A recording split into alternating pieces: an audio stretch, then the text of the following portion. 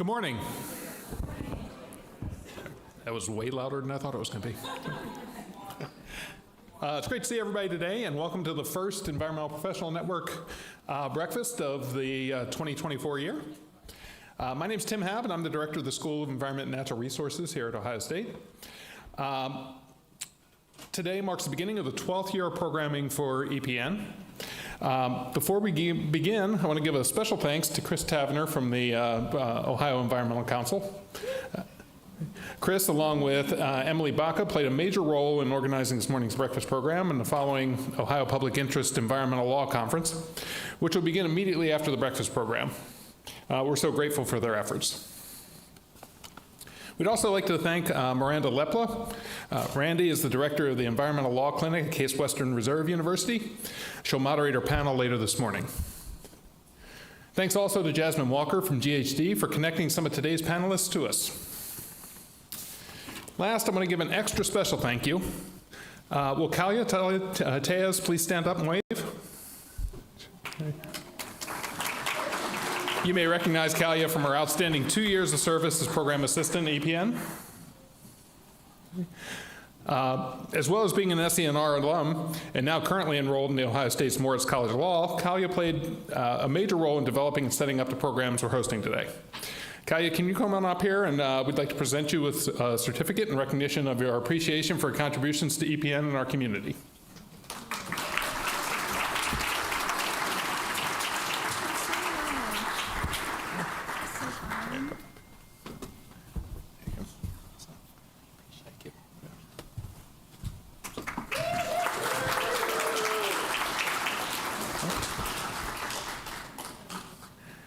Thank you, Kalia. For all the folks watching the program live on YouTube, please look for a link that Molly Bean posted in the chat. This link will take you to our online brochure that describes each of our speakers, including their headshots and professional bios. For our in-person guests, you can take a photo of the QR code located on your table to get the same online brochure. We also have some paper copies of the program that we encourage you to share at your tables. Students registered today at a reduced cost, courtesy of various entities at Ohio State, including the School of Environment and Natural Resources, the Sustainability Institute, and the Facilities Operations and Development Department. We also thank the ODNR Division of Wildlife and Dinsmore and Scholl LLC. Each of our program sponsors are listed on the back page of the program brochure. We're grateful for the support because sponsorships allow us to offer low-cost participation to students who are the next generation of environmental professionals. Sponsorships also allow us to connect with a wider audience by helping us to provide our live streaming format at EPN breakfast programs. For our friends on YouTube, please feel free to use the chat function to send in your comments, thoughts, and questions during the program. Our team will be reviewing these questions and will take questions from the in-person audience after 9:10 a.m. this morning. I'm also happy to let you know that today, Ohio State School of Environment and Natural Resources has 706 undergraduate students and 118 students on the Columbus campus. I'll highlight one of our graduate students here today, Abby Andre, who previously was an attorney with the U.S. Department of Justice and was part of the Deepwater Horizon trial team. She recently joined our school as an environmental policy lecturer and graduate student. Abby, go ahead and you want to give a wave or stand up. And, okay. Thanks, Abby. Interestingly, I didn't know Abby's background when I first met her, and I had a very, very small role in the Deepwater Horizon. I was an economist that worked for the state of Florida at the time and worked on some of the numbers that came out of there. But when I saw Abby's background, we've had a bunch of conversations since then. So really interesting background. If you have a chance to talk to Abby, I think she has to run out to go to class, though. EPN and SENR are committed to reducing our impact on the environment. Today's program is designated by the university as an official zero waste event. So please pay attention to the signage posted in the hallway and around the room, in particular on the side of the room, where you can compost any remaining food items on your plate, as well as sort any materials destined for landfill or recycling throughout the day. We'll offer additional instructions at the end of our breakfast program for returning your scarlet-colored reusable plates, bowls, cups, and cutlery items. We're required to say scarlet. We color code our plates here at Ohio State. You'll notice that the reusable items are distinguished by their, they put red color on here, but it's scarlet. This color distinction improves our efforts to identify reusable items and help us host zero waste breakfast event items. Help us, yeah, that's what. All right, so let's get started. Over the past year, the Ohio Environmental Council, which you might hear me refer to affectionately as the OEC, and the EPN have coordinated to put together today's breakfast program and Ohio Public Interest Environmental Law Conference. Today, in addition to the OEC, you'll hear from experts and practitioners from a wide range of entities, including Ohio State University Extension, the United States Environmental Protection Agency, as well as several city governments, businesses, and local associations. The bios of each of the morning speakers and panelists are in the program brochure. First, I'm going to turn the podium over to Heather Raymond. Heather's the Water Quality Initiative Director for the Ohio State College of Food, Agricultural, and Environmental Sciences. 10 years ago, the city of Toledo suffered from a public drinking water crisis due to toxic algal blooms. Heather will help us to identify lessons learned from on the 10th anniversary of the crisis. So please join me in welcoming Heather up to the podium, and she'll be immediately followed by Miranda Leppla and then our visiting panelists. Thank you.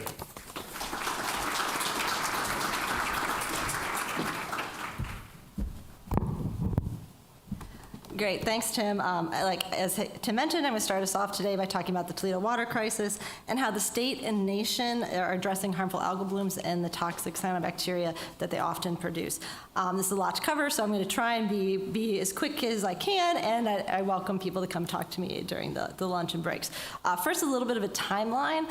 Ohio first became aware of toxic cyanobacteria blooms in 2009 when the National Lakes Assessment Report showed that many of our lakes were impacted by harmful algal blooms and had toxins present, more so than actually the national average. So given the high toxicity of these compounds, we worked very quickly to develop an incident response protocol. We started sampling lakes, reservoirs, and when we realized that, yes, we were having beaches with high toxins and some low-level detections in drinking water, we recognized that there was a strong need for a unified strategy since there were no national guidelines at that time.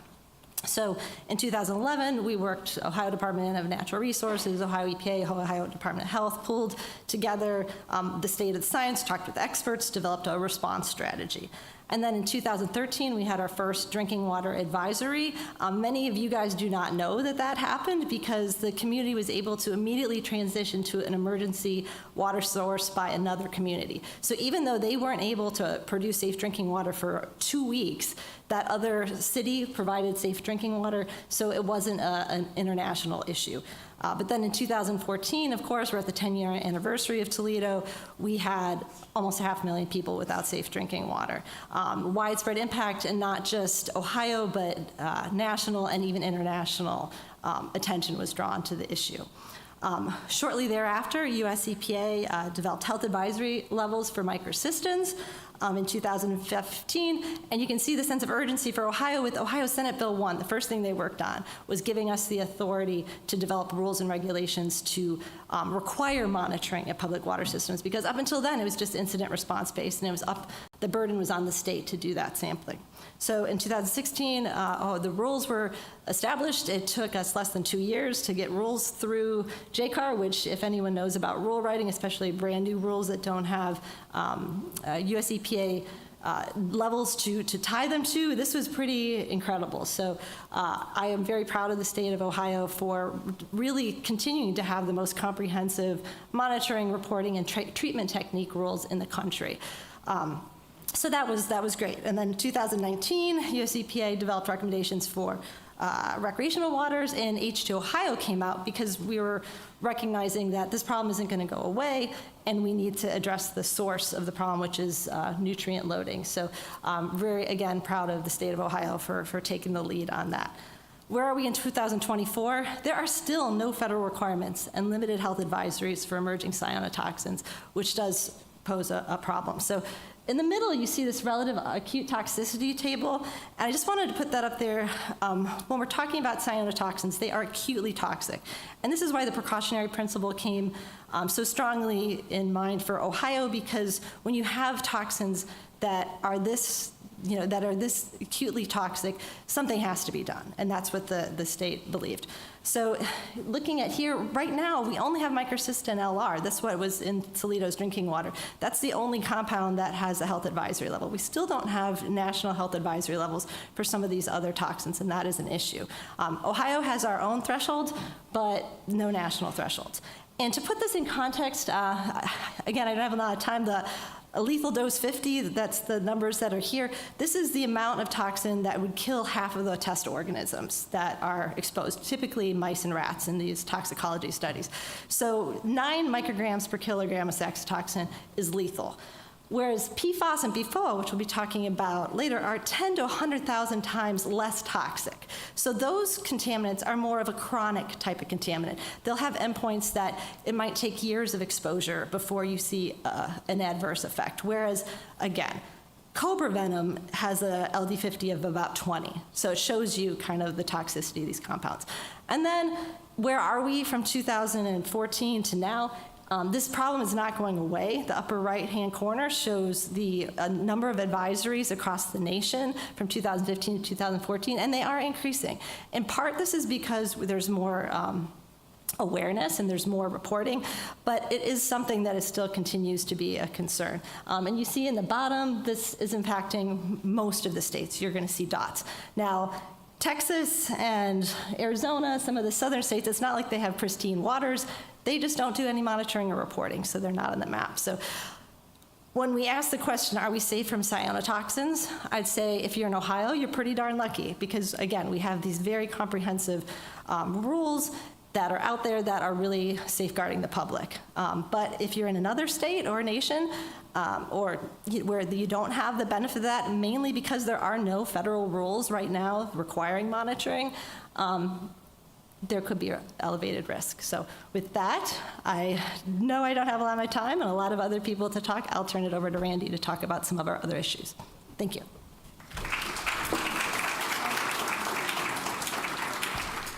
That was the fastest I've ever seen anyone cover an incredibly complex situation that fast. So thank you so much for joining us for that. So hi, I'm Miranda Leppla. I run the Environmental Law Clinic at Case Western. And I'm so pleased to be here with you guys today. I'm going to kind of set the stage and turn it over to our amazing experts that we've got on this panel. But really what I think, kind of set the stage here is, we are so lucky as humans to be innovative and creative and trying to find solutions, trying to make our lives easier, trying to help people.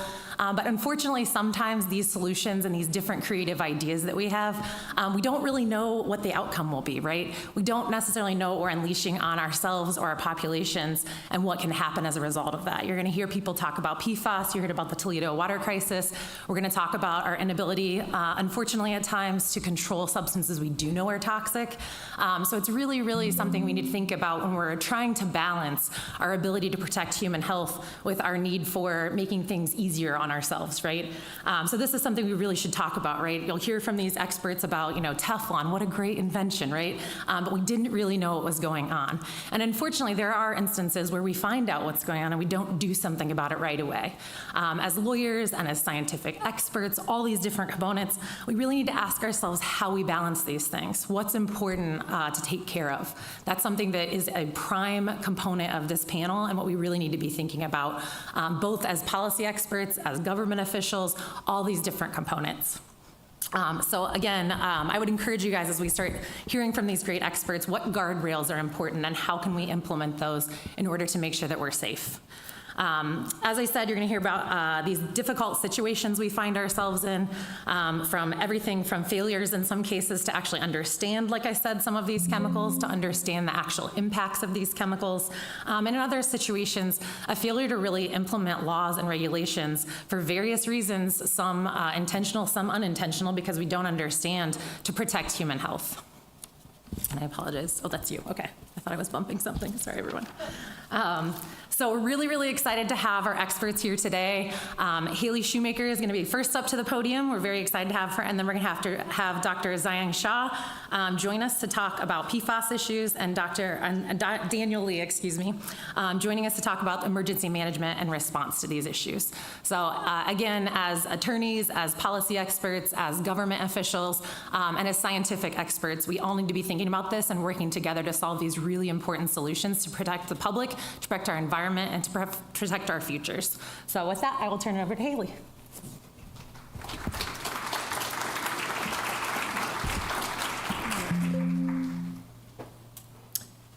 All right, so good morning, everyone. It's great to see everyone. My drive started about 5 this morning, and we were going over, internally going over some of this. So I feel you, Heather. We're going to make a complex situation simplified down into about 5 minutes. So bear with me. I'll hang around a little bit afterwards if you have any questions.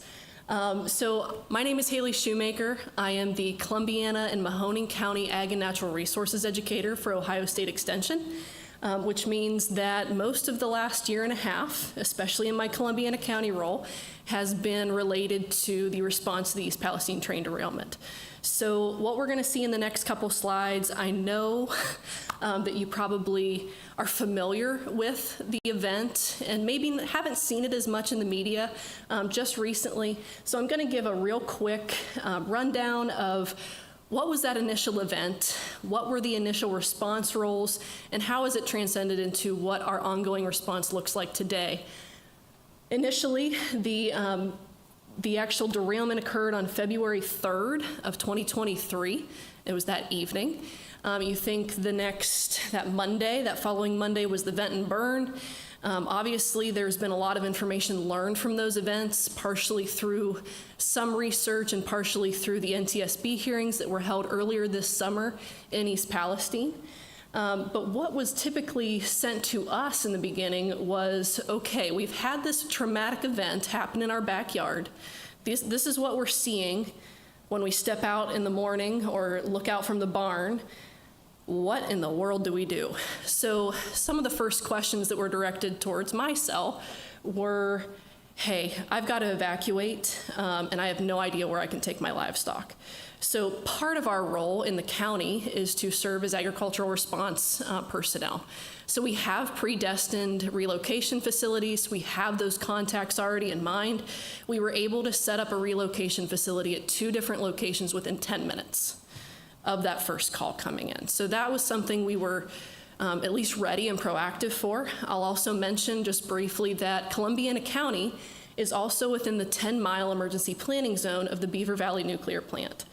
So we go through biennial FEMA evaluated trainings. Now, that's for nuclear response, but it kind of formed that team, and we knew what role was whose going into the train derailment. We kind of not joked, but said in the background, we were ready for a nuclear disaster. We weren't necessarily ready for a train to derail. So, but because we had that training and because we were all familiar and trusted each other on the community side of things, we were able to react very quickly and very proactively. So some of the questions that we immediately got from our livestock community, and we do live in a very rural county and rural area, so a lot of our questions were targeted towards viability of exposed feedstuffs, hay, water sources. This was in February, so keep in mind that a lot of our plants and crops were still in dormancy, but what about those crops that we planted in the fall that we typically harvest in the spring or early summer? Your winter wheat, your rye, malting barley. Consumers, end product marketers, they were all asking our producers, can you still market these crops? Can we still turn our livestock out to be grazed? What should I expect? What should I be looking for? So all of these questions were answered through partnership with the Ohio Department of Agriculture and our partners at EMA. And we actually made up a frequently asked questions sheet that was updated on a pretty regular basis. And that was because EMA knew they could turn to us and we would be good partners to answer some of those really targeted questions. And One of our, and I'll keep this brief, but one of our main roles in the early response was to actually test that plant tissue. Now the challenge here, and Heather is well aware of this because she was very integrated into that team, was that we really didn't have a pre-established protocol to test plant tissue for SVOCs going into this. So when we were sitting at a producer meeting with US EPA, ODA, and all of our response partners on March 9th of 2023, and our brand new director of ag was coming in, literally baptized by fire, and we all looked at each other and said, we're gonna get this done. We had no idea how that was gonna happen yet, but we were gonna get it done because that's what our community needed. So very thankful to the folks with the Food Science and Technology Lab. They basically dedicated their time and their resources to helping us accomplish this. So like I said, that meeting that we had with the community, that's the lower left picture there, on March 9th was kind of the spur of that, okay, we actually have to do this and figure this out. We adjusted some existing protocols to suit our needs for plant tissue sampling and extraction. By April 10th, we were out in the field collecting samples. That was myself and a couple of our ODA plant health inspectors. And by May 16th, we had the data validated and in our producers' hands. All of that information is still stored on Ohio EMA's website, and it's available at that QR code down on the bottom. More than happy to talk through any questions you may have about that. And obviously, we still answer a lot of questions, community related, on plant tissue and on soil. Real quick, last slide. Our ongoing role, obviously, this is not done yet. We are well aware that we've still got work to do and we've still got a lot of partnerships to build and keep moving forward with. So that ongoing role is continued to be in our community space. We serve as an expert resource to stay in collaboration with our state and federal partners. Our expertise is ag. So that's the lane we stay in, and that's what we've tried to excel in. We've also got community partners that are excelling in the health realm. And that's why we've created what you see there, the Ohio and PA University Research Consortium. It's a collaboration between about 7 universities in all differing areas of expertise and areas of knowledge. That's really allowed us to take all these huge data sets. So thinking just soil. We were looking through thousands of pages, essentially, of soil data. And who here, as a community member, has time to sit down and look through thousands of pages to determine whether you and your family are comfortable being where you're at? None of us, right? Nor do most people have the understanding or the knowledge background to say, yeah, I'm confident that I know what I'm reading and what I'm looking at, especially when it's just spreadsheets upon spreadsheets. So we took all that data, minimized it and simplified it down to 1-page summaries for air, soil, plant, surface water, and we're working on sediment currently. And there's still a lot of data coming out. There's a lot of confirmatory sampling going on, so we're really excited to see what that continued data and monitoring keeps telling us. One of the biggest things visually in town is that our big blue tanks that have become somewhat of a landmark are being deconstructed, so that's a really good sign. Cleanup is progressing, it's moving forward. There were 2 1-million-gallon tanks that were essentially wastewater holding tanks for overflow, and that is a really good sign that we are able to start taking those down. There's still a lot of work that has to be done. And on the agricultural side, we are also working and going to continue to work with our partners that are monitoring sentinel wells, monitoring soil, to tell us that if we see anything or those contaminants of concern reach groundwater or soil, we know now how to just attack it with plant tissue sampling as well. So we're always going to be in the community with this. This is going to be something we're working on for a while, but we've been very blessed with the response team we've had. So thank you again for having us, and I'm sure we'll chat later.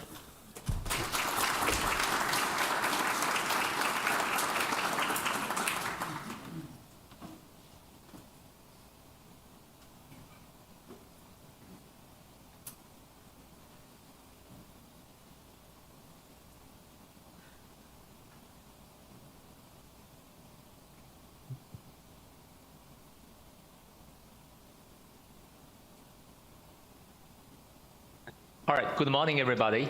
My name is Zhiyong Xia. I'm from GHD. I'm the firm's PFAS national technical leader. So as you can hear from the previous speaker regarding all these contaminants, so in my presentation, I'm going to give you a quick introduction regarding these forever chemicals, also known as PFAS. So I have a few slides. I'm going to run through them pretty quickly. So when we talk about PFAS, I think the majority of the audience, we all know, they stand for per and polyfluoroalkyl substances. So on this chart, I'm showing you the general kind of categories of PFAS. They include both the so-called polymer type and also the non-polymer type. When we talk about the polymer type, I think there was an earlier comment regarding this fascinating polymer PTFE, Teflon, right, or PVDF, Kynar. These things are very commonly used in a bunch of applications, right? And then the non-polymer type, that include the perfluoroalkyl substances. So that means every single carbon on that organic molecule is going to be connecting to a fluorine atoms. And then there's also these so-called polyfluoroalkyl substances. These are mostly the so-called replacement PFAS compounds, if you will.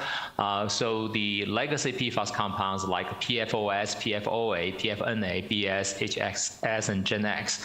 So these 6 compounds are in the EPA's National Primary Water Drinking Regulation. They are going to be regulated. They have their MCLs and so on and so forth.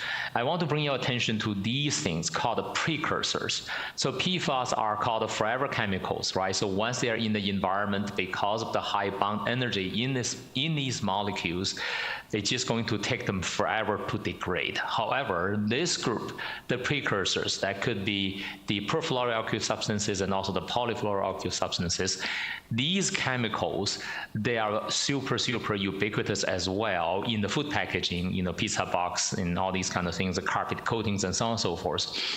They are metastable. Once they are released into the environment, they have a very high tendency to be converted into the regulated compounds. So this is something the whole scientific community is paying close attention to, and primarily in the firefighting foams, right? So you not only have these legacy PFOS and PFHXS, so on and so forth, you also have these precursors in them, right? So once you release them, once they get into the soil, migrate to the vital zone and then the groundwater, what are they going to turn into? So question is, why PFAS are so particularly concerning? We have all kinds of pollutants in the environment, right? So compare with other things. PFAS, they are anthropogenic chemicals, meaning they come from human activities, and they're ubiquitous. We don't need to re-emphasize that everywhere in your conference room, carpets and clothing, they're in all these different places.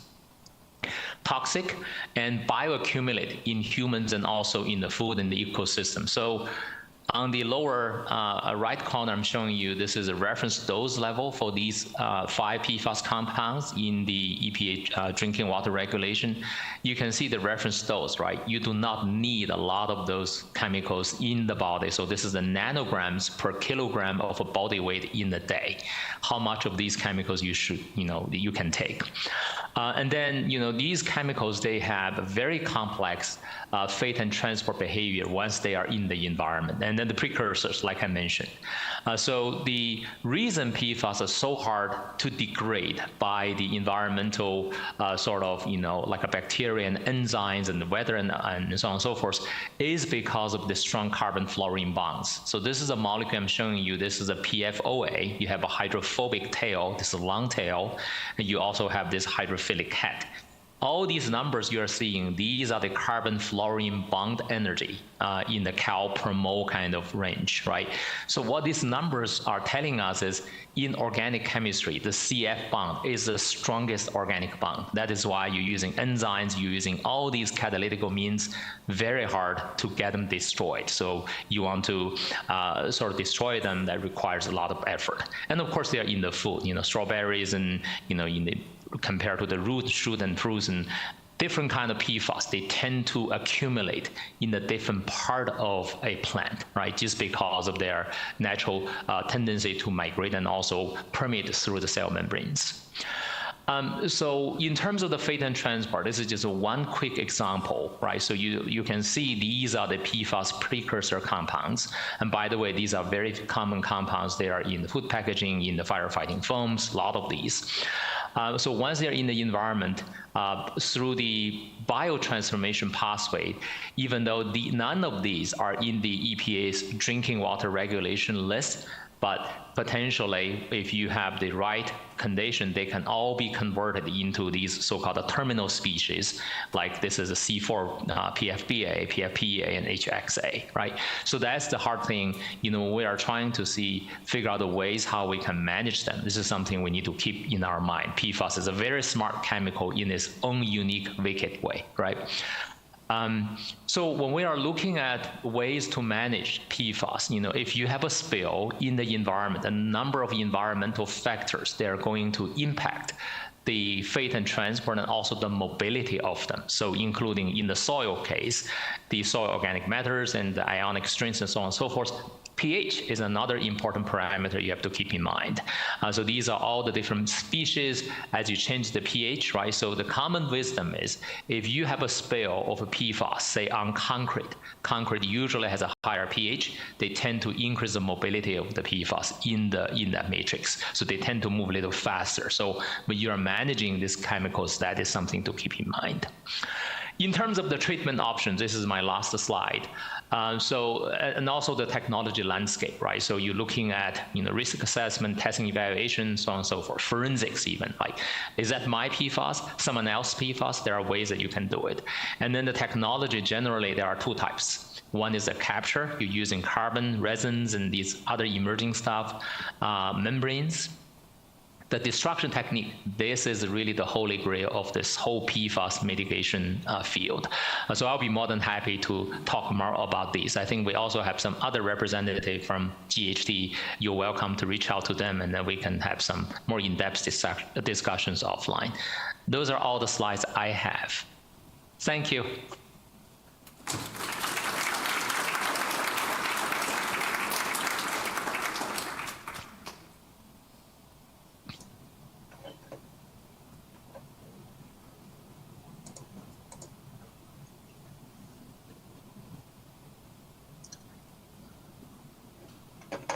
Good morning. Hopefully you're seeing my slides.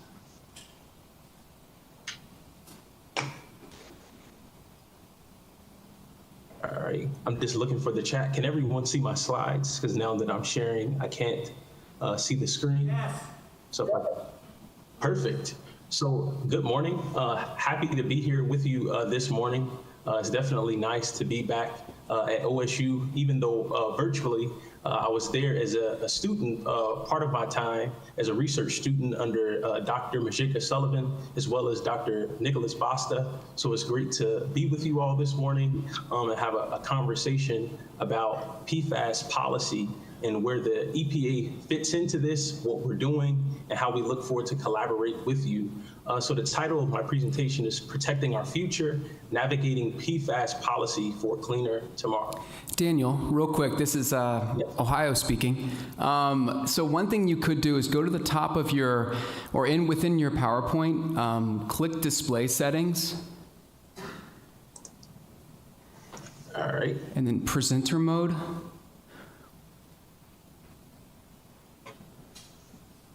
Is there a way, because what we're at, yeah, there it is, swap. Thank you.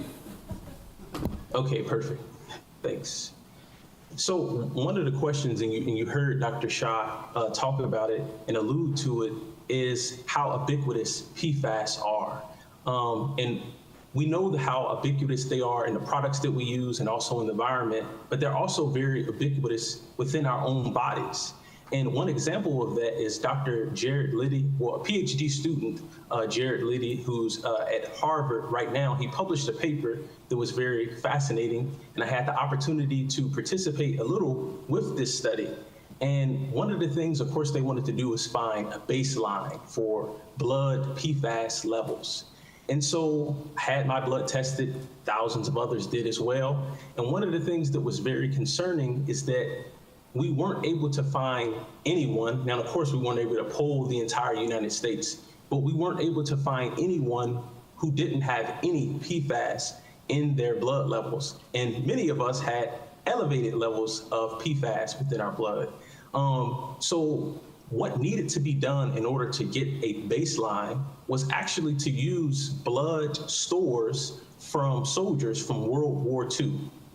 So that's how ubiquitous PFAS are even in our own bodies. And of course, we know the kind of harmful impacts that they have on not only on the environment, but also on human health. So there was a very sobering and kind of alarming realization that came out of that study. So one of the questions that of course comes up is, how is that possible? How did that happen?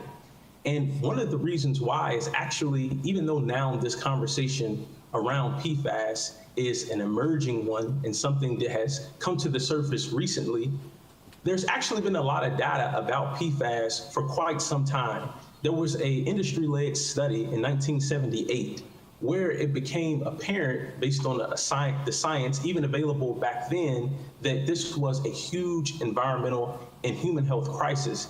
However, Philippe, his opinion is that this information was intentionally kept secret. Of course, as you probably realize, my name is Daniel Lee, not Administrator Regan or Deputy Administrator McCabe. So I can't, of course, speak on behalf of the entire agency.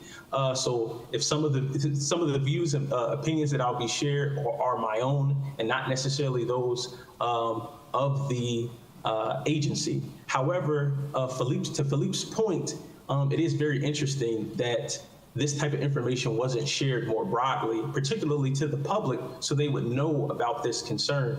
And one of the quotations from the editorial that he wrote was how frustrating it is to be an environmental researcher and to discover how much information about some of these contaminants has been around, but there hasn't yet been as much action, unfortunately.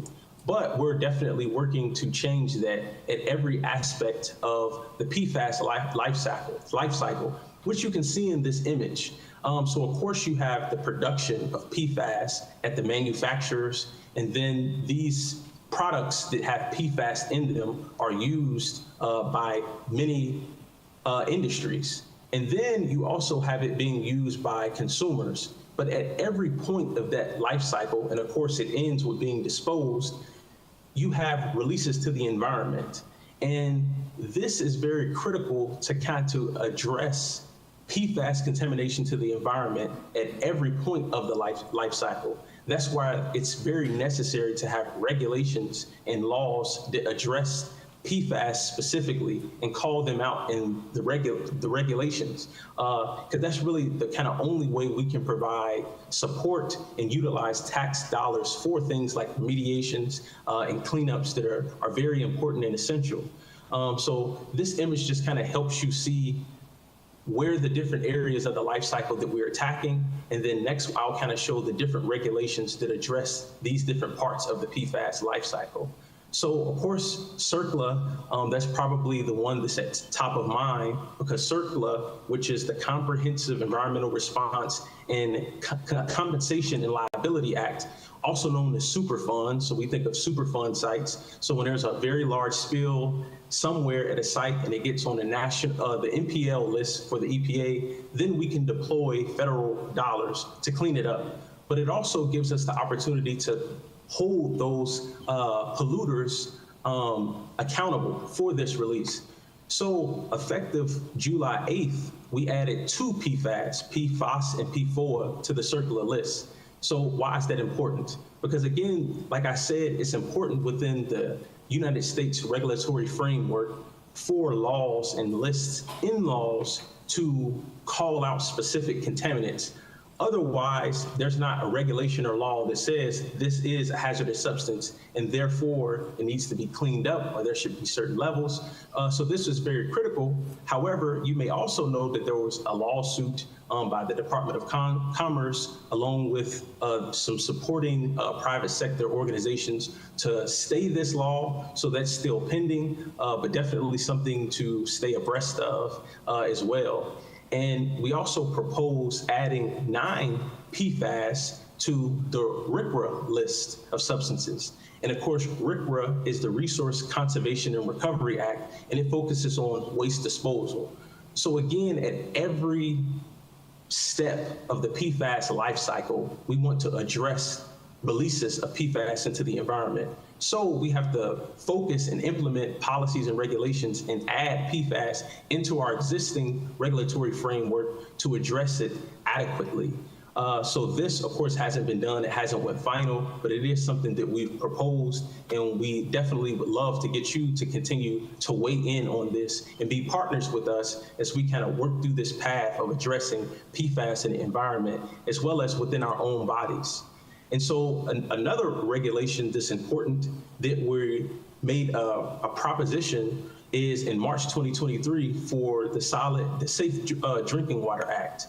And so what we're doing there is really the goal is to at some point add 6 PFAS to that list, so then we can have minimal contaminated levels, which says, okay, you can't go above this level. So in terms of drinking water, before this drinking water can leave and come into our homes, it will be remediated to a point or cleaned up to a point to where it's actually safe, and specifically within terms of PFAS, because that currently doesn't exist. So what those levels may even be unknown in many cities around the country, which is very unfortunate. So it's extremely important for us to kind of get this done. So we're currently just working through the regulatory process right now.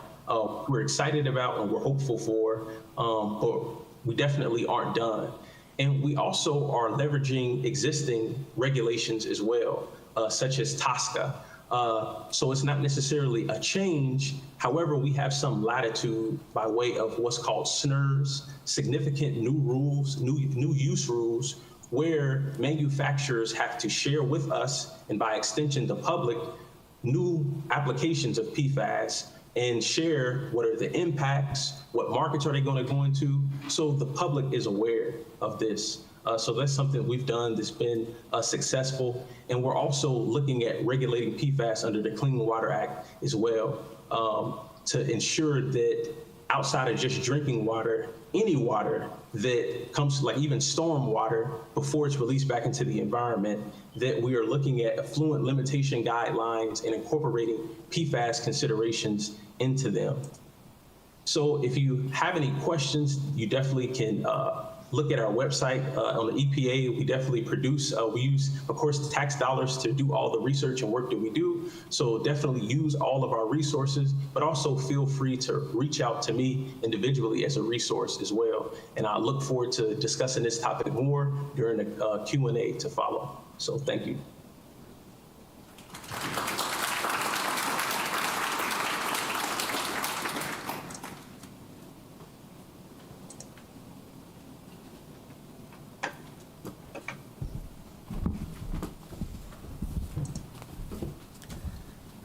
Great. Well, thank you so much to all of our excellent speakers. We're so lucky to be here to ask some more questions and get some more guidance on your expertise and the situations we're facing here in Ohio and around the country when we're trying to deal with these different situations. So to kick things off, we'll talk a little about environmental risks, especially the ones stemming from molecules like PFAS that we've been discussing and other air pollutants. They require an understanding of complex scientific topics, as we clearly can tell from these excellent presentations. So I wanted to ask the panel, when elected officials or other policymakers approach drafting legislation, regulations, or other policies regarding issues outside their own area of expertise, what can they do to mitigate their lack of expertise and their own knowledge? And I will pass it to whoever is ready. I can start. Great. I would say that one of the best things you could do is admit you don't know, because there's a lot of uncertainty when you're dealing with emerging contaminants. Can you hear me? Can you hear me now? Okay, very good. And I'd say when I was at Ohio EPA, we would seek out at least 3 experts, on average, where you could look at, what are the differences of opinions, what is out there, and try and pull forth those resources. I know Euglena Feisen was an emerging contaminant. We reached out to folks in Germany, Texas, South Carolina. Where are the experts? Find them and get their opinion on whether or not, you should develop a regulation or respond. So I think that's your first line of defense. Yeah, and if any of our speakers online have anything to say, just pipe up. Definitely. So it's Daniel from the EPA. So one thing that they can do is, of course, reach out to us. Like we do have an Office of Intergovernment Affairs where like there's an opportunity for specialists from the EPA as well as all federal agencies to interact with politically appointed individuals as well as politicians, so they can reach out directly to us if they just have questions. They can leverage our resources online, but we also have a process to actively engage with them to provide them with kind of technical information to ensure that they're getting this information out to their constituents as well. Yeah, this is Zhiyong Xia from GHD. So I would like to add, I couldn't hear the first panelist comment clearly, but one thing I would like to add is they can reach out to the NGO organization, the industrial experts. There's a lot of good knowledge in there that can be shared and then help with the engagement and even some educations, right? Workshop like this is also a fantastic platform to share knowledge and common good practice.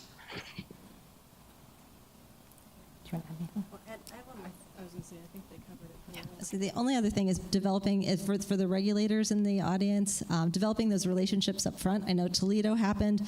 We got the information at 6 o'clock on a Friday, and it was because I had cell phone numbers for Office of Research and Development, individual staff, that we could call and pull those people in, because otherwise it had been very difficult to reach them. So having those pre-existing relationships really helped. Yeah, I think that's a really important component of this. I know both of you talked a little bit about these emergency responses and the need to have those already existing relationships. I also think, we've got to have this advanced kind of understanding. And so it was really interesting hearing from Daniel about the different things the EPA is looking at and how we can attack these with existing regulations and how we should move forward. So we're aware of all of that. So thank you, everyone. So the next question we've got for you guys is, a lot of environmental risks ultimately become really confusing for the public, right? This is deep scientific uncertainty, sometimes regarding health impacts of emerging contaminants. Sometimes we don't know that. Confusion over environmental emergencies if you don't have someone's cell phone number, right? Is there a perfect approach, or at least best approach, that you guys would recommend to communicating that uncertainty?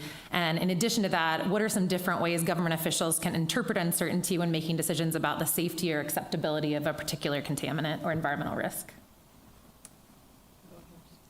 So perfect, I would say no. Every situation is unique, especially when we're talking about emergency response. One of the things to make sure we understand is that the terms mitigation, risk, safety, we have definitions for those, but they're largely misunderstood once we get into the public realm. Everybody has their own personal interpretation of risk. We all assume risk the second we step out of the house in the morning. The level of risk you're willing to take on is different for everyone. So one of the things that we've seen, especially in the ongoing response now, is that talking through risk and talking through what constitutes safe and what constitutes it's okay, I just wouldn't do it very much, is different for everyone. But we do have standards, and it's important to talk through, what do those standards mean? How did we make those? How does it relate to everyday life? Because when we're talking about it in logarithmic scales or ppm and whatnot, a lot of times, sometimes that's met with, what in the world are you talking about on the public scale? So we need to make sure that we're making it understandable and publicly digestible, but we also have to understand that our communities do a lot of research. So watering it down to the point where it doesn't hold that scientific credibility isn't helpful either. So make sure we're talking at a level that we are including the science. That's what we function on, right? But we're also making it understandable to anyone that's sitting at home, someone that's trying to make decisions for their family, and is trying to communicate that risk to their children, to their spouses, and so on and so forth. So that's kind of what we've seen in our experience, is admit if we don't know. Just like Heather mentioned, it's okay to say, hey, we don't know that right now, but we're working on figuring it out. Because in the absence of the facts that we have, someone else will provide them, and they will not be accurate sometimes. So being truthful and upfront about, here's what we know, here's what it means, here's what we're still learning, and here's the kind of timeline you can expect. Being very clear and predictable, I guess, with the community builds that trust.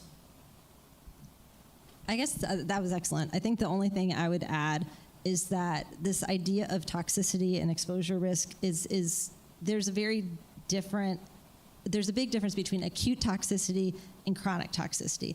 And if we have data on it, if there's an incident where there's a chemical that's released that is acutely toxic, that response is going to be very different than that if that chemical has a chronic toxicity. So like I know even in our talks here, I put up LD50 for PFAS, which was in the hundreds of thousands of micrograms per liter, because that's what's going to kill you instantly.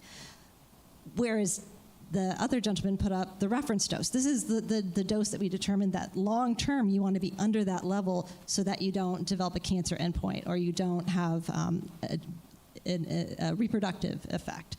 So those are very different. Those are like drinking that contaminant for 40 years numbers versus drinking it once, and potentially having an infant die. So I think as toxicologists and as scientists, we have to realize that there's big differences between those different exposures and make sure we don't unnecessarily alarm the public if there is an incident in some cases, but also do alarm the public if there is an immediate threat.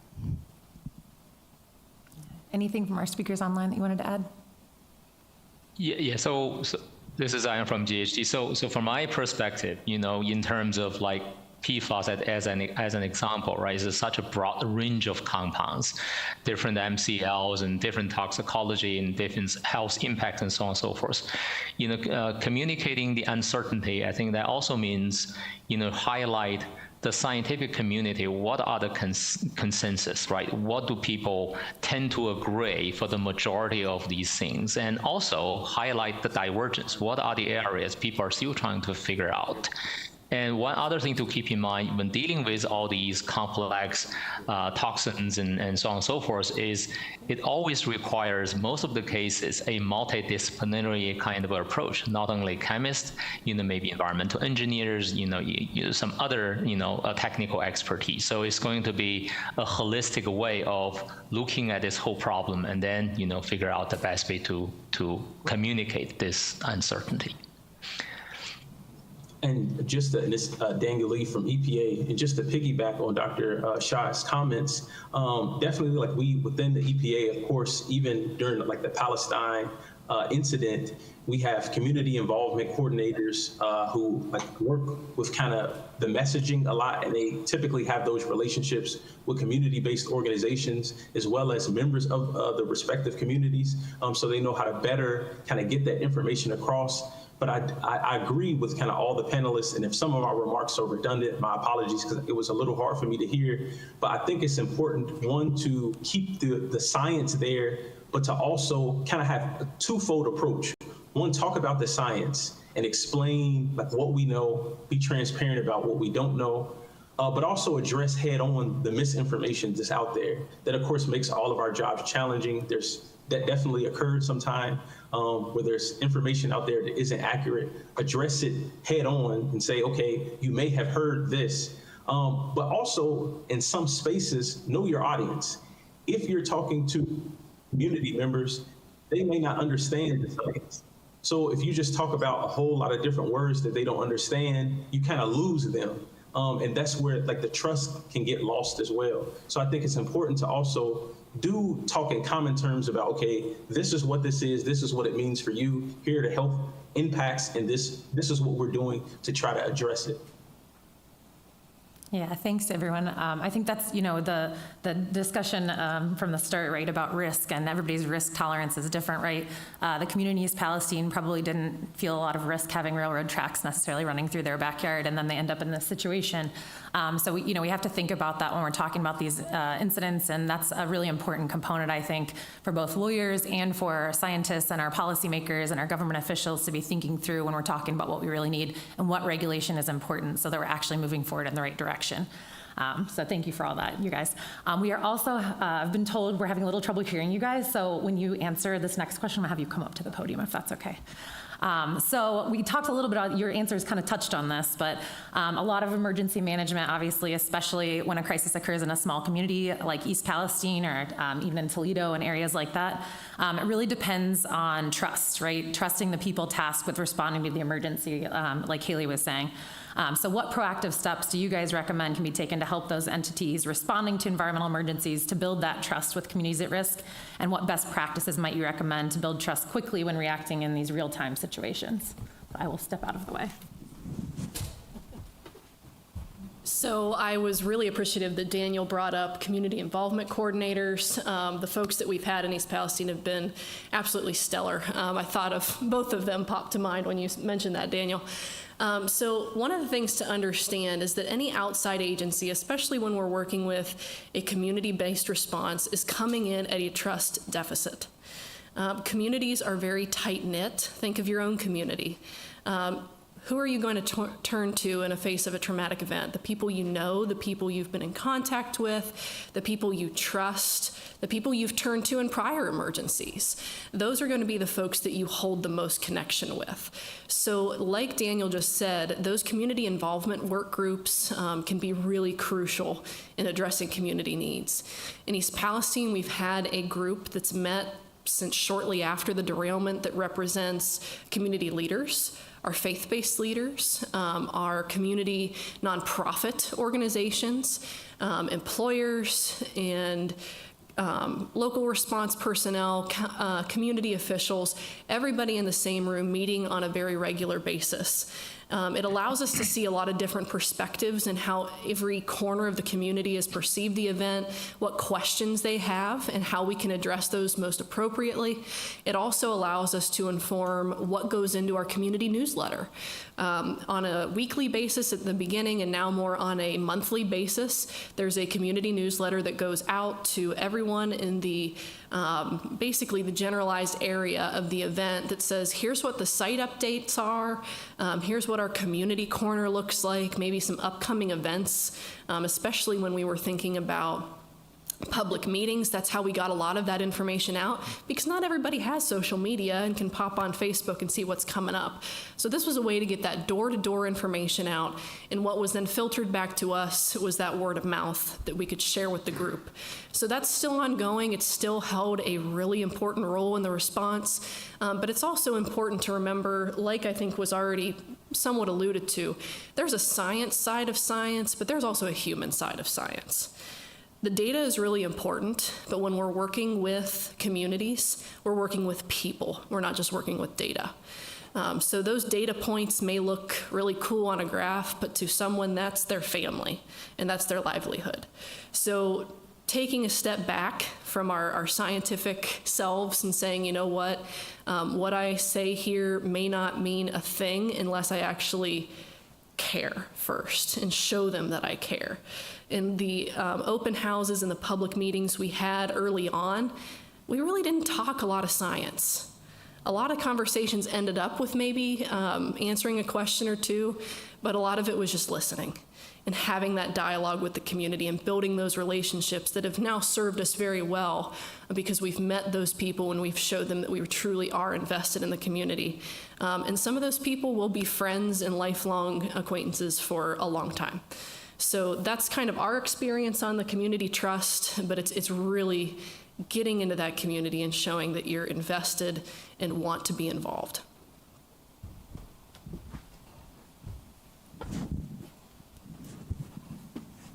Any other thoughts on This is Zhiyong from GHT. So I want to add, I like the human psychology part when you're communicating, some of the hot topics to the community and so on and so forth. So to me, not only to paint them a nice picture, because in a bad event, there's no nice things, right? So acknowledge the uncertainty, right? Communicating that to them clearly, but rather not only just acknowledge the fact, but also offering them some potential solutions. I think that will be something pretty important as well. Great, thank you. I would just add from the legal perspective, our clinic, after this happened, we were obviously very concerned, just like everyone in Ohio, and especially the residents of East Palestine. And so we came together with Ohio Environmental Council, our clinic, Fair Shake Environmental Legal Services, Community Legal Aid, and also River Valley Organizing, which has a presence in this space and has trust already because they've already built those relationships. So, you know, we had free legal clinics quarterly. We were answering basically any questions people came to us with.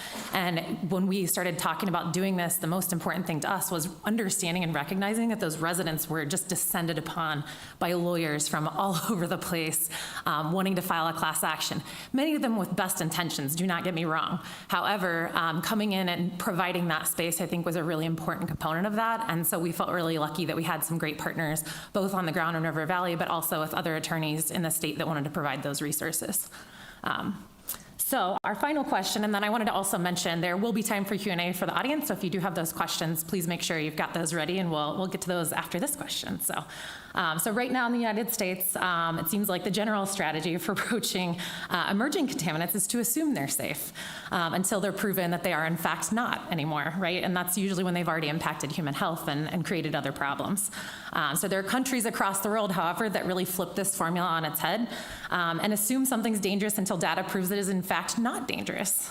So to some extent, we've really rejected this precautionary principle in the United States that says where the threats are serious or irreversible damage, lack of full scientific certainty shouldn't be used as a reason for postponing cost-effective measures to prevent environmental degradation. So what would be different both in cost and benefit, in your opinions, in our approach to environmental risks in the United States if we leaned more fully into this precautionary principle in our governmental decision-making? It's a very easy, light question, guys. I guess I'll start, Daniel, from EPA. Well, I think first it would be, and again, I don't speak on behalf of the entire agency, so just in my personal opinion, but based on the science as an environmental engineer and environmental protection specialist, I definitely think that's a better way. It's a little more cautious. However, I guess making the regulatory regime more robust to ensure public safety, to me, is always a priority. And over the long term, it would save us actually a lot of money. Like when I think about, particularly within the scope of Superfund, the reason why it's called, of course, Superfund, because there's billions of tax dollars going into clean up these mistakes, if it were, where if we were more proactive in the beginning, we could have prevented some of these spills from ever occurring. And even at East Palestine, similar, if there was kind of like more understanding, there was more thoughtfulness that kind of went into this, of course, you could potentially have prevented this or had more mechanisms in place to address this even faster, which would, of course, be beneficial to the communities that are impacted by things like these. So I absolutely am in support of that. I think some of the things that we are trying to incorporate into our regulations will do just that, but it definitely is a slow process. I think someone had a comment or a question. Or maybe I'm hearing an echo for myself, but definitely, it's definitely something I support, and I definitely think we're moving in that direction. So I look forward to continuing to have the opportunity to collaborate with you all to kind of make that possible. I agree. I think there should be a balance. I think some cases might be made that the true precautionary principle might inhibit innovation, so you have to be careful there. I think about our pesticide rules, for example. Like, you have to go through a very rigorous process to get a new pesticide approved, which I think is good and has led to additional protections, especially post-DDT and post-recognizing the negative impacts these chemicals can have. But on the flip side, it means it might make it more difficult to get a new chemical out there. So it's finding that balance is obviously tricky, but I think where we might overregulate some things like pesticides, in some cases it is very difficult to get a new compound registered. There are these manufacturing chemicals that have very little regulations, and we see with the impact of PFAS, you switch from PFAS, PFOA to Gen X to something else, and then you see that there's the precursors, and it's going to still be a problem. And so they're just kind of just chasing the regs and chasing a new chemical that might be as hazardous or potentially even more hazardous than the chemical it's replacing. So I think there is a balance, and we have some guidance using like the pesticide registry of how we could regulate contaminants a little bit more. So I think there's definitely some movement there, but it's going to take some political will too, and some pressure to decide if this is something that US EPA and others are willing to move on.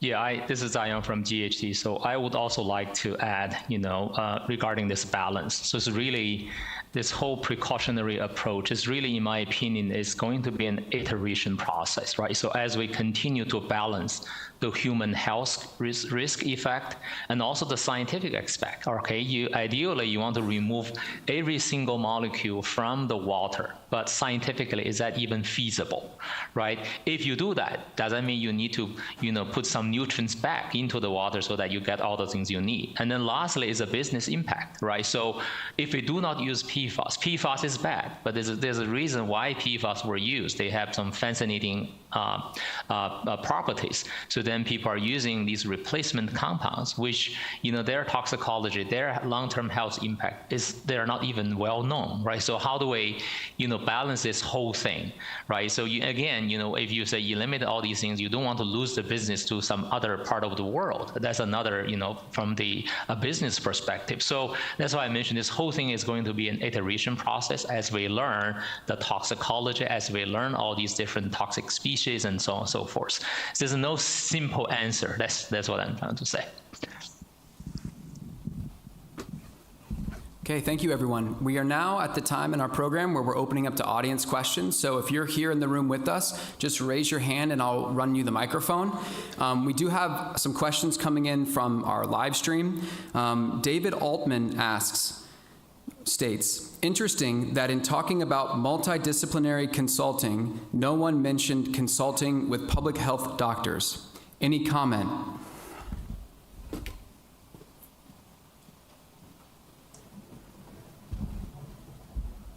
Well, I guess I'll say from, a US EPA perspective, like we definitely have many public health doctors. So they're kind of essential to everything that we do. Like they kind of like handle the public health aspect. So it wasn't mentioned, but I think we're on the same page that they're absolutely essentially a part of the process.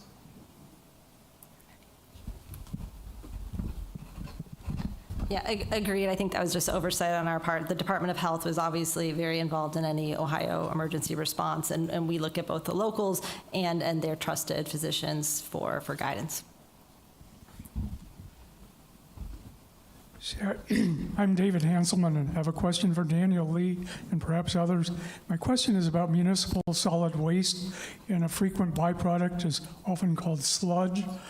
Now farmers are hesitant to voluntarily allow sewage sludge to be applied to their crop and other kinds of ag fields for fear that their products won't be marketable because of a contamination of PFAS. So I'm hoping that US EPA and others are trying to figure out what the contaminant level is and how safe it is to continue to apply that to crop fields. Otherwise, it'll be a big problem for municipal waste facilities. Yeah, great. I'm going to repeat the question just because we're having a little trouble with our speakers online hearing that. So the question was about municipal solid waste, and I hope I do justice to your question, but the question around sludge and biosolids being spread on fields and whether or not we're looking at, what's an acceptable or appropriate level because of this PFAS contamination that's being identified in these situations, and kind of how we're going to handle that, because it could be a real problem for municipal solid waste systems if they're not able to dispose of some of it in the manner they have. So any thoughts on that would be wonderful. Definitely. So one thing is just really getting it sampled. So as long as it's getting sampled, you kind of know what's there, and it can kind of guide you from there. So there isn't necessarily, I guess, like a blanket, okay, this is what should be occurring in general. However, once you kind of get those sludge samples tested, you know whether they're safe or not, and you can kind of compare the levels of contaminants within it. Hopefully they're low, of course, what they are. And so having that transparency, I just think is key. So if it's highly contaminated, of course you wouldn't want to use it. But if it isn't, then it's free to use. So I would just, the thing would be to make sure that you're being provided, or like farmers are being provided with like samples, contaminant samples, to know what those levels are. And then they can kind of go from there. So that's kind of a suggestion. I hope I'm answering your question correctly, but that's some of the work that we're doing now, is collaborating to ensure that everyone knows what's in the sludge before it's used. And I'd be remiss if I didn't mention the work of Dr. Ippolito and Nick Basta in our School of Environmental and Natural Resources. They're doing some active work on this, looking at different types of soils and what is more likely to accumulate PFAS, what's the mobility of it in the soils or in the sludges once it gets to the soils. So I know others as well are actively looking at this issue. And then the uptake, I know that milk is a big issue for this in particular, and it has been an issue in Maine and other areas because the lipids in milk allow it to bioaccumulate quite significantly. So we're also looking at methods. Do we have methods available at Ohio State that can test for these things in plant tissues and in milk and in various different matrices where it is a little more difficult. So I know this is an active area of research, and we're hoping to get those answers to our local farmers. Yeah, this is Zhiyong from GHD. I would also like to add, for biosolid or, sludge per se, because those are going to be environmentally sort of spread on the soil, on the environment. So then you need to worry about environmental degradation. Remember, I mentioned about those PFAS precursors. So many of these things, that's for the biosolid is very critical. You're using 1633 or some other methodology, you're only going to measure 40 compounds. So how do I know there are no other PFAS in there who could be years down the road, they're going to turn into something that are going to be regulated. So that's one thing. And there are some testing methodologies like using the top assay to quantify the other precursors in the material. And I also like to mention about the Michigan, they have a 3-tiered approach to look at the PFAS levels in biosolid. If you're less than certain levels, then you can do A. If you're high, then you can do B and C. So that's a pretty, useful means to guide, the end users. Great, thank you, everyone. Kind of a brief question about some of the difficulties involved in the regulatory framework. The Superfund Act has been interpreted to be retroactive, and to what extent does that pose extra problems, given that the toxicity was covered up for a long time? And then even as you're regulating, say, drinking water or something like that, it's ubiquitous, so how do people get it out if it's a public treatment water plant? Just some of the challenges that you foresee there. I'm curious. Great, thank you. That question was from Kathy and Kowalski. So the question is really this difficulty in the regulatory framework. And, for example, Superfund has been defined to be retroactive. And so what problems does that pose given that it was so long ago and we're looking at those, degradation over time? And then also what does that mean for, a similar but different problem with drinking water? And what do we do about those issues that we're seeing? Absolutely. So of course, so that's why there's multiple kind of regulations we're trying to leverage and many updates that we're trying to make. And we've made some of those proposals to get those updated. Of course, the regulatory process is just not always a fast one. So in terms of the image that I showed in my presentation, we are focusing at every point of the PFAS life cycle and trying to leverage existing regulations as well as make modifications as well to address every aspect of that life cycle to kind of reduce the amount of PFAS that are going into the environment. So of course, on the circular side, it is a little more, reactive, so to speak, because of course the site has to make it to the NPL before it's, on the Superfund radar, so to speak, to be cleaned up. But some of the other regulations actually kind of get to the heart of if we can get manufacturers, if we can get different types of industries to reduce the amount of PFAS that they're allowed to have effluent, making modifications to the effluent guidelines. Those type of things will kind of prevent these from becoming Superfund sites later. So that's the goal. But again, it's just difficult, and sometimes it's a challenge, and it takes time to get those regulations modified. That's why one of the areas where we kind of pivoted was seeing what ways can we leverage existing regulations currently to make some modifications to some of those levels, which we've done for like the Clean Water Act, for instance, as well as TSCA. There are some provisions that allow us to do SNRs, specifically under TSCA, that enable us to address certain things that weren't necessarily written in. However, there are definitely adjustments that need to be made that we're trying to make, but we definitely need support from you all to do that, because as was mentioned by one of the panelists, political will is essential in kind of getting those things across the board from a regulatory standpoint. So I hope that kind of answers your question, if I understood it correctly. All right, wonderful. I think we have one more question. Yes, sorry, go ahead. Yes, and my question actually kind of builds off of that one, thinking about incorporating considerations of these federal or forever chemicals into key environmental laws like the Safe Water Drinking Act, Clean Water Act, CERCLA, et cetera. How are you thinking about future interpretations of these laws to reduce ambiguity, especially in the wake of the Supreme Court's recent overturning of the Chevron doctrine? Great question.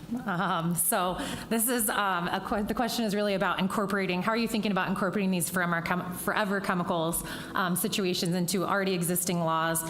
And how are you thinking about this for the future, given the situation we find ourselves in with Chevron being overturned at the Supreme Court and not having a really good sense of kind of how we're moving forward in these spaces with forever chemicals and other, existing contaminants in future?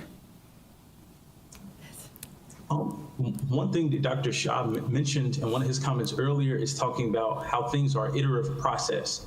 So the kind of information, the technology, the data is definitely emerging. So we definitely we're learning new information as well as an agency, and everyone kind of is. We're kind of in this together, so to speak, down this path of understanding. So one of the things that we do for every piece of regulation that we work on is a regulatory impact assessment. And so that's very forward-looking to how will this impact business. We work with the SPA, we worked with industry, we work with academia, and we kind of have conversations about what are the impacts, what would this look like in the future. We definitely are trying to make our regulations more future-proof. However, of course, we know one of the things that kind of makes this country a great country is the fact that you can have differing opinions and there's a political process. You have, of course, the presidency, but you also have two sides of Congress, and that's how kind of laws get passed. So because of that process, which I personally believe is a good process, it can sometimes, when we are looking forward, there can be changes in which some of policies get rolled back when administrations are changed. So we do the best that we can to try to future-proof some of those or make them flexible. But I think that kind of challenge will this kind of exist. Of course, as the EPA, and we're not, of course, a part of the Supreme Court. We're not a part of Congress. We're just one federal agency. We are limited in how we can kind of impact that larger framework of just how laws are passed, how they're created, what that process looks like, how long it takes. Those type of things are kind of beyond our scope. So I would say the biggest thing we could do is just having more interaction with you, with communities, to where, those individuals outside of the EPA who are essential to getting those type of laws passed, they understand that it's important to their constituents. But so that's one thing that we're working on, is just to ensure that we're getting that information out there. So definitely, literally, we want you to reach out to me directly. We definitely don't have it figured out perfectly, and we would love to have your comments and be able to work with you in the community-based organizations that you have access to get this information out. I definitely think long-term that will help. I just had one final remark from the state's perspective, because you saw with the cyanotoxins, the state just developed their own rules and went forward and pushed ahead. And there's a lot of states that have more stringent rules than the federal rules. So I think in some cases, in fact, with the waters of the state ruling, it wasn't as big a deal for Ohio because Ohio already had protections on headwater streams and some things like that. So I think if more progressive states in some instances want to offer these higher protections, and then that becomes the norm, and then people find out about that, well, why is my state not doing the same thing as this state? Then that might help drive the federal policy too. So really looking at states as potentially a way to test some of these things and to kind of stay ahead of the curve. Great. Well, let's give a big round of applause to our panelists. This is wonderful, you guys. Thank you. And with that, I will turn it over.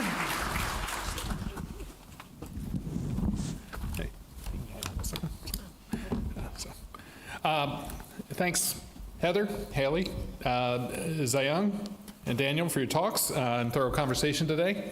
Randy, thank you for hosting the panel and moderating. Before I get into a couple of comments, I want to recognize everybody with certificates here. Per EPN tradition, we want to recognize each of you with a certificate of appreciation. Don't worry, Zhiyong and Daniel. We'll be sending your certificates. Joe and Harrison are going to help. Well, I guess they've already helped. So,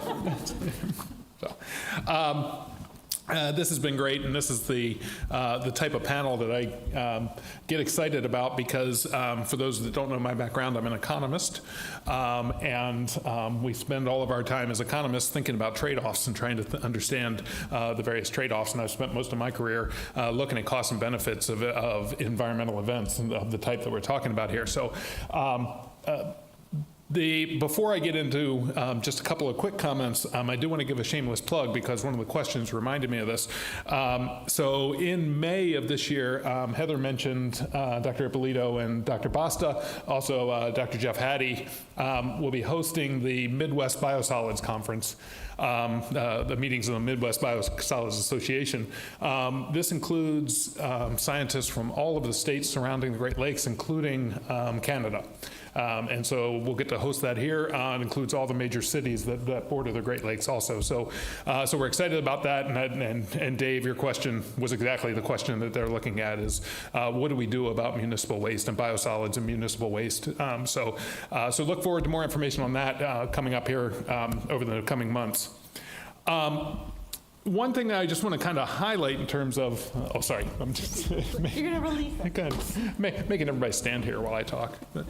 One thing that I want to just sort of highlight, I have all sorts of thoughts spinning around in my head on this, but the biggest thing that I took away from this is this question of trust and trust in science.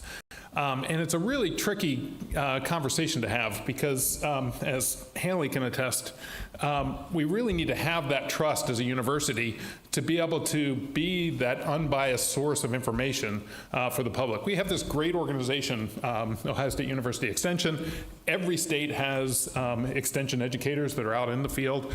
We have educators in all 88 counties in the state, and they have to be able to get the science that we have here into the hands of people in ways that they can understand it. And a lot of that is just building those relationships. We as scientists really like to be able to talk about our science and talk about how important our science is. But if we can't communicate that to the audiences that we're trying to communicate that to, we lose that trust. And then that becomes this cycle of, well, wait a minute, what's the university doing for us? What are the scientists doing for us? And then it starts to erode at the trust in science. And that's where we really start to get into trouble.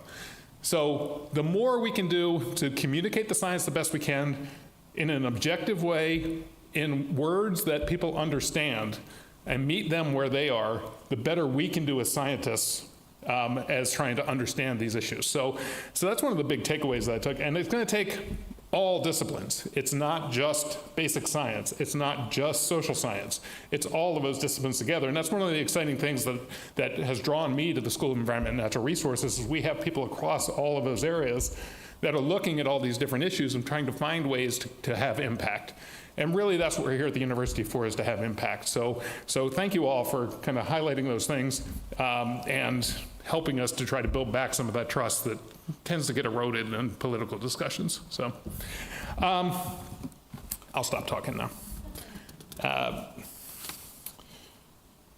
So we have an excellent hybrid conference continuing right after the breakfast program. Please refer to the agenda in your program brochure for all the details. Looking around, it's easy to gather that there are many experts here in the room. I encourage you to network and learn from your peers throughout today's program. There are also many students here today from around Central Ohio who aim to work in environmental careers one day. If you're a student, go ahead and raise your hand. Okay, great. Thanks for coming. For those of you who may have jobs or potentially hire students in the future, please feel free to make the students welcome and invite them for a conversation. Before I turn the podium over, I want to encourage you to learn more about our upcoming EPN events, including an October program co-sponsored with the Ohio State College of Social Work. For this program, taking place on Tuesday, October 8th, we will host Our Minds Matter and discuss how environmental professionals can enhance their climate resilience skills to cope with environmental change. The October EPN program includes a post-breakfast professional development training related to climate change adaptation work here in Ohio. Specific workshop programs will address tools and strategies for fundraising, grant writing, and mindfulness in natural and office-based environments. I'm also happy to announce that on Tuesday, November 12th, EPN, in collaboration with the Ohio Ecological Farm and Food Association, aka OEFA, will host the inaugural Ohio Soil Health Week event. Make your way back here to the 4-H Center or to our YouTube channel to hear from soil experts about recent advances in soil health practices and policy. You can register for our October 8th and November 12th events today by following the details on the screen.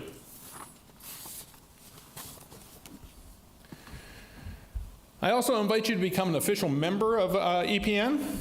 Becoming an EPN member is free and easy process. All you need to do is create an account on our webpage. Being an EPN member is the best way to stay updated about forthcoming breakfast events and other events happening in our region.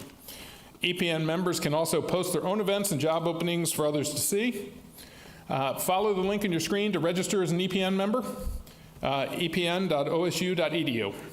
Once you join, your name will be added to our list of over 2,300 EPN members. We've had so many new EPN members since our last breakfast program that we couldn't fit their names all on one slide. Check out the list of environmental professionals who have joined the EPN membership directory over the summer.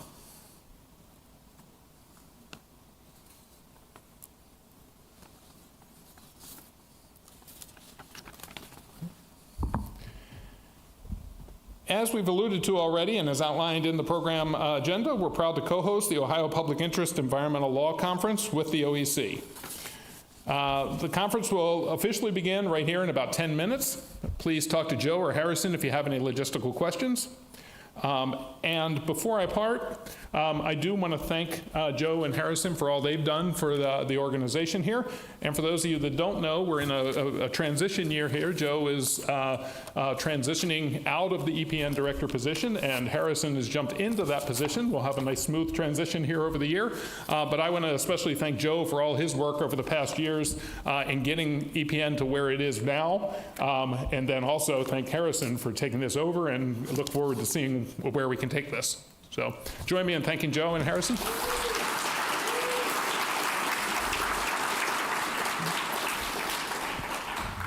And finally, while you're making your way out the door or clearing off your table, please help us return the reusable scarlet-colored plate and cutlery toolkits with all the pieces accounted for by scraping food off into the compost bin and returning these reusable dining materials to the bins located near the exits.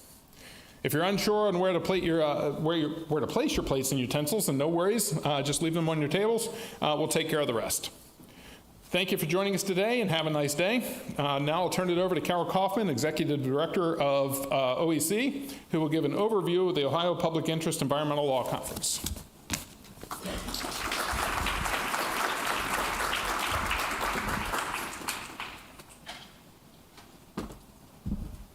Thanks, Dr. Haab. Good morning, everyone. It is so lovely to see all of you, and on behalf of the Ohio Environmental Council, I'm delighted to welcome you to our 6th Ohio Public Interest Environmental Law Conference. As Dr. Haab said, I'm Carol Kauffman, the OEC's Executive Director. And many of you in this room are already familiar with the OEC, but for those of you who are not, we are a statewide environmental advocacy organization. And through legal action, policy advocacy, research and analysis, and civic engagement at the local, state, and federal level, we are advancing our mission. We trace our roots back 55 years to the beginning of the modern era's environmental movement. And we remain laser focused on our vision of a clean, healthy Ohio where our democracy empowers all communities to thrive in harmony with the environment. All right, so I gotta do some thanks, and then I'm gonna give you a little bit of a preview and then let you get to your break, okay? So we have so much good stuff planned. All right, so first I do want to thank some folks who are in the audience, especially the elected officials and staff members who are joining us. So I wanted to thank Representative Casey Weinstein's staff for being here, Columbus Council Member Christopher Weish, Grandview Heights Council Member and OEC staffer Melanie Houston, Hilliard Council Member Cynthia Vermillion, Worthington Council Member and OEC staff member Pete Booker. And are there any other elected officials that I did not mention? If you're here, can you please stand so we can recognize you? All right. We also have a few OEC board members, if you can wave your hands in the room. Nice to see you. All right, so let's get into it. I don't know about you, but my mind was buzzing from this first session. I was taking notes. I was really inspired. We were talking about, how to manage emergency situations, emerging contaminants, environmental risks. It's incredibly complex and so important as we head further into the 21st century. Some of the notes that I took were how important sound science is, effective regulation, but really also that public trust. We have to build public trust. We have to have relationships that we can draw on when emergencies happen, and we have to have clear, factual, and respectful communication. I think those are some excellent principles to carry forward through the day. And I think a lot of this discussion really ties to our overarching theme for today's conference, which is protecting the places and spaces of Ohio's environment. Sometimes that takes the form of action to protect a specific ecosystem like the Darby, and we're going to hear more about that shortly. And in other cases, it may be protecting human health from pollutants wherever people live so that they can live and breathe in the spaces they call home. So today you're going to hear from elected officials and academics, attorneys, and activists on a whole range of topics, including water, public lands, and clean energy. We're going to start with a session on the Darby Accord, and then we'll move into some breakout sessions on solar energy siting and the National Environmental Policy Act. And at lunch, you're going to hear from 3 attorneys discussing what might at first sound a little like boring administrative law and civil procedure, but I think you're actually going to find it's fascinating and that it holds a lot of keys for our collective effort to protect Ohio's environment. After lunch, we'll continue the conversation around human health and environmental emergencies that we started this morning. So you'll have an opportunity to attend a breakout session focused on trade secrets and the issues they present to environmental policy and health. We'll also host a thoughtful discussion of why words matter, especially the words we use when we name places and spaces in the natural and lived environment. And then we'll end today with a focus on our collective fight to protect our state parks from fossil fuel extraction. I'm so thankful that you are all joining us today, especially the students in the room. In addition to my day job, I am a proud parent of an Ohio State University student, and it always warms my heart to see all of you here and working to make the world a better place. Thank you for being here. I do hope that you make connections with the other folks in the room. This is about learning, but it is also about connecting with other people here. Finally, I'll end by thanking a few folks for their generous support of today's event. Of course, the day would not be possible without our partnership with OSU's Environmental Professionals Network, so thank you. Thank you so much. I'd also like to thank Dinsmore and Scholl for their ongoing support of the event, and Dennis Cook and Barbara Andreas for their generous sponsorship of OEC events. And I'd like to extend a special thank you to a couple of people who made today's event possible and worked very hard for months. together. So first, the OEC's General Counsel and fearless leader of our law center, Chris Tavner. Please join me in thanking Chris for all of their hard work.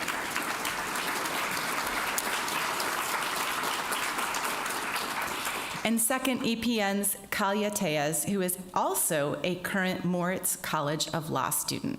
I don't know where Kalia is, but thank you, Kalia. Let's offer our thanks.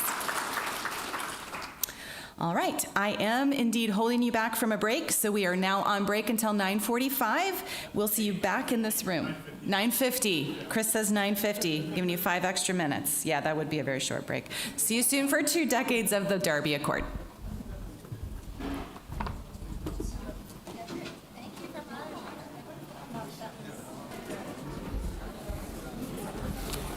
All right, I'm gonna keep us moving so that we don't get too far behind schedule. We're right now running about 5 minutes behind, but we have 15-minute breaks built in for a reason, so we'll catch up on time as we move toward lunch.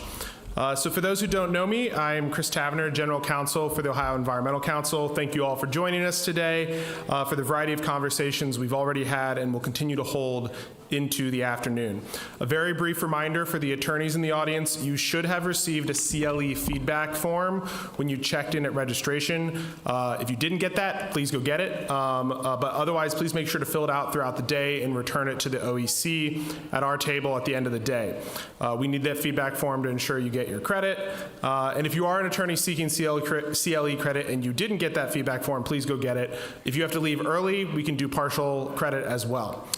So with those logistical comments out of the way, it's now my honor to introduce the speakers for our next session, 2 decades of the Darby Accord. So John Tetzloff is the president of the Darby Creek Association.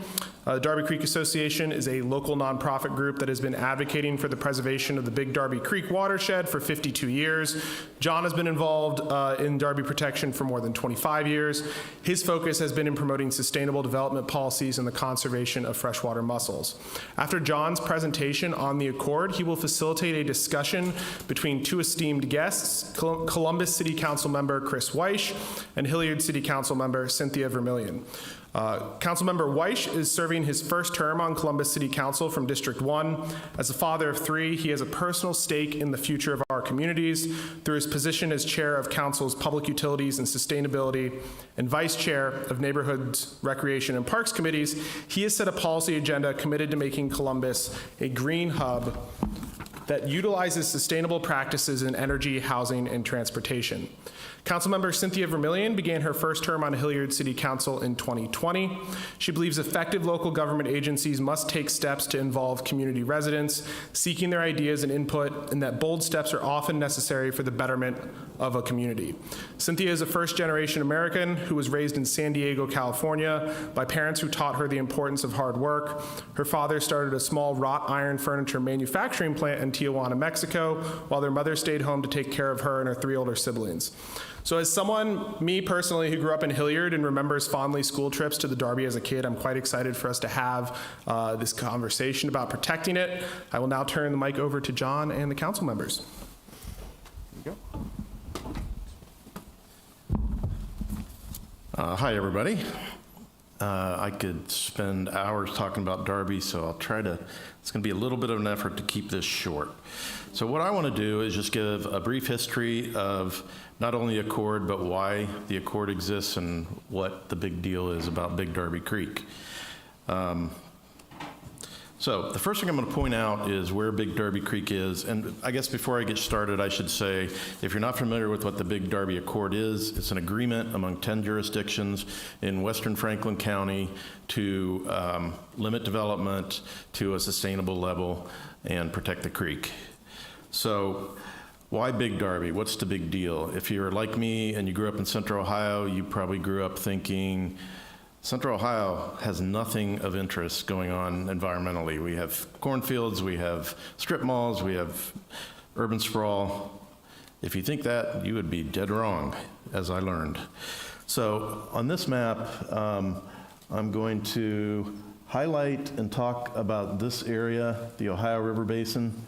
The Tennessee River Basin is actually part of the Ohio River Basin, so this purple and kind of tannish color here is the region we're talking about. And This is why we're talking about it. The Ohio River drainage has extremely high aquatic diversity. So if you look at this map of the United States, you'll see these deep blue colors. Right, again, the Ohio River Basin is the heartland of freshwater aquatic diversity in the country, and as you'll see in a second, also on globally. This is a map combining fish, crayfish, and mussel species. Big Darby is actually most renowned for its freshwater mussel fauna. It's why Big Darby was named a National Scenic River. It has an extremely diverse mussel fauna, and I could talk for hours on mussels, and I think I could convince you that these are exciting, interesting creatures, but that's not going to be this talk. You'll just have to take in the beauty of this photo.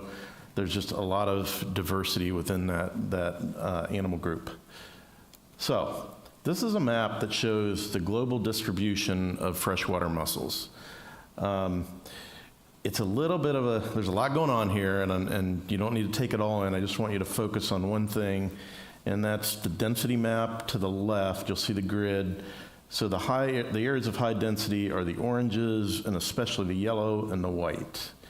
You'll see there's an area of density kind of over in China and Russia. There's a big area of concentration in the Amazon basin, no big surprise there. But if you look over at Little Ohio, we're part of an area of extreme density. You'll see not only yellows and oranges, but also whites. So let me scroll in on that. The Ohio River drainage has the most freshwater species in the world. Again, this is the Ohio River drainage right here, and that's where the heart of it is. There's also a lot of mussels down here and some isolated drainages that go to the Gulf of Mexico and the Atlantic Ocean, but really the center of it is in the Ohio River Valley. So, legendary mussel specialist G. Thomas Waters had this to say about Big Darby. Big Darby Creek, for its size, has the greatest diversity of freshwater mussels in North America and perhaps on Earth. So, this is why we're interested in Darby.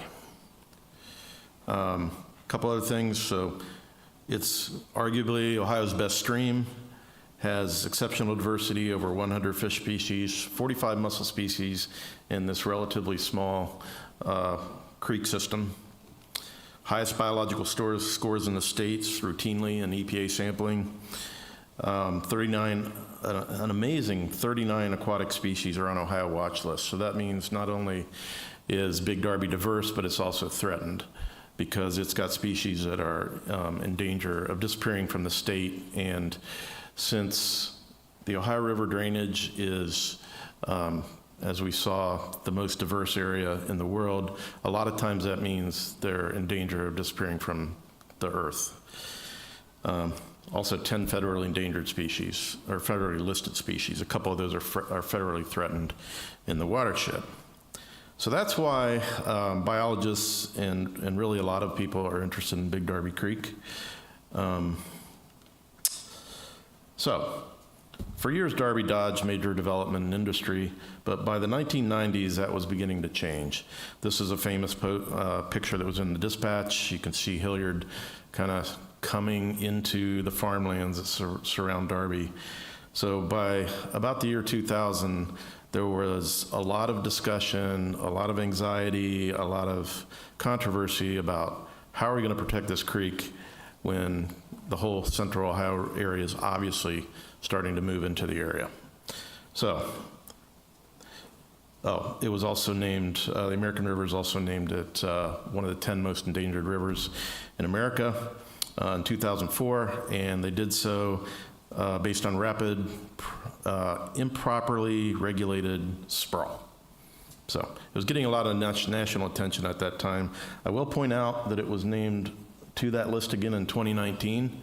I think that's an ominous hint that there are problems developing right now, but I'll say a little bit more about that at the end, but what I'm really talking about is the solution that was reached back in the early 2000s in Franklin County.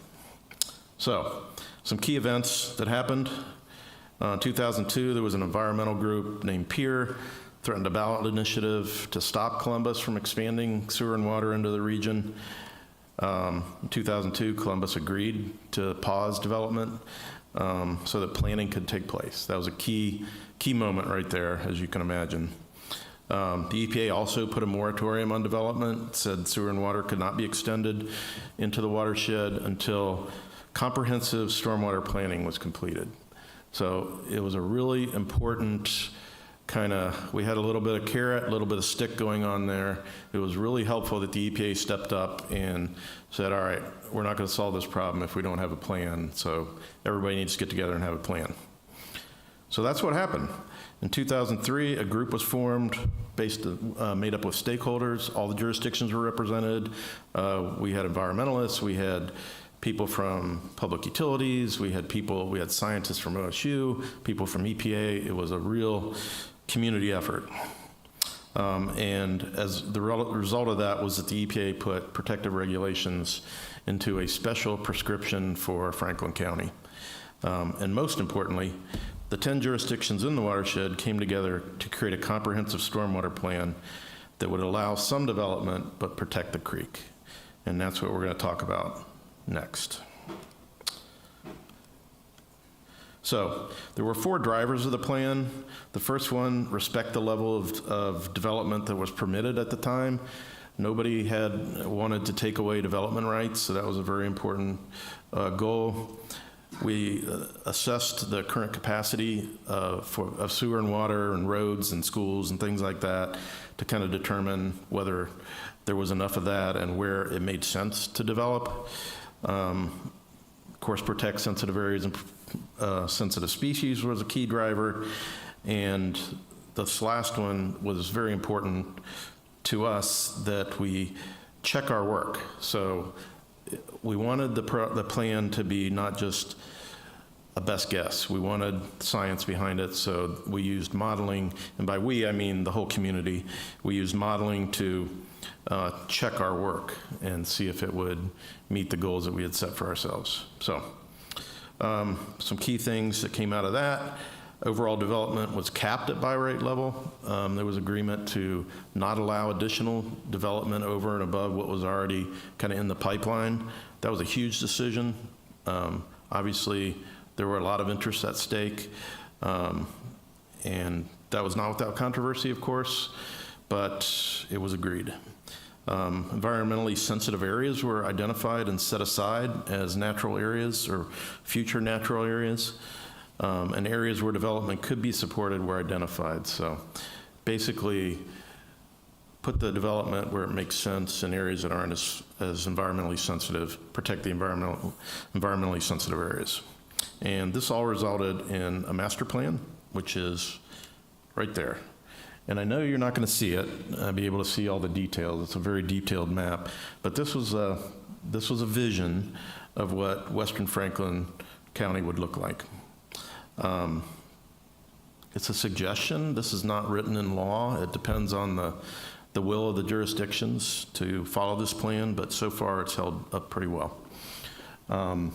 You'll notice right here, this is Big Darby Creek. So on the western edge, you'll see lots of green. Green means natural open space. You also see a corridor going up into the western fringes of Columbus and Hilliard.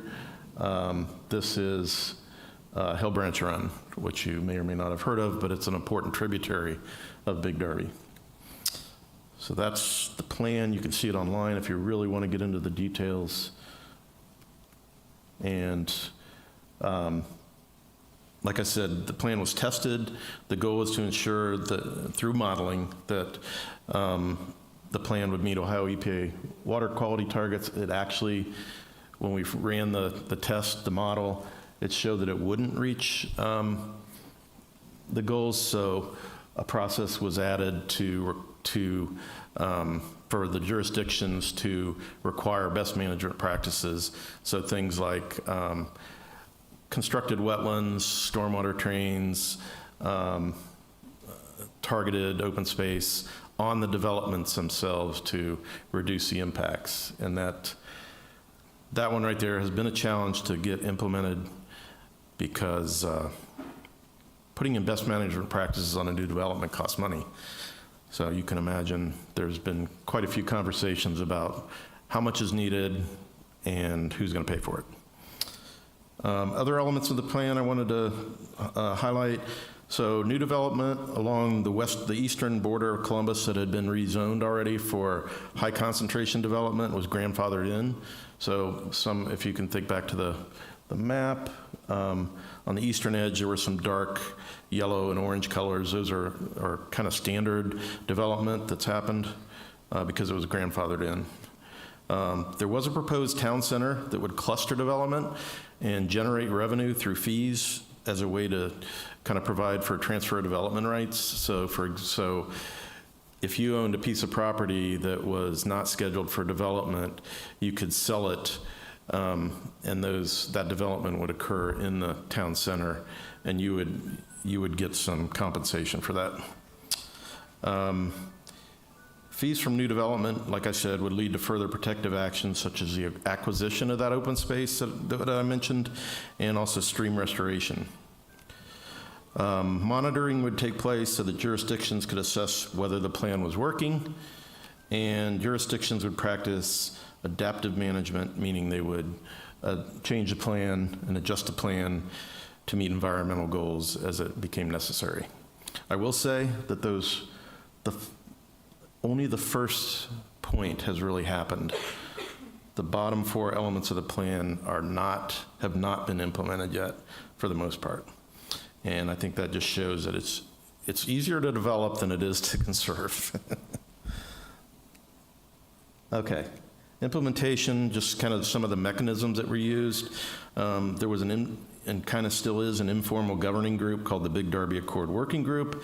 There are members from the Big Five, so that's Columbus, Franklin County, Hilliard, Brown Township, and Prairie Township that sort of get together to discuss issues that come up, occasionally make decisions, but they're kind of an informal governing body. There isn't really a governing body of the Accord. It's based, again, on the will of the jurisdictions to implement it.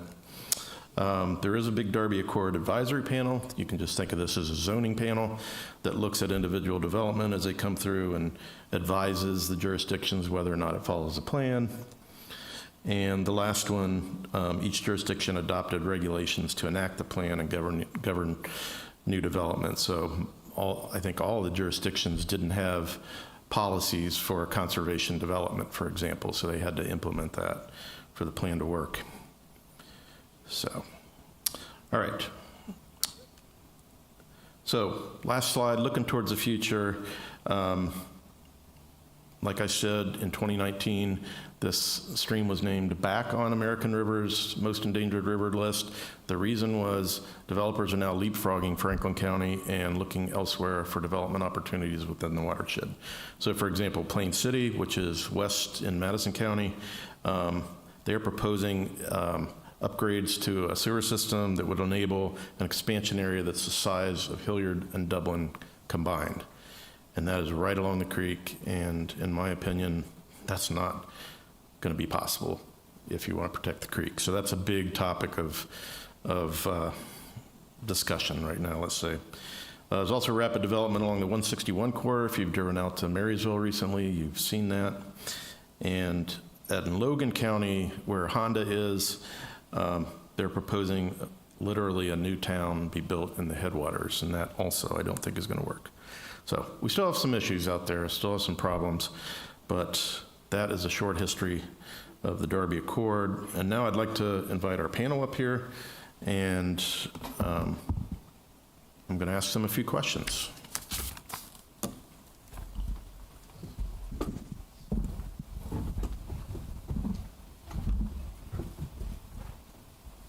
Okay. The first question is pretty simple. Could each of you talk about how you view the Darby Accord and why you think it's important? And I'll start with Cynthia from Hilliard. Thank you, John. Well, the Darby Accord, as you've learned, is extremely important. I think I'll start by saying that I feel like the Ohio EPA really missed the mark this past year in not proclaiming the Big and Little Darby Creeks outstanding national resource waters. That would have been extremely, oh, sorry, I saw somebody pointing and I didn't know if you were, okay. That would have been extremely beneficial in protecting our creeks on a statewide level. Obviously, our accord is only in Franklin County, and so, as you saw, there's a whole lot of the watershed that's beyond Franklin County. So that is definitely something that we need to work on for sure. I was doing some reading on the mussels, and they are so fascinating. They're called little mini water treatment plants, and that to me is just awesome that we have these little creatures that actually can filter and clean our water. And obviously, water is extremely important to all of us for life. So when we're dumping all these chemicals into the water and they're going into our little mini treatment plants, the mussels, that's not going to be a good ending for them. So we definitely need the plan to help solve this issue. First, thank you, John, for the question, and thank you to OEC for the invite to be here and speak. Can we just give John a round of applause? Like, that was a really good short history of the Big Darby. I know there are a lot of lawyers in the room, but we can have some energy today.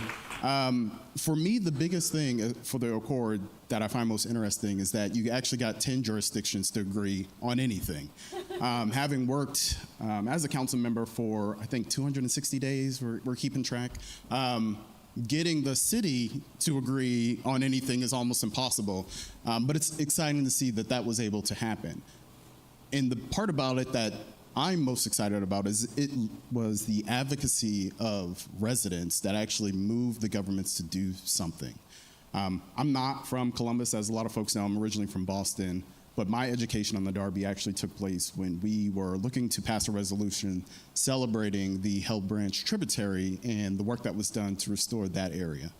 So conservation is a big thing for my office, obviously being the chair of public utilities and sustainability. In a city that is growing, in a region that is growing, finding that right balance between development and conservation is important. As someone who had the opportunity as a kid to kind of go play in the woods, hang out in the rivers, I want to ensure that future generations, my own kids, your kids, everyone's kids, has that opportunity. And if we are not taking the time to actually conserve the areas that are important, not only from a biodiversity standpoint, but that are natural and untouched, we have future generations that'll miss out on that opportunity. So, jurisdictions coming together, which is great. That collaboration is always needed. You don't always see that in government, so it's exciting to see on an issue as important as this that folks are willing to do so. Thank you. The next question I have is, what benefits and what challenges have arisen for your jurisdictions in implementing the plan? And I'll add, since both of you are fairly new and maybe aren't familiar with the long history of this in your jurisdiction, what benefits or challenges do you foresee with implementing the plan? Well, let's go back to Chris and come back, just to be different. We're going to mix it up. It's okay. The challenges. So obviously Columbus is a growing region. A lot of the municipalities actually depend on Columbus water and sewer for expansion, right? And so 2002, the city was looking to kind of prepare for the future, prepare for that growth, find a new water source that they can tap into when necessary to support our growing region. Again, if it wasn't for that advocacy, they probably would have dammed the Darby. It would have been a part of our water system. It would have created issues for the biodiversity that was in the water, and we would not have a pristine, untouched area for our city, for residents, for all those in the area to actually experience. So that was a challenge. It is nice to see, because of that advocacy, Columbus was able to shift further north to find additional water source to kind of support that growth. But, 2050, 2060, when we've kind of reached that capacity again, the question then becomes, do we need to be looking at other water sources to consider for the future? And so that is the challenge that still exists, and it is one that requires kind of having elected officials who are actually taking conservation seriously, because hopefully I'm not here in 2060 still doing the same thing. But for those coming behind, to understand that this is an important area for our region and is something that they should be supportive of and protecting as much as possible. Some of the benefits in Hilliard have been, I think, that the city refocused to how important the watershed is. And so the city since 2016 has been restoring, or it might have been earlier, restoring like the Hell Branch Run and the Hamilton Ditch, and we've poured quite a bit of resources into that. So that has been a very positive impact, I think, hopefully on the watershed. Also, Hilliard has passed some legislation recently where while the Darby Accord calls for 50% open space, for residential developments, we have increased it to 70%. And 50% of the open space must be naturalized or natural open space. So I know that there's been a lot of arguing, if you will, over what's the definition of open space. But we have tried to clear that up and have said, at least 50% must be natural open space. So that's a very positive benefit, I think. We are definitely looking at, what decisions can we make going forward when a piece of property wants to be annexed into Hilliard. And so we also recently passed a big Darby employment district where if someone at this point is wanting to annex in, and if we so choose to allow that, it would come in by default as an employment district property and would have to be rezoned if it wanted to be something else, like residential. Challenges, there's a lot of them. I think just the fact that no development on a certain piece of land is pretty much off the table sometimes. And so we just have to do our best to make sure that that development is going to help protect the watershed as much as possible. Again, another challenge that we're only 20% of the whole watershed area. And so I think that that's a challenge as well. Thank you. The next question, there's been some talk of revising the agreement. There is, of course, you just both spoke to the development pressure in Central Ohio as the population explodes. On the other hand, you have environmentalists who have been warning that some of Darby's sensitive species are starting to decline. How do you view the future of this plan, the plan itself? I guess, is the plan sufficient in your mind? Does it need to be amended? Or where do we go from here? Thank you. Well, you mentioned the working group in your slides, and I know just this past council meeting, I did ask our city administration, are there any plans for this working group to get together, because they haven't in years. I don't even know when the last time was that they met, but they should be. So I did bring that up, and hopefully these 5 jurisdictions will be able to come together. I know that the city of Columbus has mentioned that they want to revive that, and that's wonderful. It just needs to happen. And that way, those 5 jurisdictions can actually talk about the future of the Accord and, what should we be doing to continue the Accord and its importance in development. Hilliard particularly is in an interesting position because the Accord had given us 2,000 water taps based on sewage capacity. We have increased that sewage capacity in the last few years, and so Hilliard is requesting more water taps from the city of Columbus. That has not yet happened, but if and when that happens, then that would open up more space for development out west. And so, of course, that's why it's so crucial that we get this right with the plan and how we can continue to protect the watershed area. Is there anything else? Sorry? I guess the question is, how do you view the plan going forward? Right. Well, I think a lot of will depend on these participating jurisdictions coming together and really talking about, you know, what can we do to make the plan even better and stronger.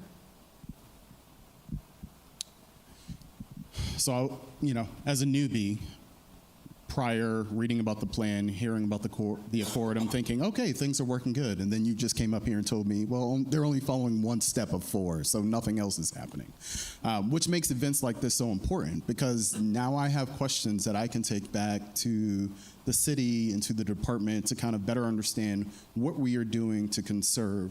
And I can point to this and say, this is why we have to do this. I also believe that because of the Accord, it requires us to be a little bit more innovative in how we do things. One of the things that we should be doing is, one, addressing stormwater runoff, period. We do not need so many spaces with asphalt and concrete that just kind of ruins our land, our waters for the future. It's something that my office is looking to push in terms of establishing green building requirements for buildings going forward, so that we can do as much as possible to protect our natural resources. But again, that pressure is real from developers, from those who are unfamiliar with the Accord, unfamiliar with the area. The more we can kind of continue to educate elected officials, to have them come out and see it for themselves, it only helps to strengthen it. And so I think maybe we need to relook at that. Maybe we need to revise kind of, or reinvigorate the working group, as the council member mentioned. And by being here today and having that conversation, that can lead to some additional work that we can kind of push from the office. I think that's very good. I did want to add one thing. The Ohio Department of Natural Resources is in the process of running a new model to kind of see where things are. I think this will be very helpful and very timely. And frankly, science has advanced a lot, as I'm sure you all know, in the last 20 years in terms of being able to predict impacts of things like new development. So looking forward to getting the results of that. I think we've got about 10 minutes, I believe, right, Chris? So why don't we stop here and see what questions we have, because I want to definitely hear from the group.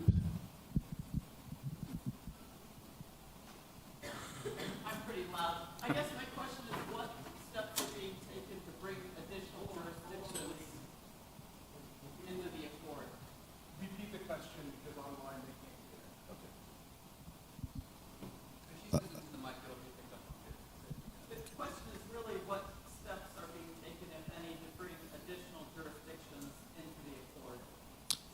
So the plan I just mentioned by ODNR, they've applied for a very large grant to do the modeling, but also to create a watershed-wide plan and work with local jurisdictions outside of Franklin County to try to get them on board with taking additional steps. It's a pretty vague thing right now,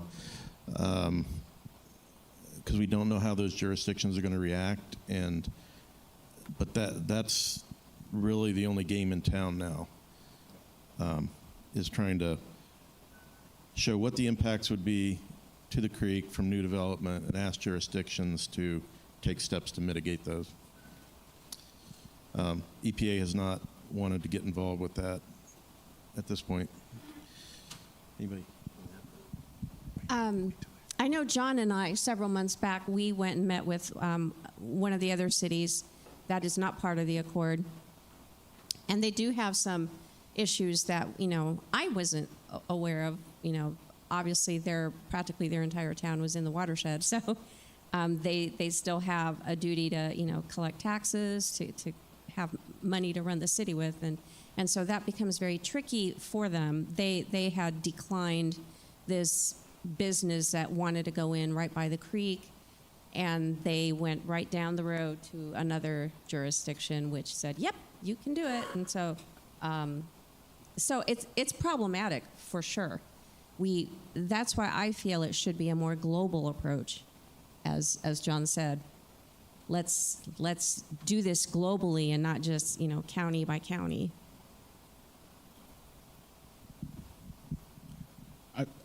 You kind of said it clearly. I mean, as elected officials, the one thing we do have is a platform to kind of continue to push.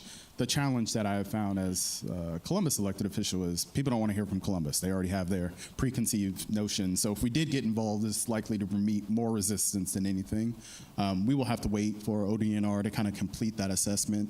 That is one we can continue to highlight and make sure that folks are aware of.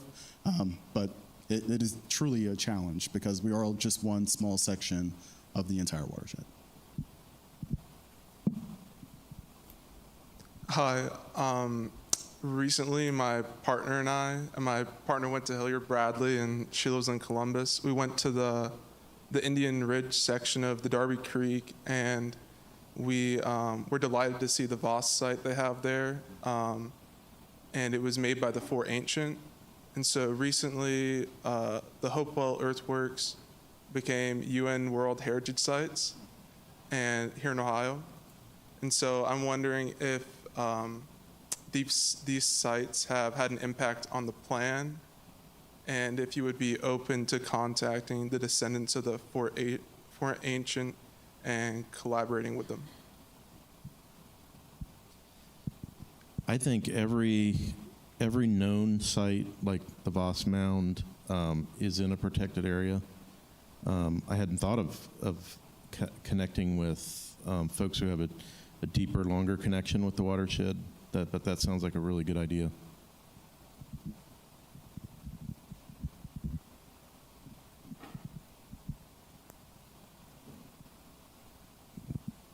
Should have stayed right here. Could you describe a little bit, how is your relationship with developers, and how can you get them to play ball when this part of the state has stricter development regulations such as recharge, when other parts of the state don't have that and they're not expected to follow that in other parts? You're not going to take that one? Well, I'm going to say, because recently I explained that Hilliard had made our standards more stringent for residential development, and guess what? There is a developer who said, I'll play ball with you guys, and so that has not been approved yet, but I think that there's a lot of money to be made, and if they want to make that money, they'll play ball with the regulations, personally. I was hoping John was going to answer that question and save us the energy. The benefit that we have is that people want to move to this region. The demand is so high. And as the council member mentioned, there is a significant potential for folks to make money by building developments. It falls upon us, though, as elected officials, to push the issue. And again, we're only one of larger bodies, and so we have to get colleagues, administrations on board with that same plan. Again, having events like this, having this education out there is one way in which you can continue to educate our colleagues to get them on board, but it's going to take all of you in this room, other residents, to continue to advocate for environmental and conservation policies that you want to see. That gives elected officials cover to actually make hard decisions and push back on those who don't want to play ball and feel like they can go around you or connect with somebody else to push the issues that, or push the developments that they want to build. So. I did think of one thing I wanted to say. I think one thing we've lacked so far is a real white knight developer coming in and who was really excited about this work and, would take pride in creating something amazing that's protective of the creek. I think if we had examples of how to do that, other developers would see, hey, let's stop complaining about all this and fighting tooth and nail for every last house on this piece of property. There's a lot of money to be made, and part of that money can be made by featuring environmentally sensitive development. So far, I can think of one developer who's maybe of that mindset, but we haven't seen a lot of that. But I'm hoping someday that happens. Well, I guess I'm sorry that question, or my question was kind of answered there. Sorry, over here. Yeah, but yeah, I gotcha. The question I kind of had is there's always this adversarial relationship between, the environmental movement, environmental law, and developers. I think that's not necessarily mutually exclusive. There is a way to work towards sustainable architectural goals. So I know you mentioned a couple of developers, but I'm curious if from the local zoning level, you've maybe worked with some architectural firms or developers that really kind of place sustainability at the forefront, because you're right that it is cheaper and sustainable. So maybe just to hear a little bit about your perspectives on that. Are you asking, I'm sorry, I'm not sure what your question is. Are you asking for our general experience? Yeah, I think I'm curious, how often you may be seeing the developers field change in a more sustainable direction, and if you've had specific experiences with architectural firms or otherwise that are, zero emission building, that not necessarily have the need for heat pumps to be installed on properties, like a lot of those engineering feats that I think are sort of leaning forward from a development perspective. Gotcha. Well, yeah, go ahead, Chris. Well, I think the nice part is for Columbus, we have established our climate action plan. A part of that plan requires kind of zero emission buildings going forward. Right now, they're still in the development phase of what that looks like. There has been a lot of back and forth on if this is going to be a requirement, if this is going to be something that we incentivize. The challenge you will find is that a lot of developers come to the region with a product that they want to repeat over and over and over again. And so when we start saying, hey, we want to increase the building standards to make all buildings green or require sustainable practices, you get a lot of pushback.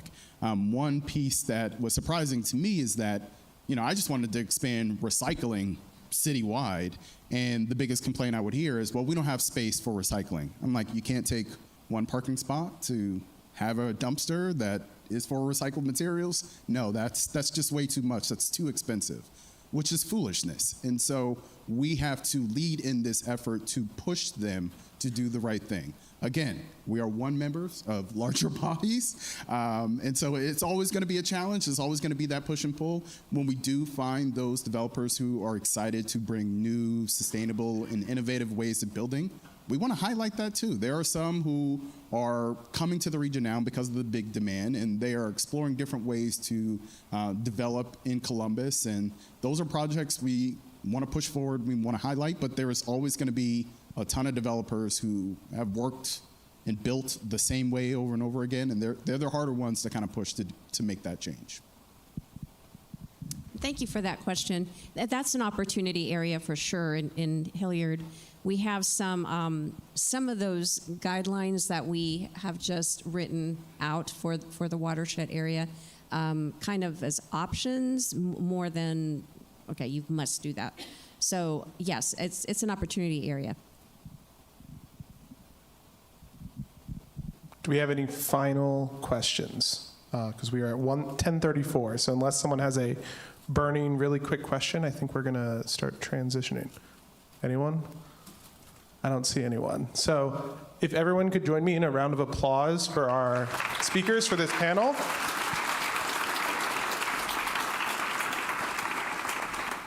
Thank you, John. Thank you, Councilmember Weish. Thank you, Councilmember Vermillion. Really appreciate your time. Thank you for having us. All right. 1 second, everybody. Forgot my... We are going to be transitioning into a break now. And importantly, after this break, this is our first round of breakout sessions. So you have a choice to make. You can either you can stay in this room, talk about utility scale solar, which hopefully is a really interesting conversation to you. Or you can go to the international room, which is if you go out the doors and down to the end past registration, that's where that room is, and we'll be having a discussion on recent major changes to the National Environmental Protection Act and the CEQ rules and their impact on Ohio's only national forest. So we'll break until about, what time are we at? We'll break till 10:45. So if you want to stay here, be here in 10:45. If you want to talk about NEPA, be in the other room at 10:45. Thank you.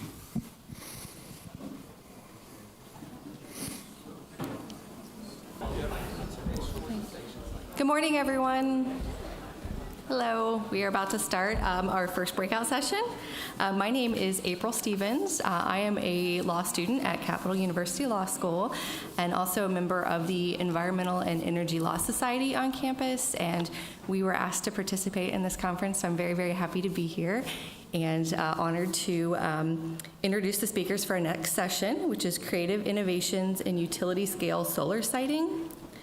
Utility scale solar has significantly increased its footprint in Ohio over the past few years, all while many counties across the state have also taken action to oppose solar under Senate Bill 52. Solar developers are proposing innovative solutions to account for local oppositions and to create better proposals before the Ohio Siting Board. Our three experts in the field of utility scale solar will discuss the current state of affairs before the Ohio Power Siting Board, as well as the innovative solutions proposed by developers to make projects more creatively benefit the public interest. Our first speaker is Tony Logan, Principal Consultant with Agrivoltaics LLC and CEO of the Renewable Space LLC.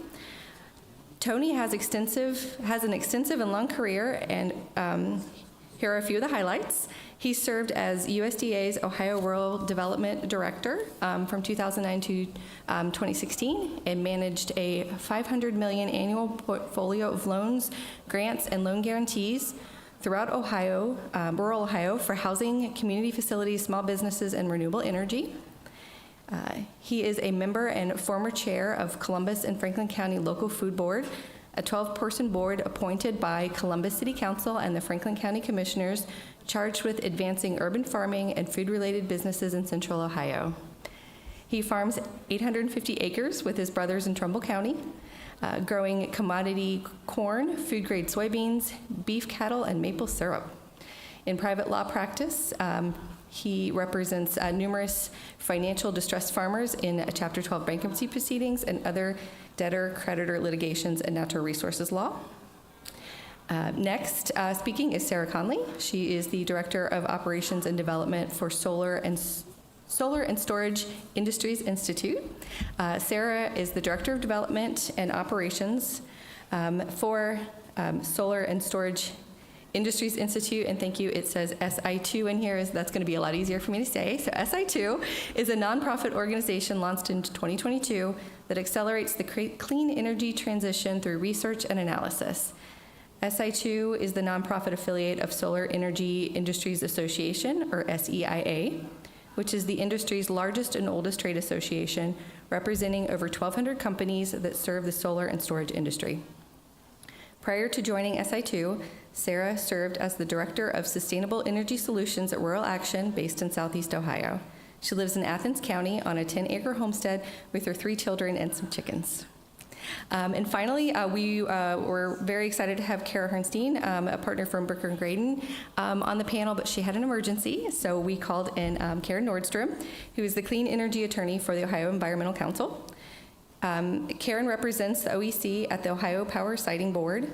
The OEC supports responsible solar development in Ohio, and we are very happy that she could come in here last minute. So with that, we will get started, and actually Sarah is going to come up first.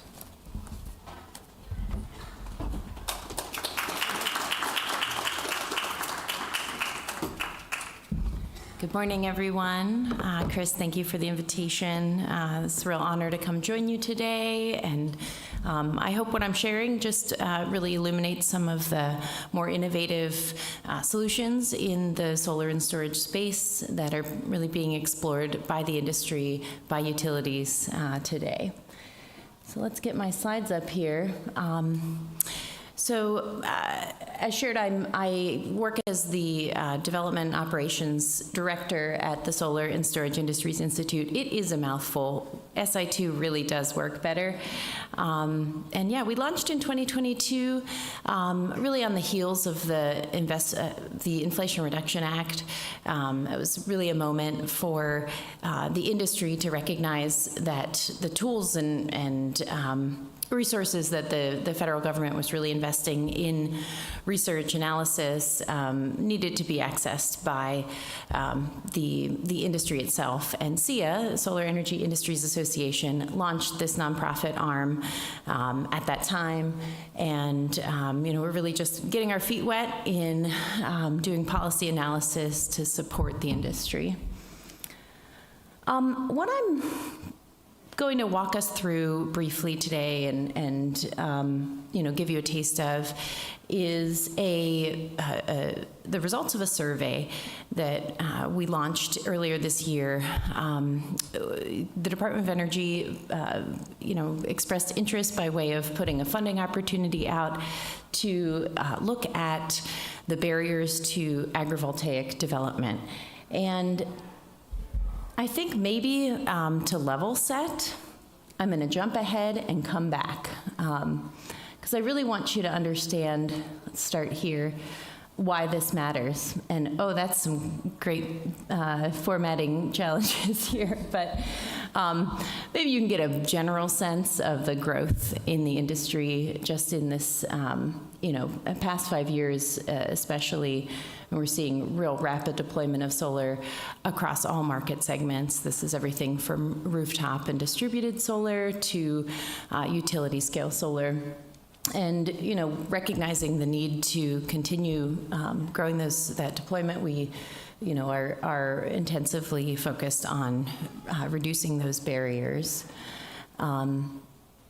Notably, farmers come into the picture because solar development really is, I guess, the most attractive areas to developers are flat, open land with access to utility sites. And so we're seeing a lot more interest in farmland development. Certainly,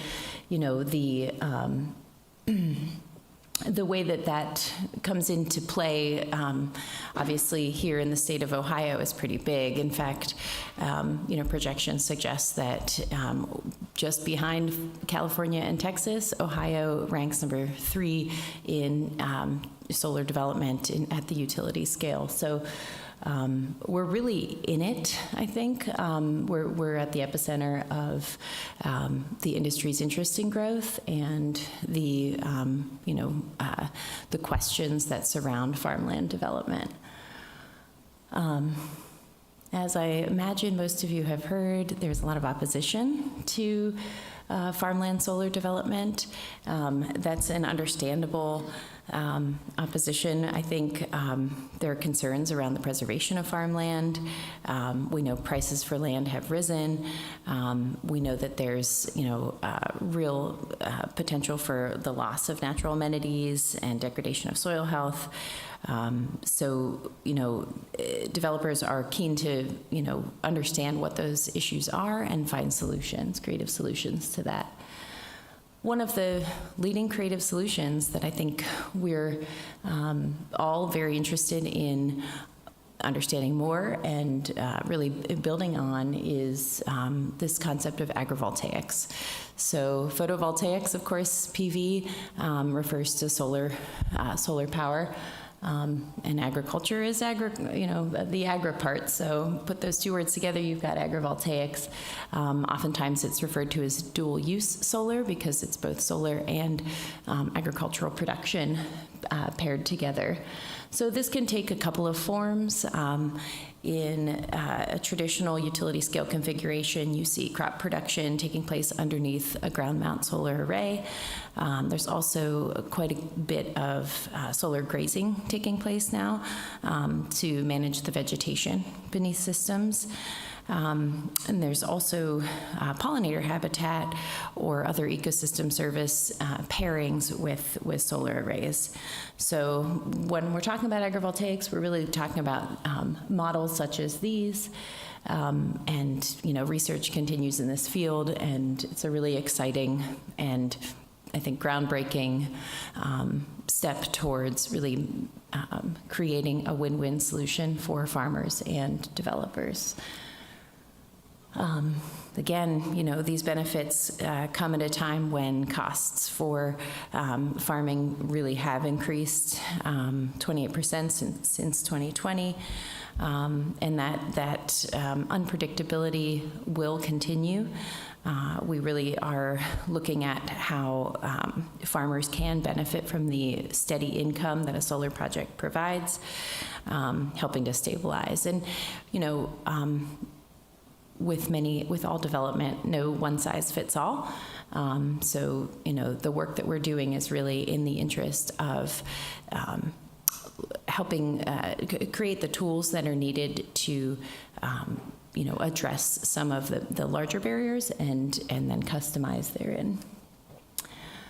Again, we really are trying to see how these agrivoltaic projects can really provide added community benefits, whether that's the development, workforce development, creation of short and long-term jobs, as well as pollinator habitat, soil health, erosion control, those really important aspects. So hopping back then to the specific work that SI2 has been doing in partnership with the National Farmers Union and the National Rural Electric Cooperative Association.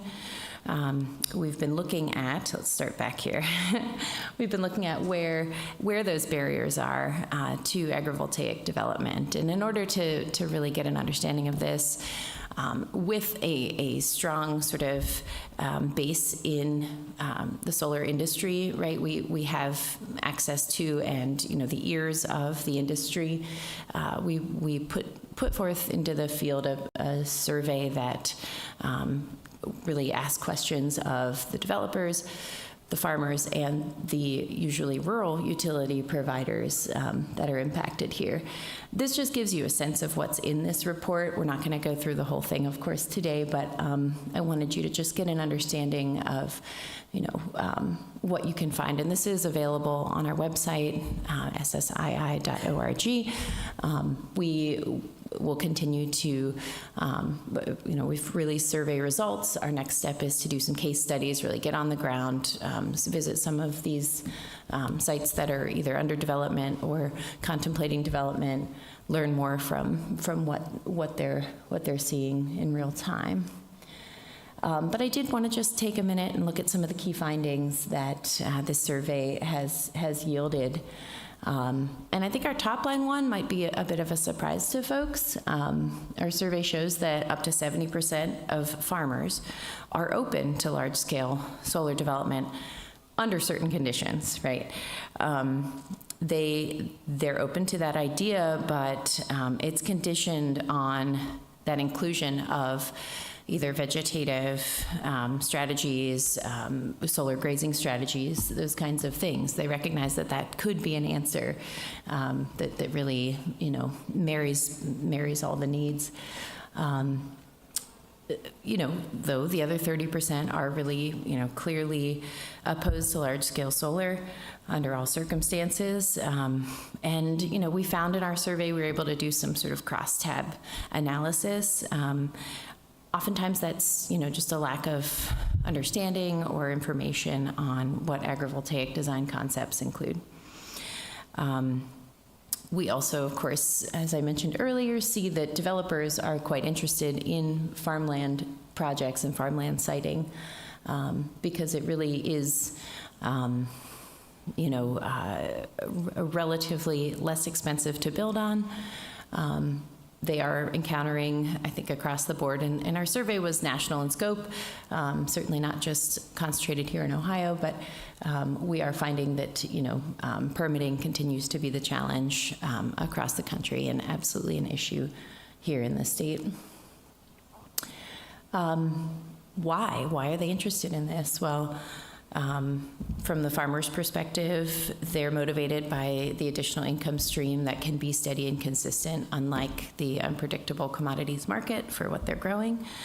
For developers, they understand and see very clearly that opposition to solar, whether that's in the rooftop context or in these large solar farms, really do hurt the industry and hurt their business. So for them, they're aware of the reputational benefits that could come from an agrivoltaic project. We also found that farmers and developers both want to see agrivoltaic projects developed, but the implementation of these projects is really a barrier. Everything from, the legal complexities inherent in, a 30-year lease of land and operational use of equipment or, workers on site. Often with these utility scale projects, they're essentially, an industrial site, right? But if you've got graziers coming on site, you have, farm operators using that same space. How do you navigate that from a legal standpoint? Insurance issues are also critical, and again, this is really, what SI2 is interested in developing. Out of this project, we really hope to pull together some of the tools and resources that are going to support the industry and address those barriers.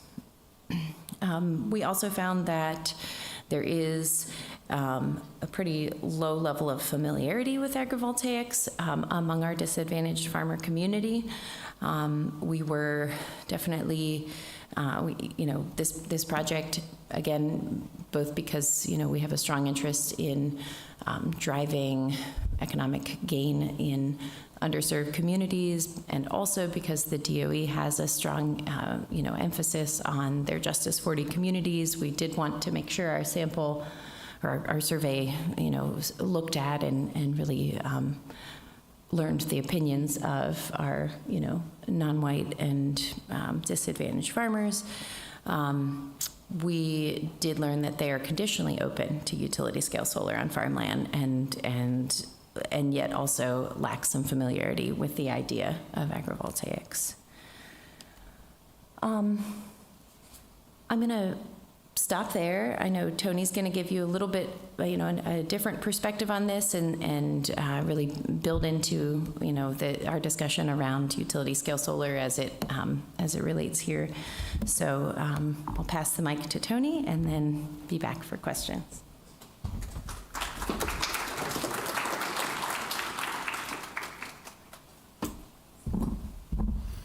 Hi, everybody. I'm Tony Logan. I believe this is how I forward things. Nope. What's that scroll?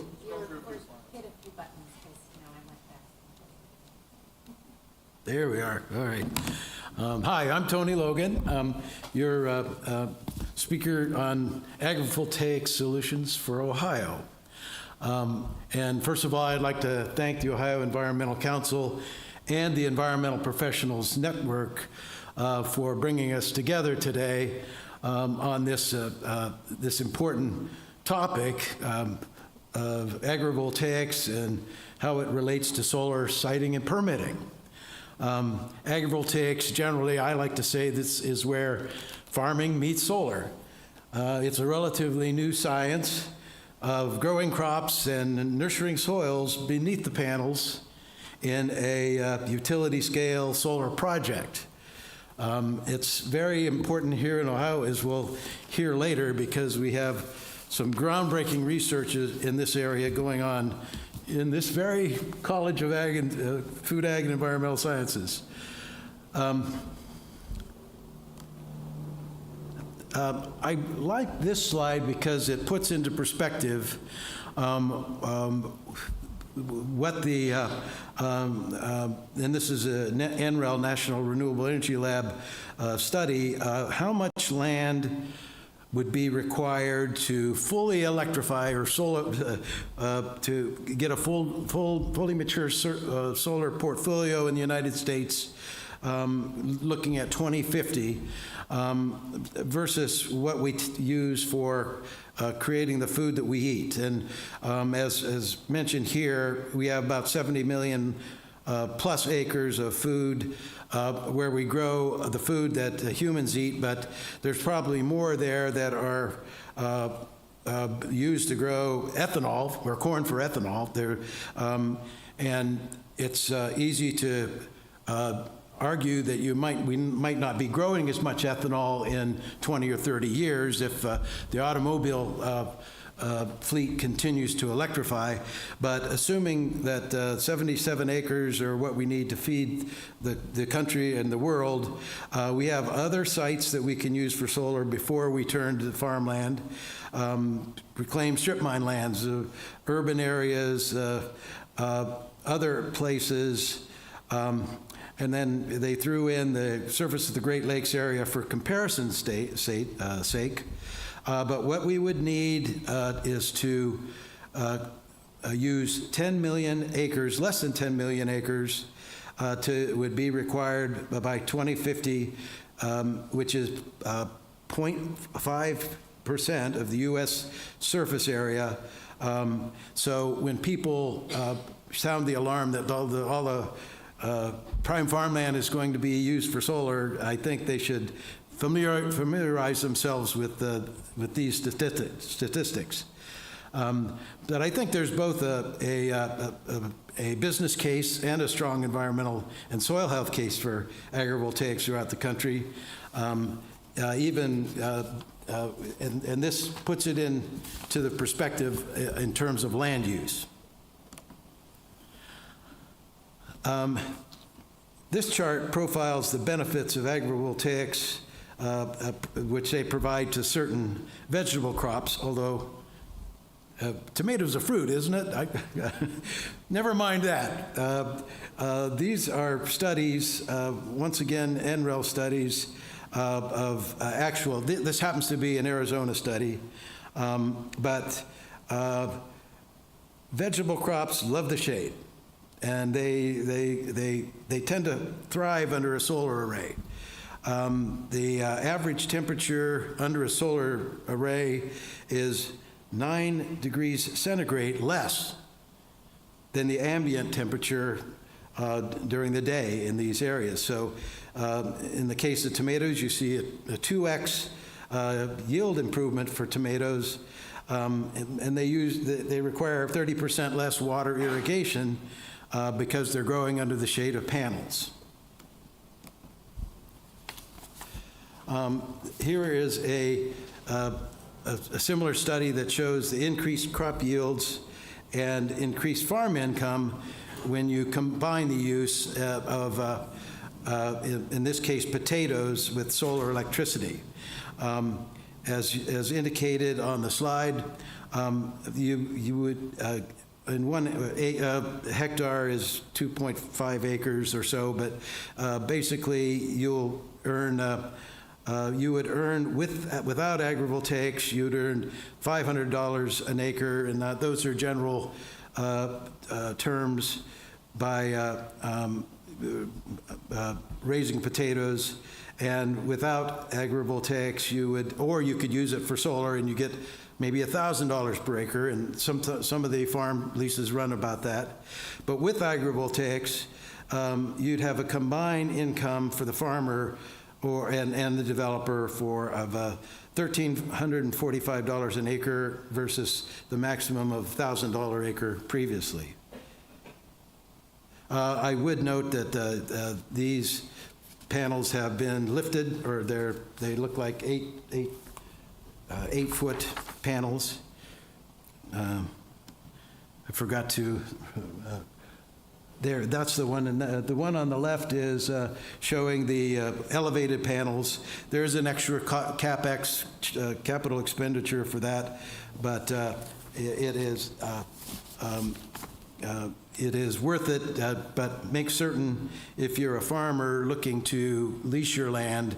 And I just had talked with Peggy Hall, who is the ag law person here at Ohio State College of Food, Ag, and Environmental Sciences.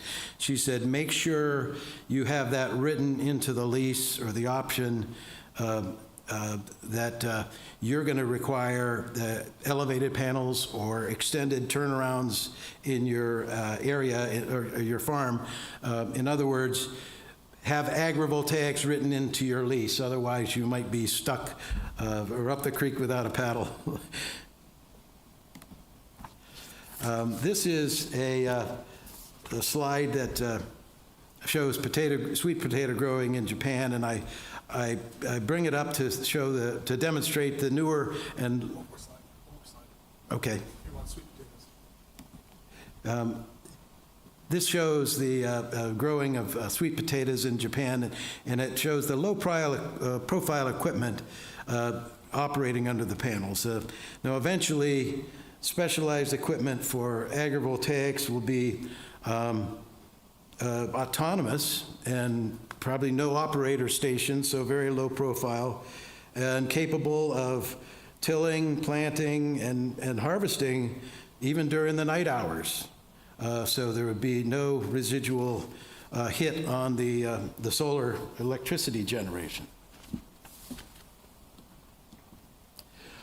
Here is kind of a famous Ohio solar project, the Oberlin College project, and it's interesting. With this, this is a 2.3 megawatt solar array in it's northwest Knox County, and with this array, and they've also invested in solar heating at the university level.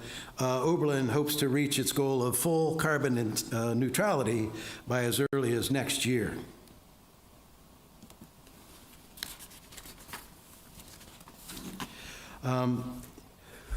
Two recently approved projects by the company Savion, which is actually a subsidiary of Shell. Interesting bedfellows there.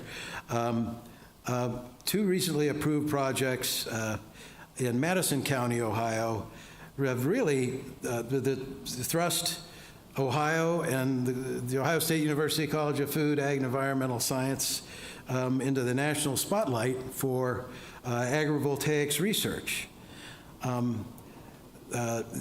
These two projects, which are Madison Fields and Oak Run, are going to be involved in research on not only the solar generation benefits to the community, although they're significant, but the benefits to the soils and to agriculture on the site. The solar energy benefits to the community are substantial, and I will read off what they have on their website, but the benefits of Oak Run, and Oak Run is the larger of the two, would be $3.5 million in benefits to local schools. This is annually. $1.8 million to Madison County for counting operations. First responders, $841,000.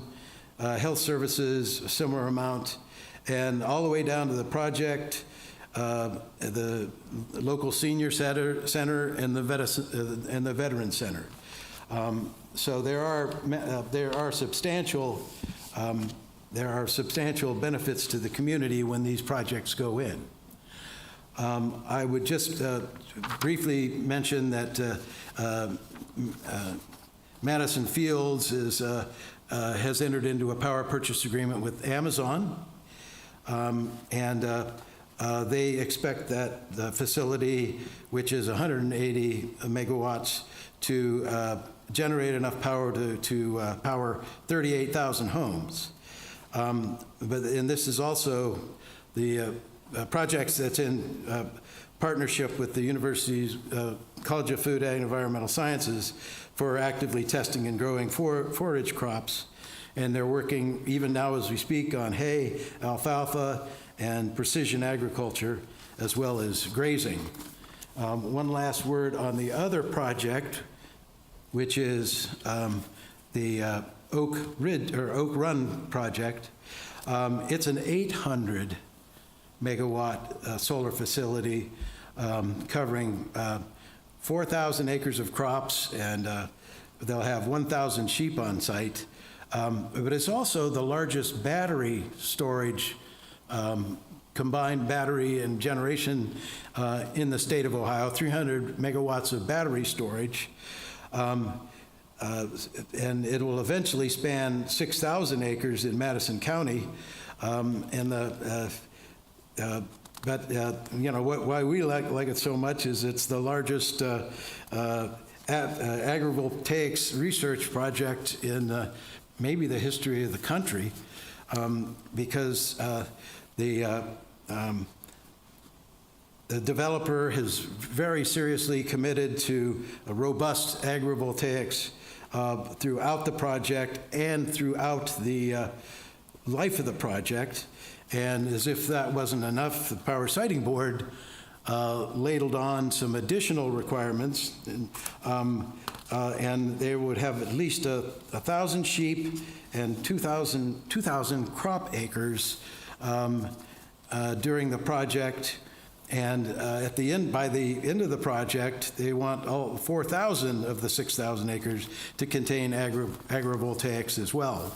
So these are some of the developments that are going on in Ohio, and obviously these projects, as Sarah pointed out earlier, also provide great benefits to the soils, particularly when compared with the present use of a lot of these the project areas. Those are monocrop agriculture areas, and they have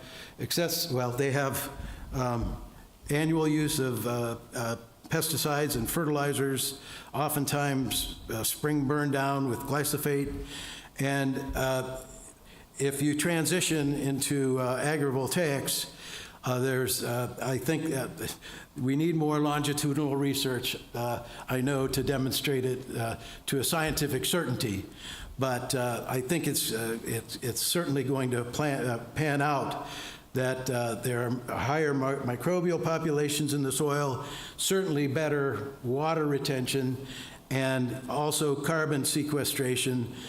We may even see a time in the near future where you can add another income stream to the farmers or split it with the community for carbon sequestration on those grounds. And hopefully all of these attributes will slowly but eventually start reducing the community opposition to these nasty permitting fights. So thanks, and I'll look forward to answering your questions.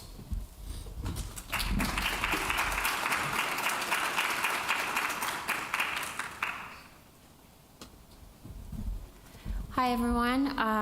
As our moderator introduced, I am Karen Nordstrom. I'm the clean energy attorney for the Ohio Environmental Council, and I am stepping in for Kara Hernstein, a attorney that works in this area, and I also practiced before the Ohio Power Siting Board for the OEC. So I'm just going to step in and give a little bit more detail about the permitting that's been discussed by our other panelists. So there are multiple permitting steps that a developer must take before they get to utility scale solar, which is what we're talking about here today.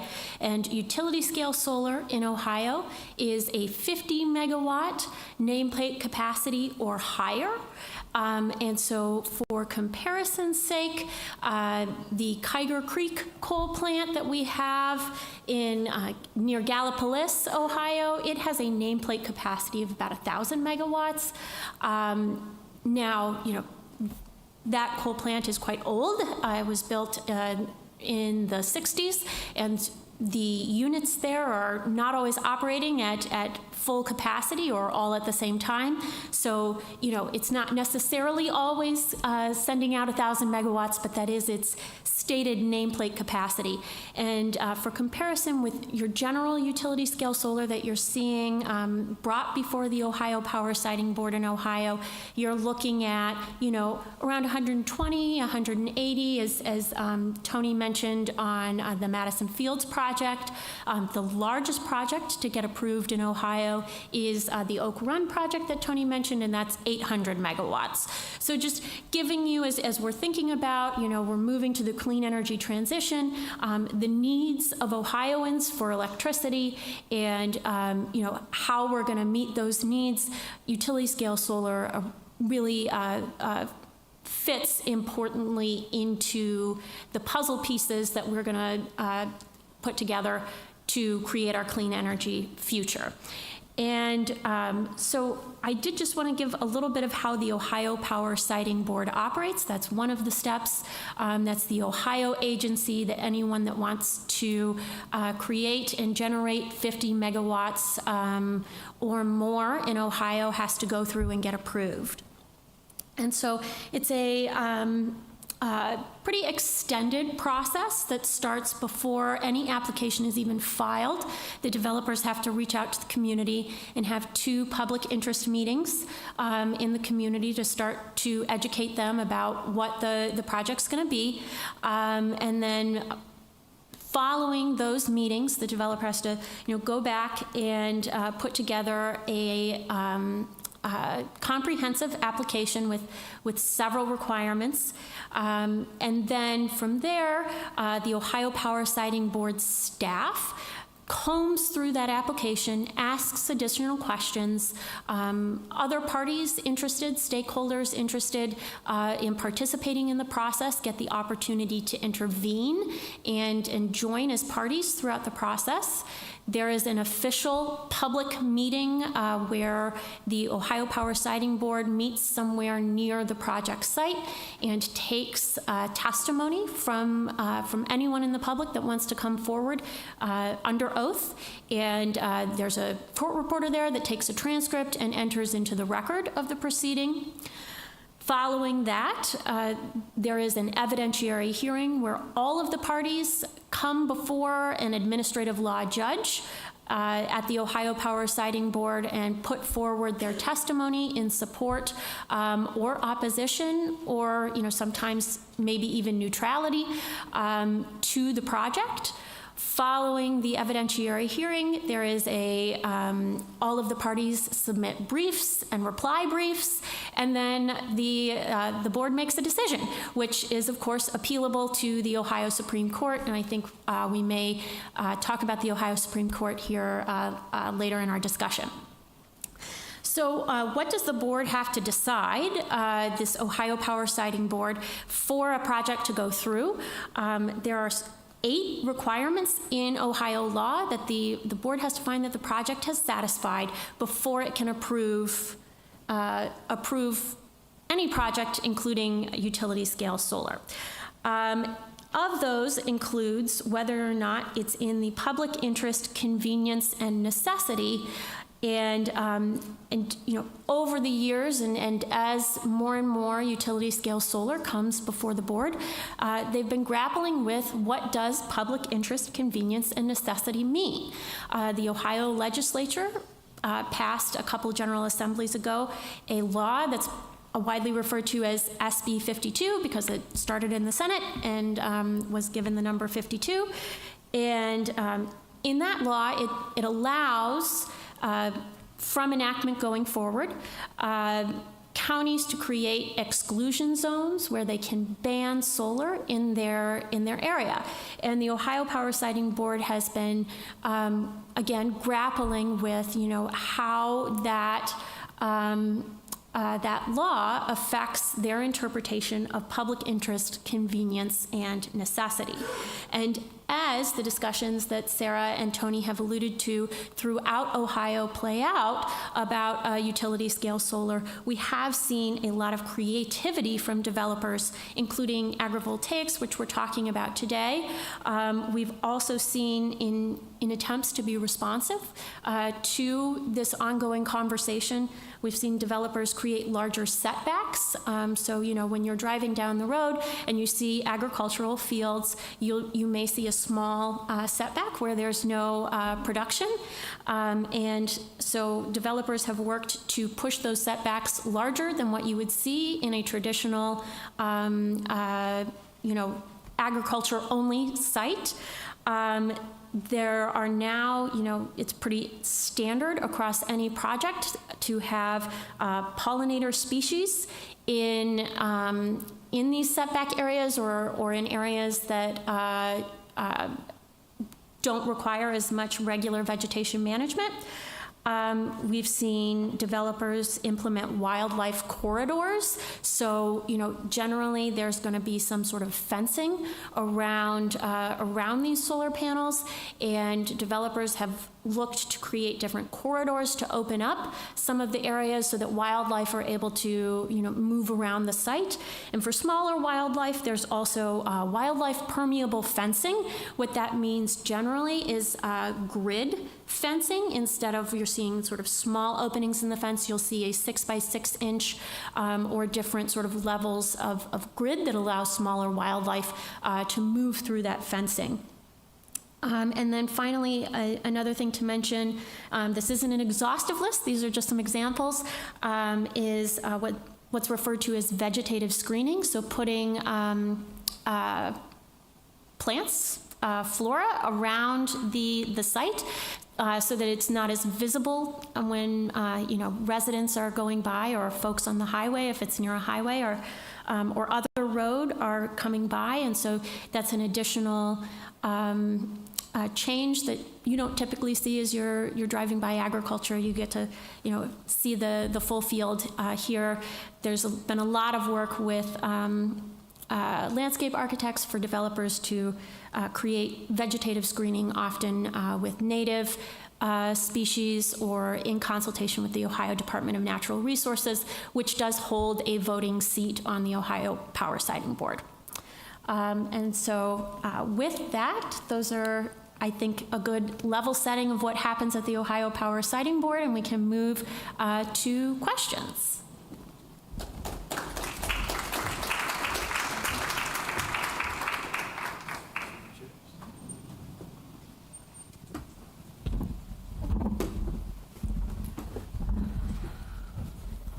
Awesome, thank you all. We're going to move into, I've got a couple facilitated discussion questions that we have prepared, and then we'll move on to audience questions in a few minutes.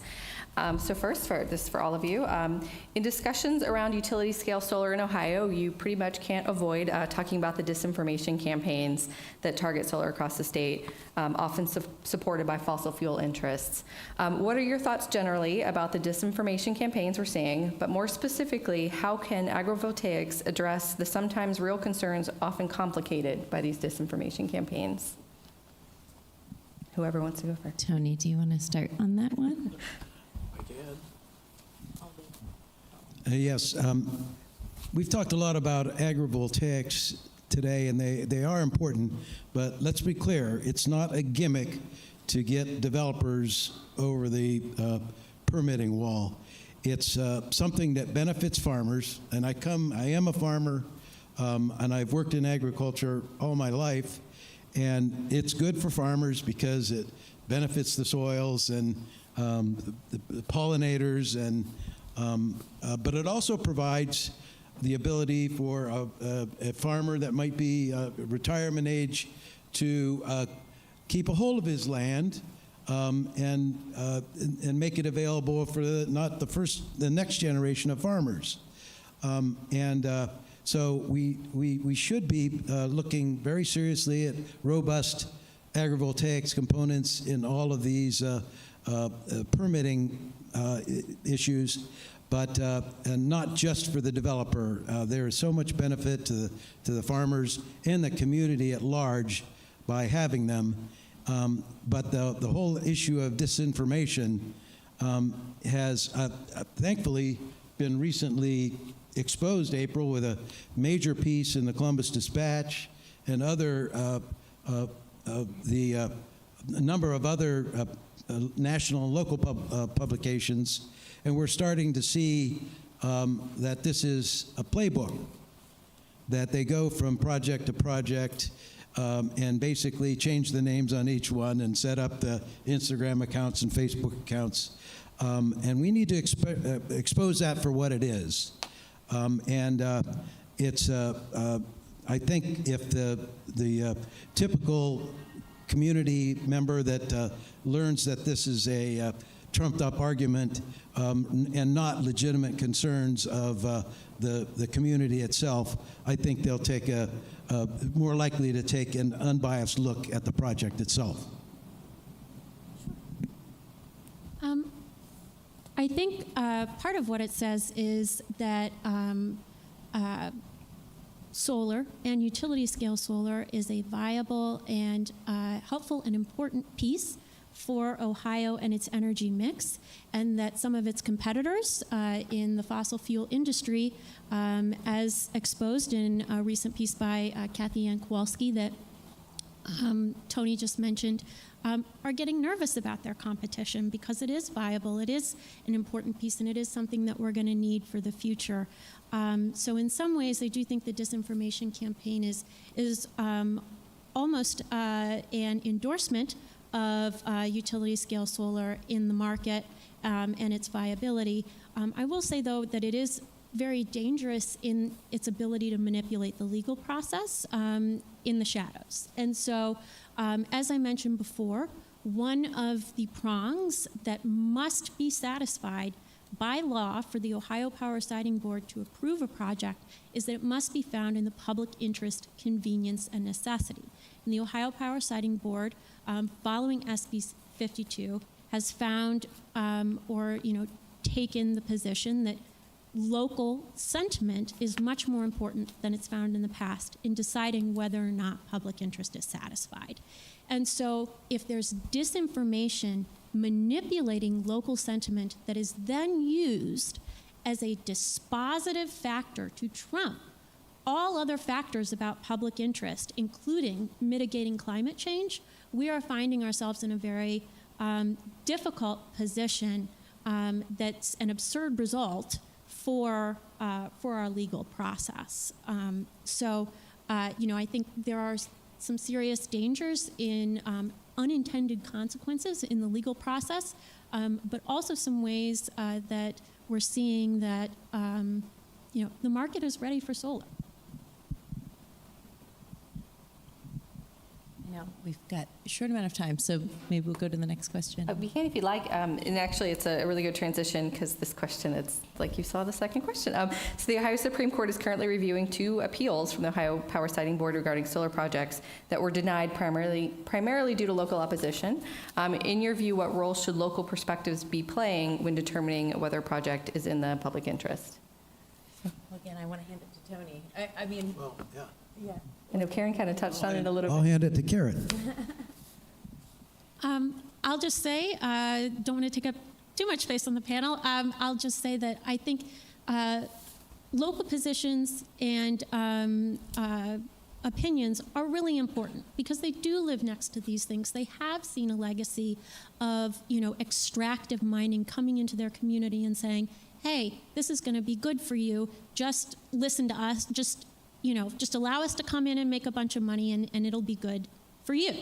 And so, it is important to get local opinions and sentiment, but it's important to weigh it substantively in the public interest. And, a lot of these opinions have led to and been a part of a dialogue that has created things like agrivoltaics. So it's in some ways, benefited pushing forward innovation in Ohio.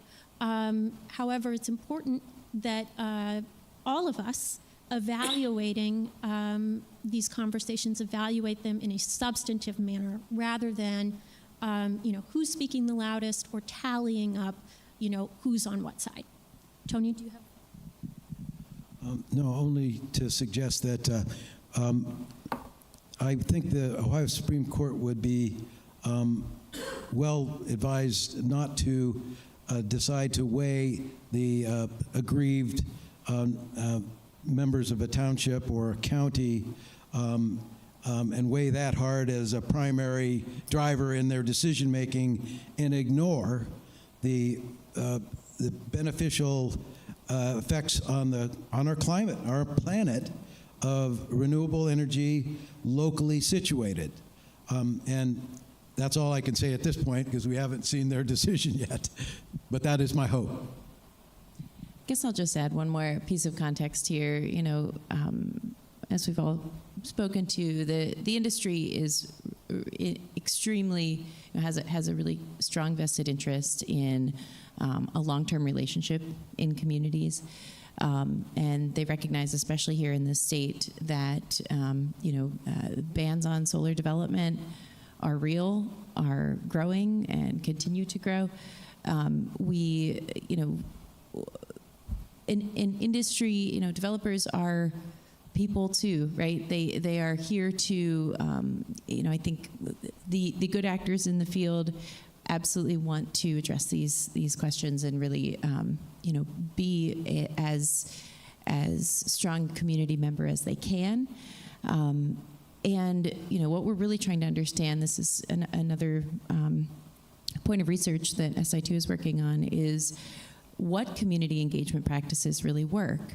Is it early and often that touching back to the community, well before you actually have a project to put in front of the siting board, what types of engagement work? How can you seed the ground and, really listen to what a community's needs are, so that a community benefits agreement, which, I think is seen as the best practice in all communities. How can you give back to the local fire department and senior center?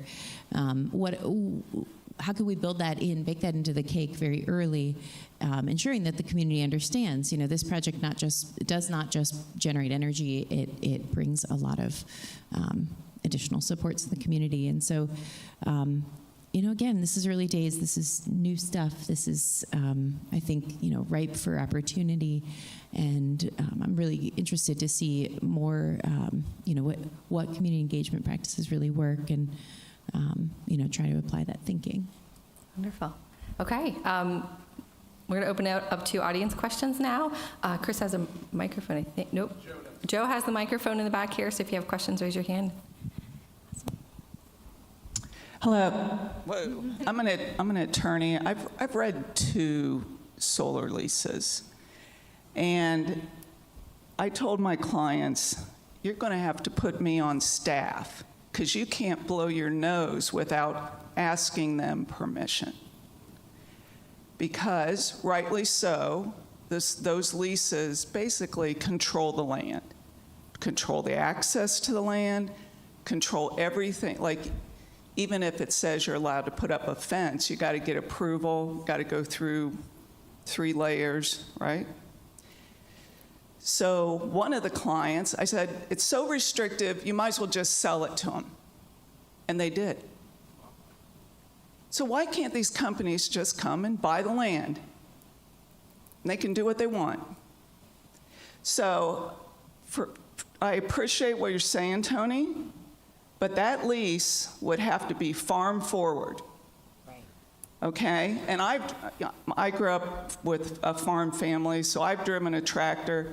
I've kind of gone into that daze at the end of a row where you're like, oh no, I'm going to go into a ditch if I don't wake up out of this daze, Guess what? Farmers are going to hit those daggone things with those tractors.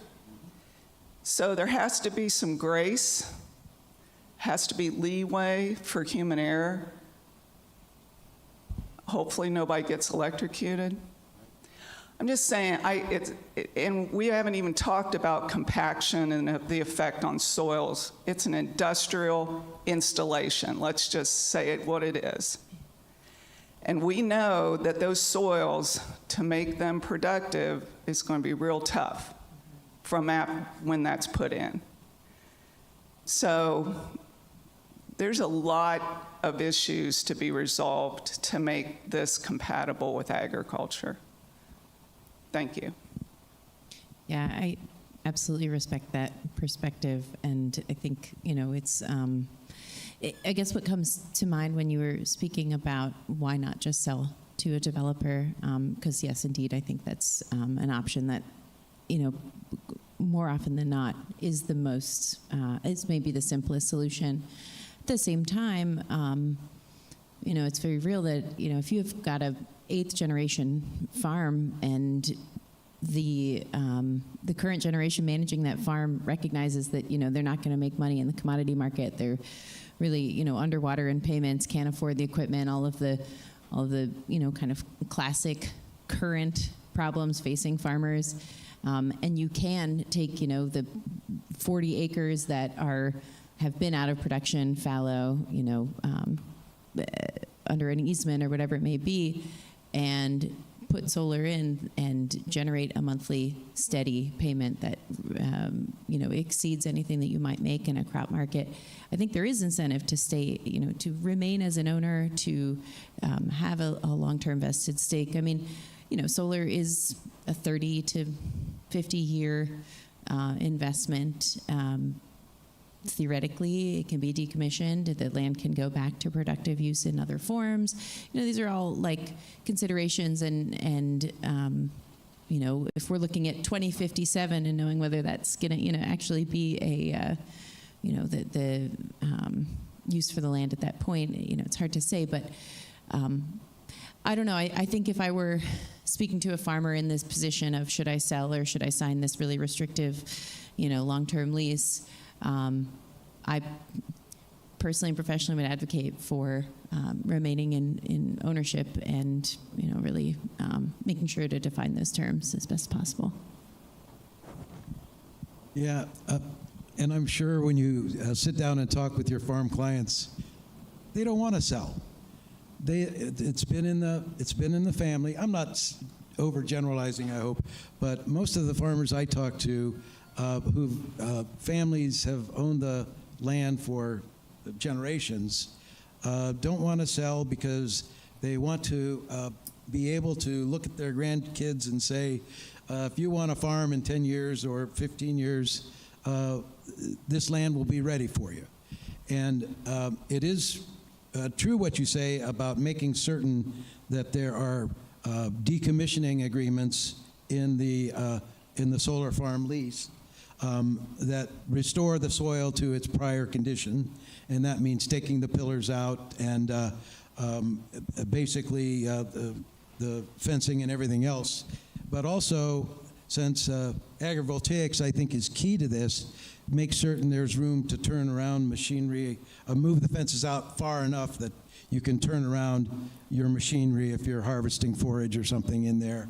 And then look and work with your solar developer. They're kind of, you've got, especially if you get a lawyer like yourself, you've got leverage, and try to get a situation where you're able to basically do more agrivoltaics in more parts of the project, and that'll keep the next generation busy on the farm and buying machinery at the local dealerships and sending their kids to school. There won't be a displacement of farm families if you do not sell, but stay on the land. And I think that's good for the community, and probably good for your clients if they get enough of those provisions written into their lease. Just one note on decommissioning and soil health. That's something I didn't mention, so thanks for bringing that up, but is a developing area in OPSB cases. So a standard condition that we've seen in the cases that we've intervened in over the past couple of years has been a developing condition on soil health. And so there are, for example, the Oak Run case that pardon me, Tony mentioned, there's a condition that the developer pre-construction has to go around to the agricultural land and do testing on several variables, including density, permeability, nutrient density, and a variety of different qualities.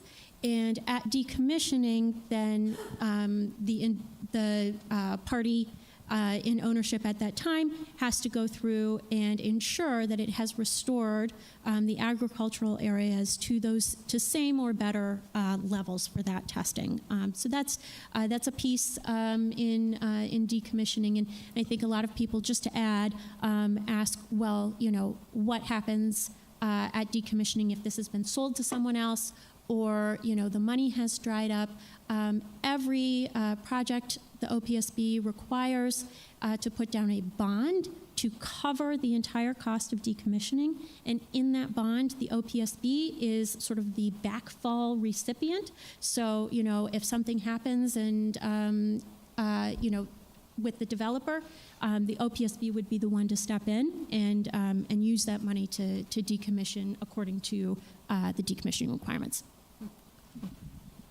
Just to add to Karen's statement, the same is true with drainage issues that might arise during the course of the project and during the construction project as well. If it's a power siting board project, and the under 50 mega ones might not be, but they're required to accommodate, or there's an arbitration provision, I think, for neighbors to make claims if they think their water's being discharged wrongfully onto their property, and of course the company itself is required to restore any tile drainage that they might damage during the process. Not arbitration, is that a complaint process. They start internally with the developer and then can go to the Ohio Power Siting Board.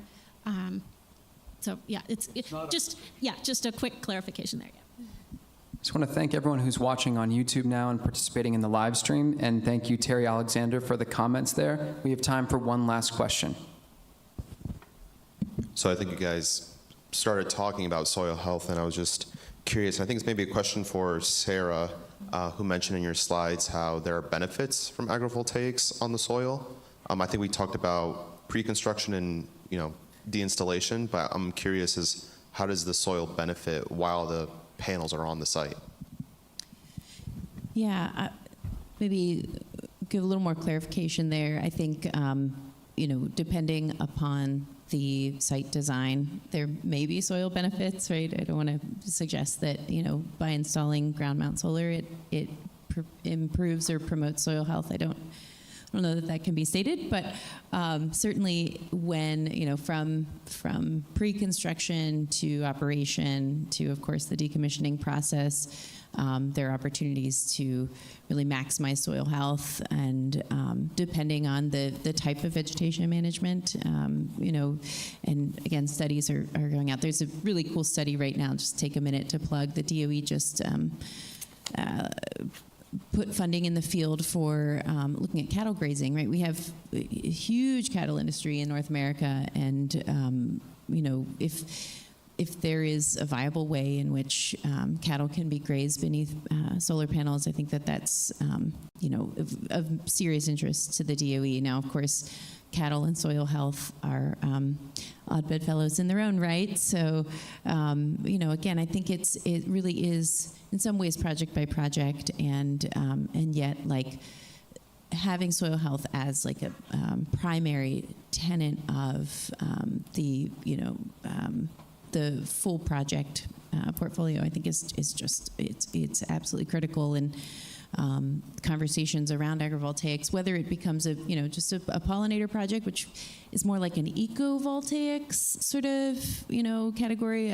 Oftentimes, agrivoltaics is kind of defined by an agricultural product being produced in addition to the generation of power. That's kind of how we, at least at SI2, bifurcate that definition. If it's a pollinator habitat that is improving soil health or mitigating erosion or creating ecosystem services, but there is not an actual product that a farmer or ag producer can create.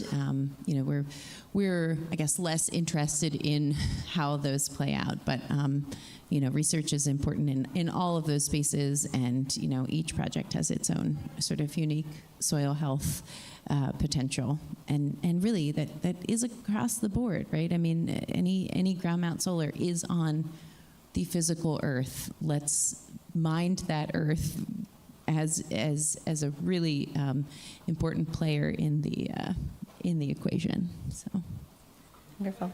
All right, I think we are out of time, unfortunately. There's a wonderful session. Thank you so much to Sarah, Tony, and Karen. We'll give them a round of applause and time for lunch.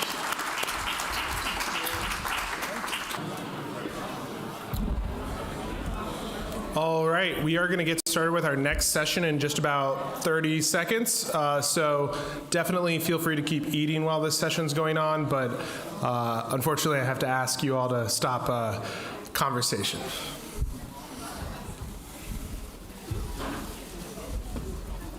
I'm going to wait like 30 seconds.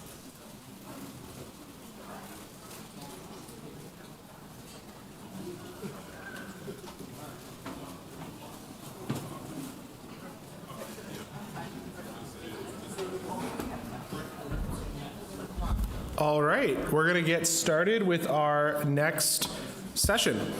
So, real quick, just a quick plug from the OEC. Hopefully you've seen that we have a table out there, but for those of you who are Ohio voters and interested in what's going on in the November ballot, we do have yard signs out there for yes on issue 1 to end gerrymandering. So just quickly noting, if you want a yard sign, if you care about that issue, feel free to stop by our table out there and we can get you a yard sign. So otherwise, we're going to move on to our next session. So, hopefully you've been enjoying lunch. It's now 12:15, well, it's actually 12:17, so we're 2 minutes behind. But it's time for us to begin our lunch session. So, the legal doctrine of standing underpins the jurisdiction of judges to hear cases in their courtrooms. So, at both the Ohio Supreme Court and the U.S. Supreme Court, a variety of cases have impacted how individuals and organizations can bring lawsuits in the environmental context. This lunchtime panel is designed to focus the discussion on what factors judges consider when making decisions on standing, especially in light of recent precedent, as well as a discussion of the information necessary for judges to determine standing in certain complex environmental litigation contexts, as well as a little bit of a discussion on administrative law, because we've had some major U.S. Supreme Court cases on administrative law, too. So our three speakers each approach these questions from different perspectives as attorneys and academics. So Dr. Heidi Robertson is the Stephen W. Percy Distinguished Professor at Cleveland State University's College of Law and Professor of Environmental Studies at Cleveland State's Levin College of Public Affairs and Education. Dr. Robertson has published numerous law review articles on environmental law, energy law, property law topics, and Robertson has been a frequent guest blogger for Crane's Cleveland Business, focusing on the environmental and property-related issues pertaining to regulation of the shale, oil, and gas industry. She is the author of Strategies and Techniques for Teaching Environmental Law. Trent Doherty is partner at Haab Doherty and chairs the firm's nonprofit law and energy environmental law practice areas. Trent assists clients with the full life cycle of an organization, as well as represents residential utility consumer interests, renewable energy businesses, and environmental organizations in cases before the Public Utilities Commission and Ohio Power Siting Board. Before joining Haab Doherty in 2021, Trent spent 16 years as in-house counsel for the Ohio Environmental Council. We're very excited to have him participating in this panel, and he helped create the OEC's Law Center. Trent is also executive director of the Midwest Biodiversity Institute, a nonprofit research and consulting organization focused on the assessment, protection, and restoration of aquatic ecosystems. And then we have, who you may all recognize from this morning, Miranda Leppla, the director of the Environmental Law Clinic within the Milton and Charlotte Kramer Law Clinic at Case Western Reserve University School of Law, which handles various environmental and energy justice matters. Miranda joined the faculty in 2022 to start the new clinic after over 5 years serving as the Vice President of Energy Policy and Lead Energy Counsel, also at the OEC. We're really happy to have both of them back for this discussion as they've moved on to really great things in their career. She led the energy team's campaigns and initiatives to promote and advance clean energy and energy efficiency in Ohio. So Dr. Robertson is going to get us started with an overview of recent major decisions in standing doctrine and administrative law, and then we'll dive into discussion amongst the three of them. So Dr. Robertson, the floor is yours.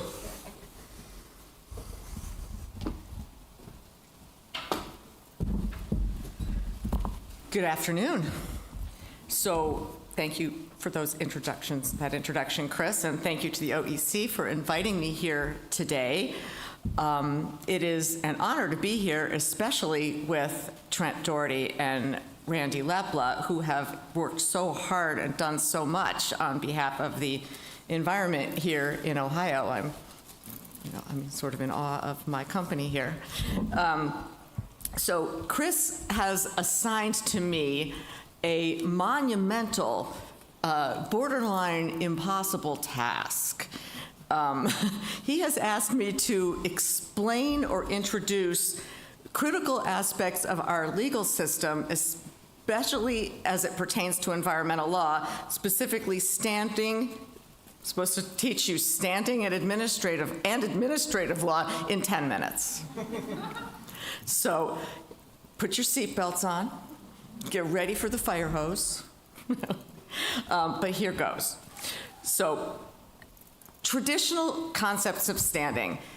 As you know, standing dictates who has the right to bring a lawsuit. At its core, standing requires that a party have a sufficient connection to or harm from the law or action challenged in order to bring the lawsuit. This principle is supposed to ensure that courts only hear cases where there is an actual dispute between parties, rather than a hypothetical dispute or generalized grievances. In federal court, standing is governed by Article 3 of the Constitution, which mandates that a plaintiff must demonstrate three elements: an injury in fact, which means the plaintiff must show that they have suffered a concrete and particularized injury; causation, that this injury is fairly traceable to the defendant's actions; and redressability, that a favorable court decision actually would likely remedy the injury. Over time, this principle has gone through significant modifications and challenges, and I think that's mostly what Chris wants what we want to hear about here. Standing doctrine used to allow a broader range of cases to be heard than the doctrine allows today. This historical broader range sort of reflected a more flexible, more expansive approach to access to justice. And in recent decades, we've seen there's been really a marked shift toward a more restrictive interpretation of the standing doctrine. So one important case in this transformation that you may have heard of is Lujan versus Defenders of Wildlife. In Lujan, the Supreme Court imposed a stricter requirement for showing standing, requiring plaintiffs to demonstrate a direct and personal injury rather than the generalized harm or speculative injuries. And the decision significantly raised the bar for standing, making it more challenging for plaintiffs to bring environmental and other public interest lawsuits. And this trend toward restricting standing has continued, most recently in the FDA versus the Alliance for Hippocratic Medicine case just in 2024, this year. Lujan was 1992. Here in the FDA case, the Alliance for Hippocratic Medicine, the Supreme Court dealt with the issue of standing in the context of a challenge to the FDA's approval of the abortion drug, mifepristone. And the question there was whether the plaintiffs who were medical associations and individuals who were opposed to abortion had the legal standing to challenge the FDA's decision. They were not persons who had or persons who needed an abortion. In the FDA versus Alliance for Hippocratic Medicine, the Supreme Court emphasized the need for plaintiffs to prove that they have suffered a direct personal injury. Again, rather than a generalized grievance. And these decisions underscore that for standing to be established, the injury must be specific to the plaintiff and can't be just a broad concern shared by the public in general. This ruling, of course, has implications for how standing will be assessed in future cases, particularly those involving regulatory decisions and public policy issues like environmental issues for our purposes. Related to the concept of standing is the concept of mootness, which describes whether a case remains relevant and still requires judicial intervention. So essentially, the mootness doctrine concerns whether a court can decide a case if the underlying issue has already been resolved or is no longer relevant. So the court's like the court's treatment of standing, its idea of mootness has also evolved in a way that matters to environmental advocates. In West Virginia versus EPA, which I'm sure many of you know about, the Supreme Court ruled that the challenge to the EPA's regulations in that case was not moot, meaning the court found that the case had an ongoing legal significance. There, the Supreme Court was addressing the scope of the EPA's authority to regulate carbon emissions from power plants. The argument about mootness was linked to some specific changes that happened in the regulatory landscape while that court was coming up through the court system and arriving at the Supreme Court. For example, the challenged regulations had been were part of the Clean Power Plan, or the CPP, which was an Obama-era initiative aimed at reducing carbon emissions from power plants. However, in the interim, the Trump administration had already replaced the CPP, or the Clean Power Plan, with a different regulatory framework known as the Affordable Clean Energy Rule. By the time the Supreme Court heard the case, the ACE rule was firmly in place, and the CPP was no longer being enforced. Because the CPP was no longer in effect, having been replaced by the ACE rule, many argued that the case was moot because the Supreme Court's eventual rule would not affect a current regulatory regime. It would essentially affect one that was no longer applicable. Essentially, they contended that there was no longer an active regulatory scheme left in the case to challenge, thus making the dispute no longer live or perhaps moot.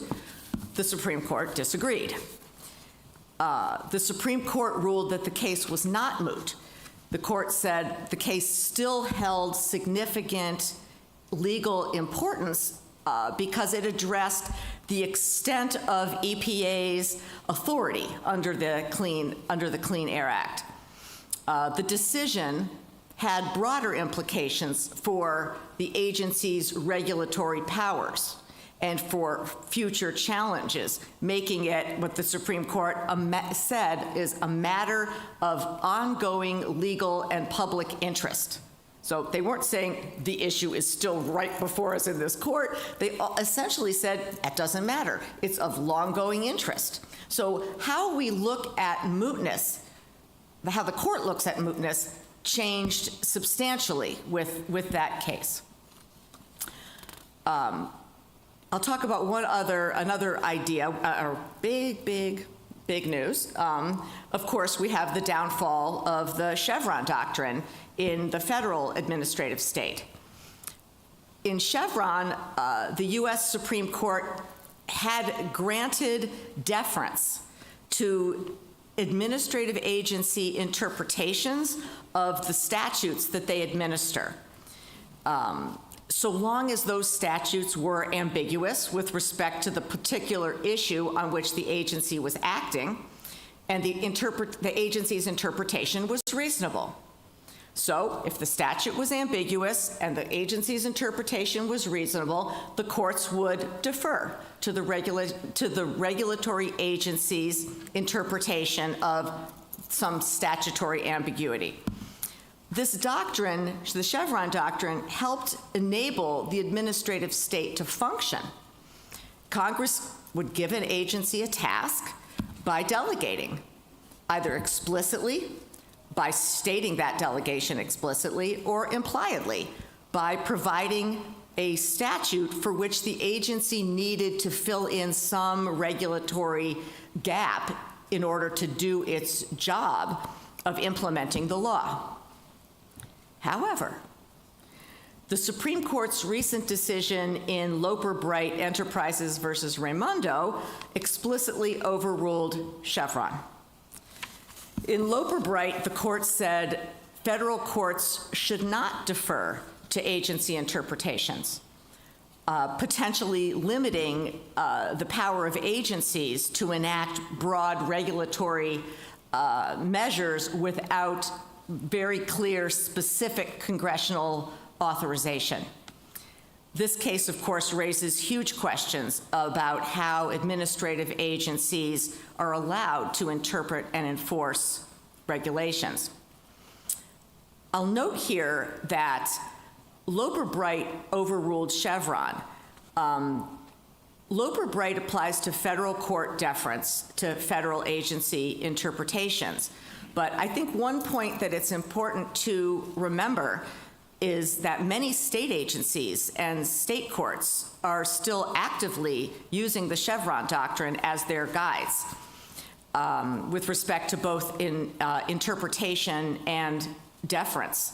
So, you know, the Chevron rule or Chevron test isn't necessarily dead, because as those of you in this room certainly know, what happens in state agencies and state courts matters an awful lot.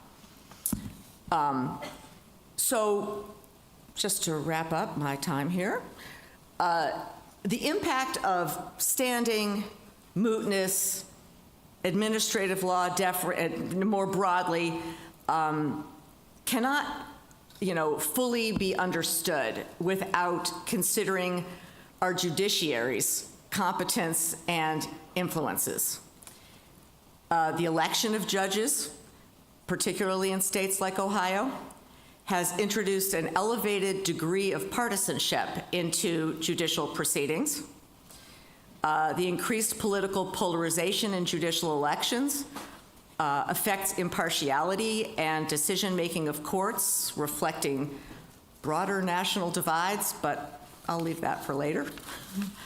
I'll just conclude by saying that what we've seen here in terms of the evolution of standing, mootness, administrative law deference, all of that, does reflect broader changes in our legal system, I think. From the stricter requirements established in Lujan with respect to standing, to the shifting deference deference authority in Chevron and to Loper-Bright, we're seeing a trend towards limiting agency authority, our agency, ability to regulate.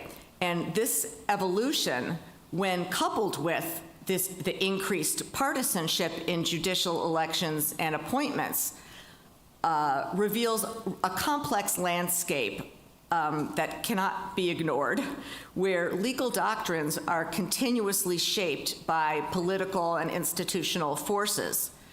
And as we navigate these changes, I would just ask that we remember how they impact access to justice, regulatory oversight, and for our purposes today, how they affect the evolution of environmental law and the resulting protection of the environment. Thanks. I hope that's ballpark. Thank you, Dr. Robertson. So Randy and Trent are going to join Dr. Robertson on the stage. Yeah, you're up here too. Okay. So we have a series of discussion questions we'll walk through, and then there will be plenty of time for audience Q&A. So we're going to start with, since Dr. Robertson has had the mic for 15 minutes now, the first question is mostly just for Randy and Trent. So you've both heard Dr. Robertson review how these bedrock legal concepts have changed over the past few years from a precedent perspective. So in your work as practicing environmental attorneys over the past 2 decades or so, how has this shifting legal landscape impacted how you approach representing clients? Well, thanks, Chris, and thanks for what you said about me. That's great. It's true, but thank you for just recognizing it. So, yeah, gosh, it has been like 2 decades, but it even started in one of the first cases that I've been involved in, what I was involved in at OEC, that the standing issue is front and center pretty much of every case in environmental law that I've ever seen and I've ever been a part of, including that first one where I learned that it is a cudgel that is used by the regulated community when they get challenged, when their permits get challenged by community groups, or when someone's injured by pollution from their facilities. They will use, and have for 20 years that I know of, have used standing and opposition to standing really as a cudgel wielded to do two main things. One, make sure that those community groups and those citizens spend way more money than they expected on it so that they hopefully drop it. If they don't do that, then the timing issue comes in, and then you get either the community group stopping, or you have the issue then of actual mootness, because again, these community groups could not provide, couldn't force a stay on whatever was being built or whatever was being discharged. So it just got to the point where with these standing battles going from one court, going up and appeal to the next court, even if the regulated polluter knew that this community group had standing, as long as you could have a laughable challenge to it, it was something that was really was sort of front and center, and was really where the battle started and sometimes unfortunately ended. You only see that happen more and more. And as an attorney who, for the most part, has represented organizations, organizational standing has been something I've wanted to focus on and broaden it, really used it to broaden that idea, like really who is impacted. And when you have an organization, it focuses on the members of the organization. So it kind of takes what is OEC bringing in a case, but it's really OEC for particular folks that can prove that they're impacted. So the key that I've seen is like, let's try to broaden that out. Let's get folks that are near these facilities, and to try to provide the science really to show that they're going to be impacted, even if there's in a traditional standing that's been a hurdle. So that's sort of where I've seen it, is like you really need to start working to broaden that standing, especially when there's organizations. Yeah, so I agree with all of that. That's 100% my experience too. The things that I would add in addition, I was at a large law firm when I started my career, so you're doing your best and trying to defend your clients as best you can. And so going after standing is an obvious choice, right? If that's something that may be able to get that kicked out, it's obvious why companies go after that and organizations go after that. And then I want to go into, then I was dealing with organizational standing when I was a nonprofit attorney with Trent and Chris and Nathan back there at the OEC. And so the standing component for organizational strategies is super critical. And I agree with Trent. We really should focus on expanding that, because that's often the best bet you have to get some important work done for communities, because we have a better shot often at some of those standing requirements as an organizational, standing for organizational purposes. And then now I'm at Case Western. We're an environmental law clinic. We take on clients. We have everything from individuals to nonprofits to community groups that we represent. And, Heidi talked about this kind of toward the end, but access to justice is a really serious issue. And what Trent was talking about with companies and organizations going after standing, even if they have a laughable chance at it, they can go after it and bleed these organizations and community members who are being hurt very badly sometimes, and often they don't have the resources or capacity to pay for those legal services. We're a pro bono law clinic. We're very lucky to be able to provide resources to people that they otherwise wouldn't have the ability to have. And one of the things that I find really difficult and frustrating, and actually one of the reasons I left OEC to come start this environmental law clinic, is because we do not have enough attorneys to give those resources and provide those legal resources for individuals and nonprofits and community groups who do not have the financial capacity to bring these suits or to defend their communities against polluters or people coming in and doing things that they're not supportive of. So I think it's really critical that we find the best ways to do this. And I guess as far as watching this all develop over the 20 years or so. I appreciate Chris. I'm not quite 20 years in, but it was an average. I like that. I think it's so important to find a deep connection when you're drafting legal documents to tie your client directly to this and show exactly how they're being impacted. And we have to be super thoughtful about that as attorneys. So a similar question for you, Dr. Robertson, and then Randy. Can I first ask them a question? Sure, let's go. You know me, I'm going to just derail Go for it. you. Go for it. That's what I do. Go for it. Okay, so I just wanted to say two things just to respond.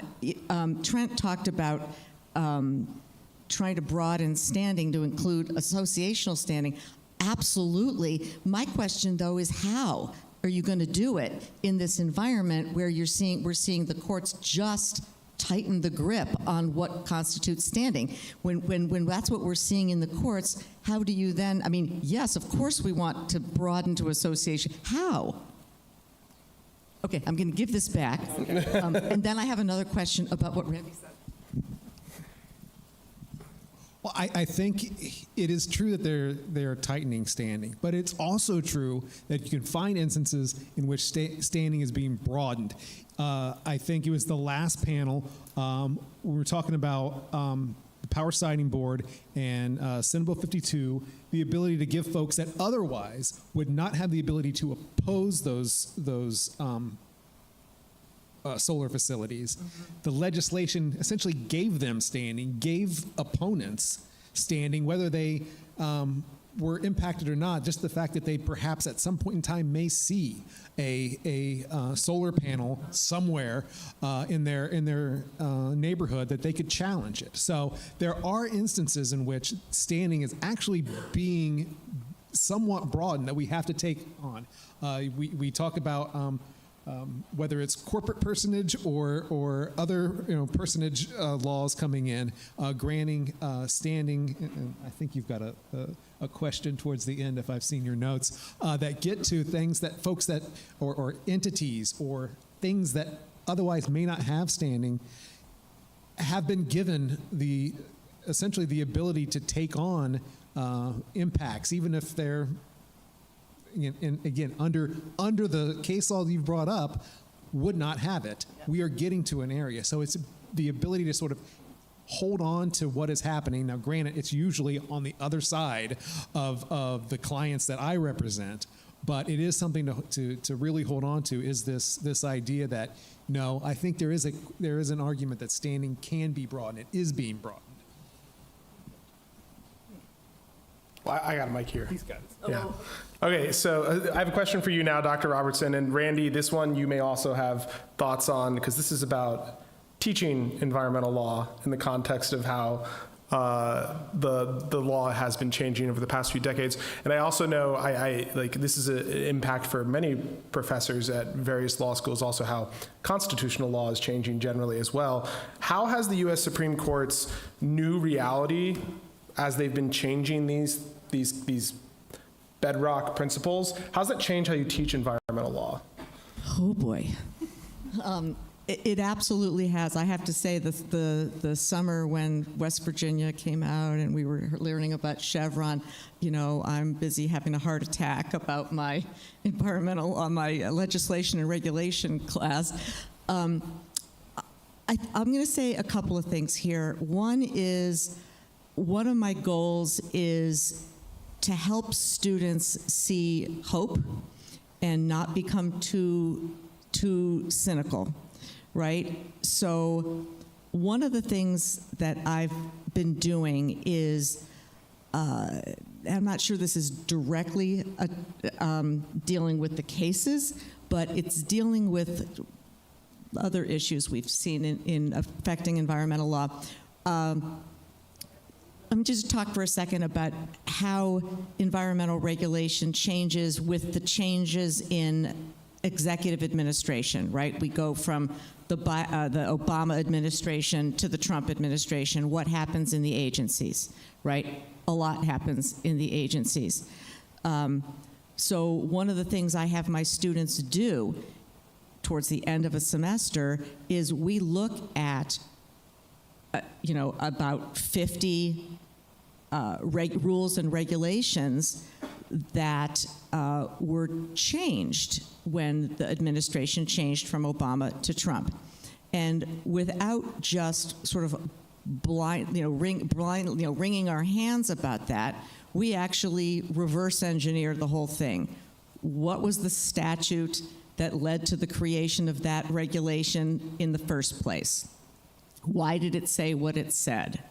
What was the mechanism, how did the agency justify it? So we look all the way at that. What was the mechanism that the new Trump administration used to dismantle it? Was it a new administrative rule? Was it the Congressional Review Act? Was it, putting it on a non-enforcement list? What did they do? And then we talk about how should there be a new administration that wants to flip it back? What are the legal mechanisms that could be used? So I try to present these changes in a circumstance of, so students are armed with both knowledge and hope and ideas for how they can move forward, how the law can move forward. Does that answer your question? Yeah, it's an answer, yes. Randy, do you have thoughts? Yeah. So again, we do have class. Some of my awesome students are here and on virtual. We do have class twice a week, even though we are a clinic. We do talk about substantive concepts that they need to learn to make sure we can properly represent our clients. It was really hard. I've only been teaching for a couple of years, as my students know. And 2 years ago, I remember the first semester, kind of what Heidi was saying, them looking a little sadder as I talked during class. And so we came up with a concept of climate joy. So kind of like Heidi's saying, we don't go through that, analysis because we don't have capacity or time in our semester, but we start every class with climate joy. There are days where I go through the class period and think I need it at the end also. But it's a really important thing to arm us both with creativity and with joy. And there are things that are good that are happening. There are great things happening in the state of Ohio, regardless of what's happening sometimes that we see at the State House, like Senate Bill 52 that we've talked about today. So I think it's really important to make sure we're having that conversation with our students. And as far as the syllabus, I was joking with my students. I was like, "Whew, wait till we get to Chevron. I'm pretty sure I know what I'm going to say." So it is. It's really we are watching cases develop in real time. So it's a really interesting time to be in this space and in these places, because as attorneys, we're able to help come up with creative solutions to hopefully influence how it does eventually develop. So I think it's a really important component. I'm not saying I have all the answers. I'm very clear about that right at the beginning of class. But we are there to try to get to the best place we possibly can for public health and for the environment based on how we can wield our legal skills. Thank you both. So next question for all three of you, but we're going to start with Trent. I think Trent will have a thought on this one. So let's talk about standing more specifically. Whether an individual has standing can be an incredibly complex determination, especially in the environmental law context. So you have to understand the science of air or water pollution. That can require years of education. You know, judges may be hearing from experts on the stand, those sorts of things. How should judges be approaching assessing whether someone has standing if they don't necessarily have a deep background in the science?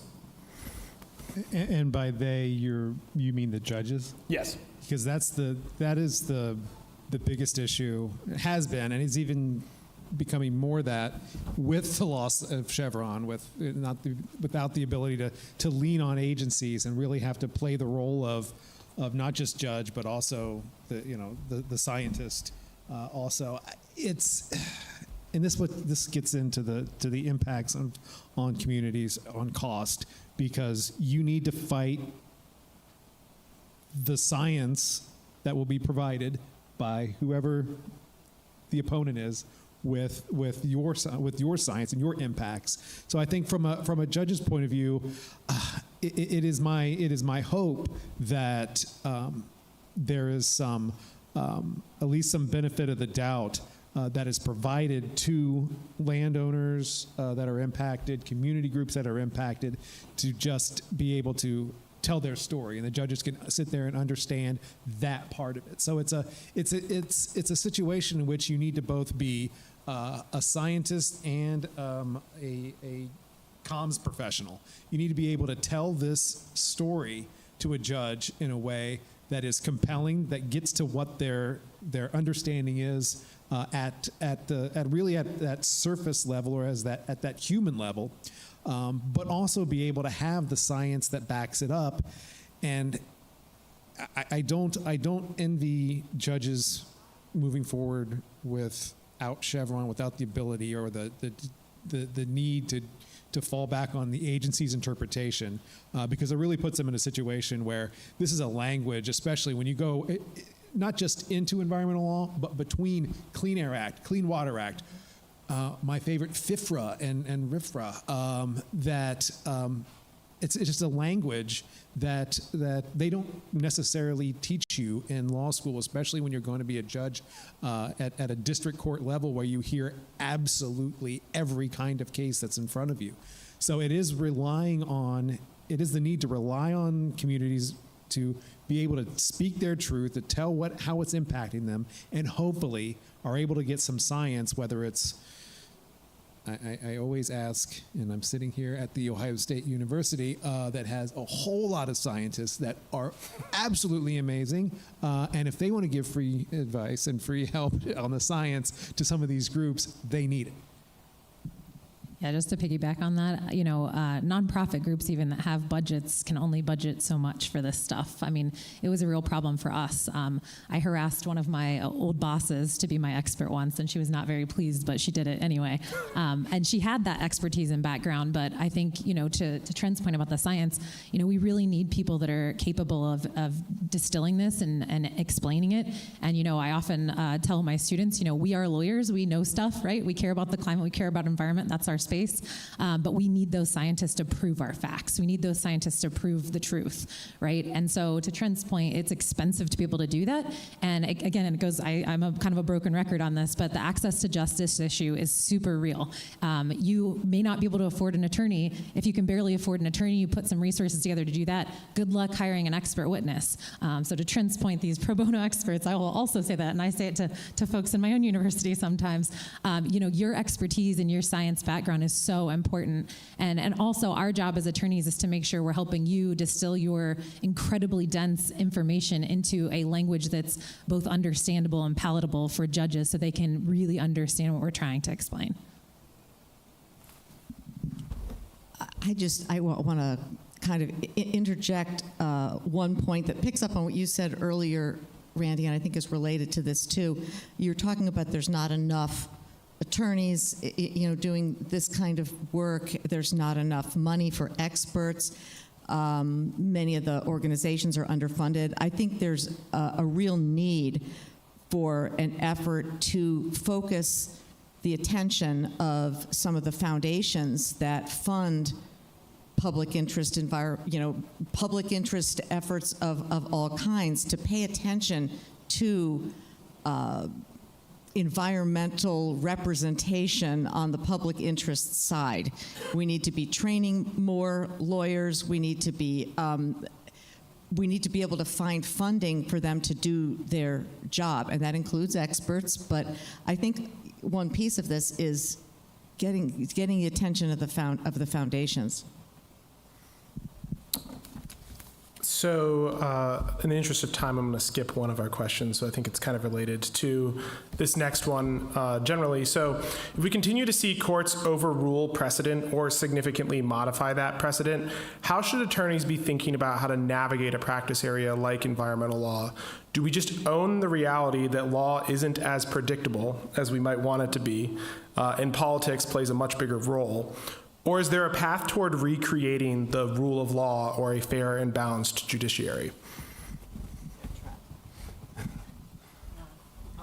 Well, I think I kind of touched on where I would take it with this, is that, yeah, you're going to need to adapt, and like I said before, you're going to need to become, especially it probably would fall on these groups that you need to make sure that you are.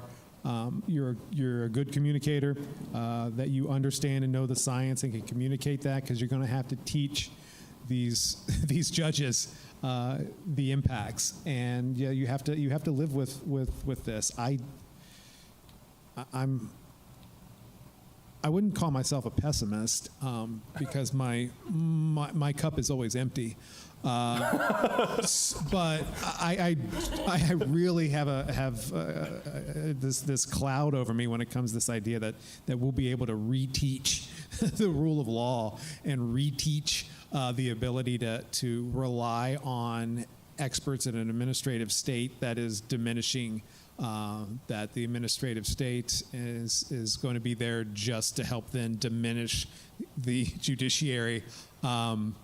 Yeah, I don't know what kind of joy I can throw into that, but that's sort of just where I am. I think it's one where you just you have to play the role, and I know she's already been brought up, and she made the mistake of providing a little bit of eye contact, but folks like Kathy Kowalski that tells the story out there and can help do that education of the judiciary from an outside journalistic perspective is another part that's needed, because it's like we're starting off from the beginning, that pollution's Look bad. at the mic. Pollution's bad, and why, and that's what we have to get to. I was going.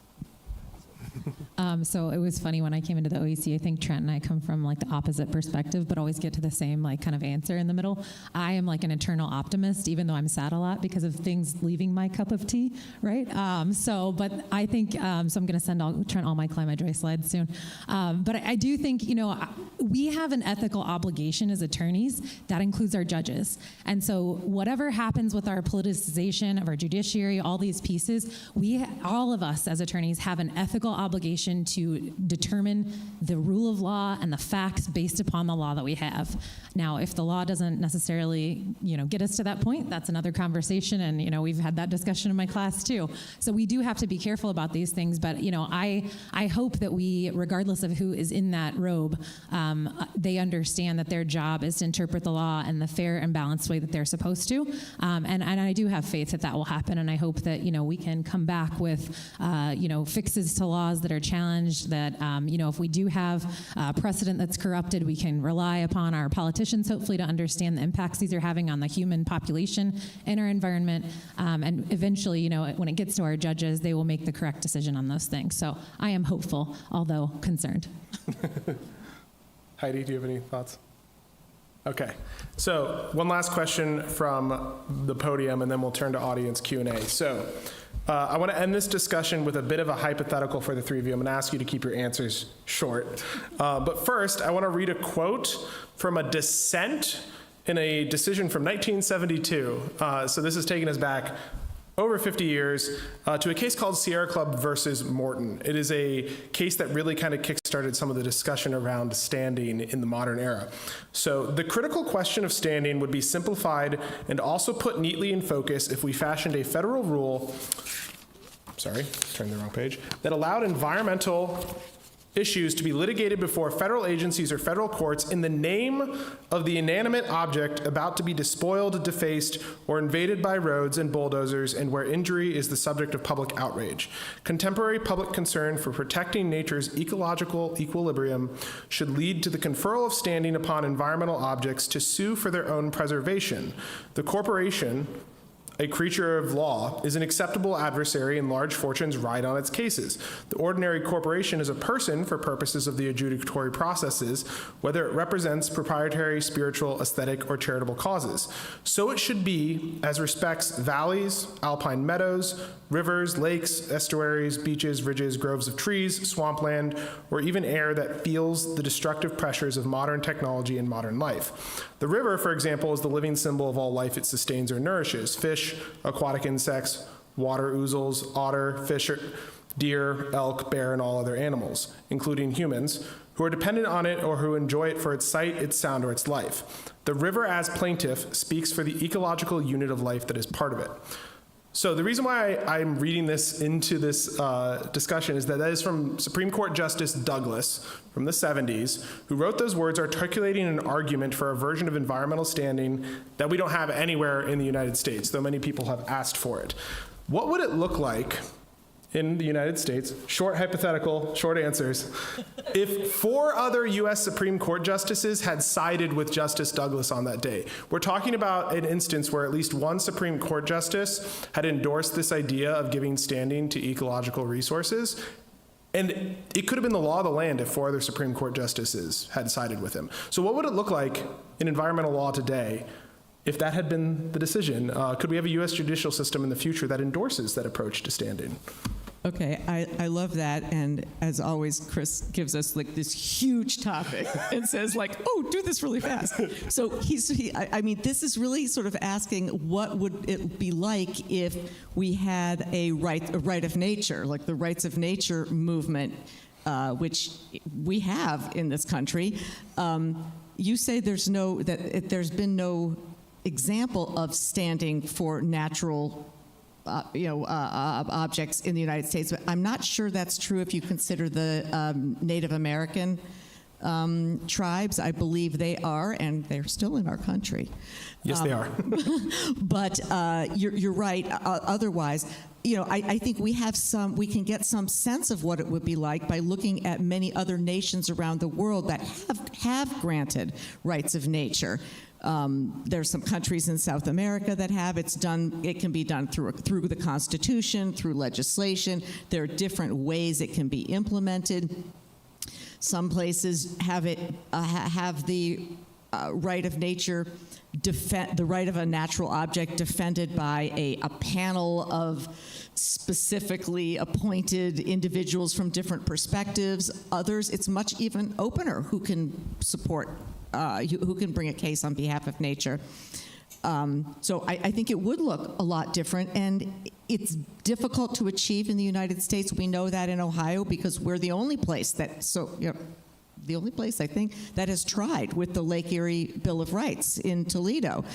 Got struck down. But, yes, that it's taken a long time for people to pay attention to it. But we see it in other parts of the world. Perhaps the native tribes are doing it. Maybe we'll see it. I think it's not, it's not such a out there idea anymore. I think we'd be in a better place most likely, but it's a hypothetical for a reason. We don't know who would have challenged it. We don't know what our setup would be. Like Heidi was saying, like who would bring those claims. This is such an interesting idea. And like Heidi said, we did try this in Ohio, and Community Environmental Legal Defense Fund has been fighting for a rights of nature concept for 25 years, I believe. And so, what I think, and this is slightly off what you were asking us, but if we continue down this path that we're on with environmental degradation that's impacting and ruining public health, we are going to have something like this, or else we're going to ruin ourselves. And we're really on that trajectory right now if we don't do something about it. So, whether or not we end up in this space and this is what fixes it ultimately, I think, hopefully we're able to prevent some of these things that are happening sooner, so we don't have to get to a place where that's the only option, but at some point it may be. And so we really need to think about this hard as a concept, and I'd encourage everybody, if you haven't looked into this as an idea, to do it. So I loved this question. It's a really great quote. If we had 4 other justices that sided with William O. Douglas, we would have well-funded organizations like the Puppies for PFAS, like Rivers for Radium. We would have the same folks that we that we are suing every single day flip it on us and put their money towards showing that these inanimate objects want this pollution, want these impacts. And I have to end it with the cynical side. I'm sorry. My cup is dry when it comes to it. I hope that is the joy, that I do hope it does turn out the way you say it, because that is exactly what we need. That is organizational standing. That is, organizations like the OEC that have been given an okay by the IRS to have a purpose to protect the environment should be able to actually go and protect the environment in the ways that they need to do it. But let me go back to climate joy. So thank you. I think Trent does bring up a good point, though, that there can be an idea that is very good, but there could be a downside to it. And Trent, it's a good flag. If we ever did pass a constitutional right of nature, we'd want to protect against that in the language, maybe. All right, we have time for audience Q&A, about 10 to 15 minutes. Questions? Joe is going around with the mic. Puppies for PFAS, huh? Just think of that. Hi, I'm Ellie. I'm one of Randy's clinic students. My question goes back to the discussion related to standing and the role that we as advocates play in distilling complex scientific information. My question relates to how you distill and explain when bad science that looks really compelling and is well-funded is presented before the court. And we could speculate as to whether that's done in good faith, but regardless, when you are not an expert, it can look just as good as science that's coming from a good place. So my question is how you tackle that problem. They have to listen to me too much. This is on you. Yeah, I mean, you have to battle science, bad science, with more and more science. Yes, and as I said, you have to utilize not just the experts you're able to get a hold of and some of the science you're able to get a hold of, but you need to utilize all those folks with communications degrees that can help you provide that story and really teach, whether it's the judge or teach the administrative agency, the impacts to you. And I think you're even the most well-funded environmental organization does not have the money that can outlast a regulated entity that has so much on the line to get whatever facility built or whatever done. So you have to rely on the fact that it's not just, you're in the court, but there's also the court of public opinion. There's also, political avenues. You need to utilize all of that together and to help shine the light of the bad science on there. Because if you just leave it to a battle of one science against the other within a courtroom, you're gone. You're done. You're not going to be able to make it.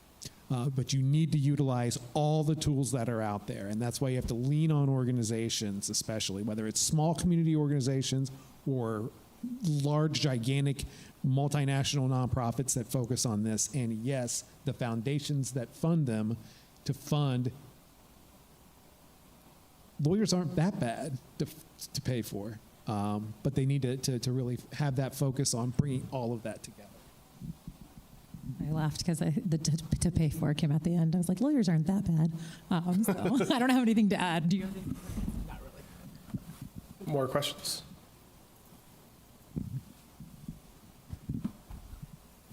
So you talked, you talked a lot about individual standing and mentioned a little bit organizational standing. So I was just wondering what kind of threats you see to organizational standing, if there are any, and where do you see that developing? As you said, there's this kind of hostility to expanding standing generally at this moment.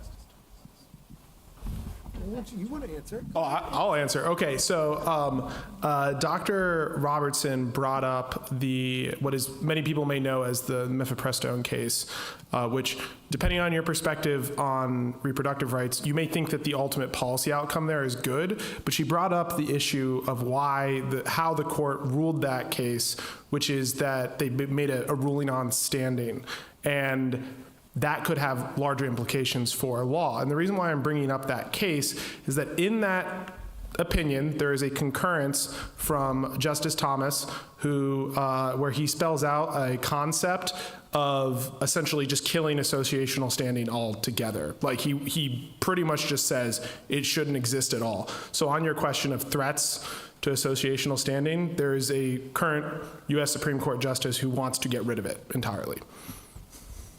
I don't know if either of you have anything to say on that. Perfect answer. I don't have anything to add.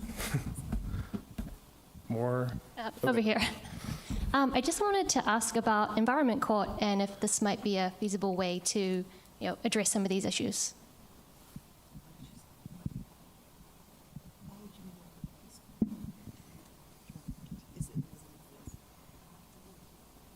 Okay, hi.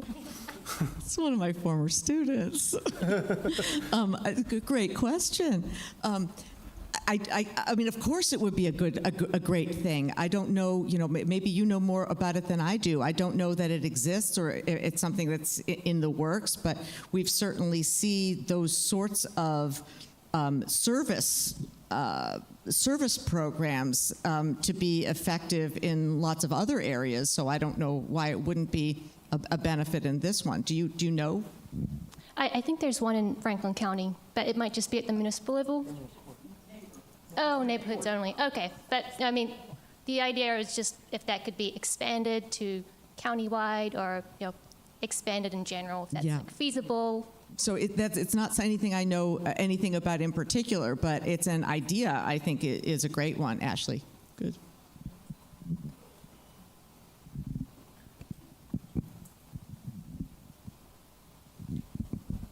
This might be a silly question, but what about taxpayer standing? And has that been tried, like, in the environmental space? Go ahead. Well, I don't know of any place that it's been attempted, but I think it's a great idea, right? Our money and tax dollars fund a lot of things that we don't necessarily agree with. However, I think it's such a broad concept. I can only imagine the number of suits that would start popping up all over the place if you did have taxpayer standing. I'm not saying it's a bad thing. I'm just saying I think you'd have a proliferation very quickly of attacks on all kinds of things. I don't know.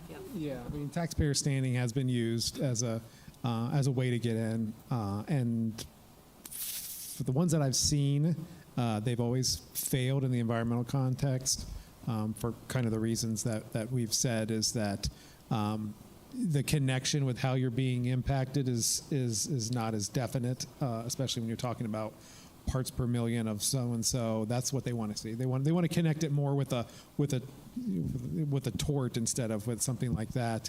But again, as I brought up, I think there's there's taxpayer dollars that go to essentially fund as tax deductible donations to organizations like OEC. That it's the fact that that's the use of that taxpayer dollars is to give to organizations to do this, to protect it. So whether a member can show that they're impacted by those parts per million shouldn't matter. It should be the organization that is dedicated to doing those things and has been recognized by the federal government that they are doing that.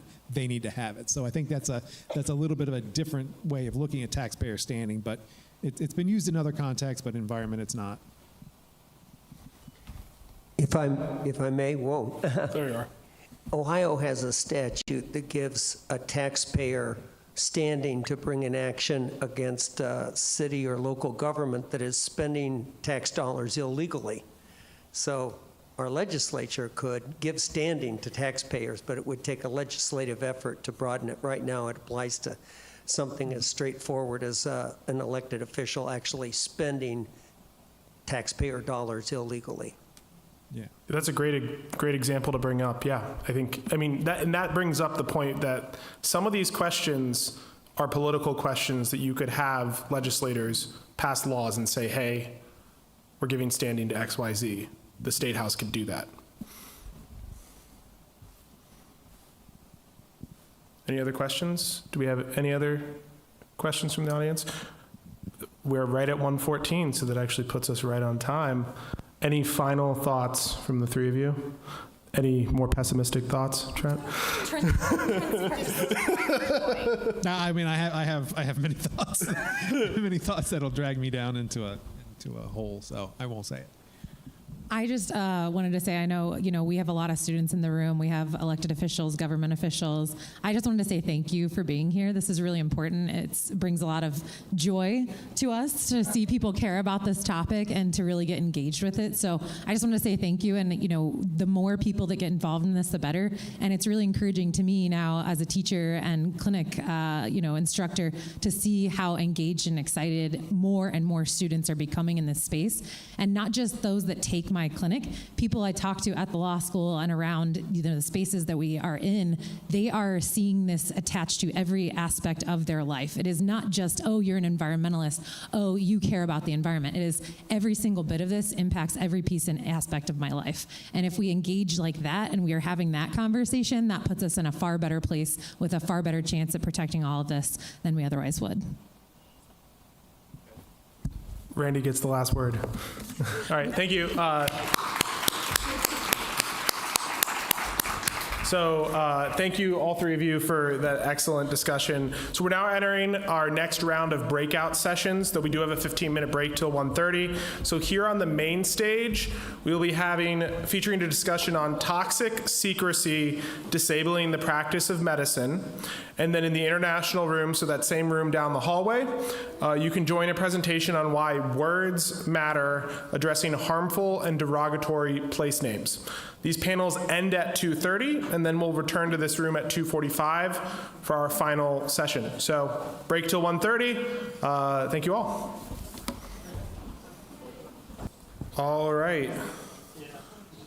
So hopefully you are in this room because you're here for toxic secrecy, disabling the practice of medicine.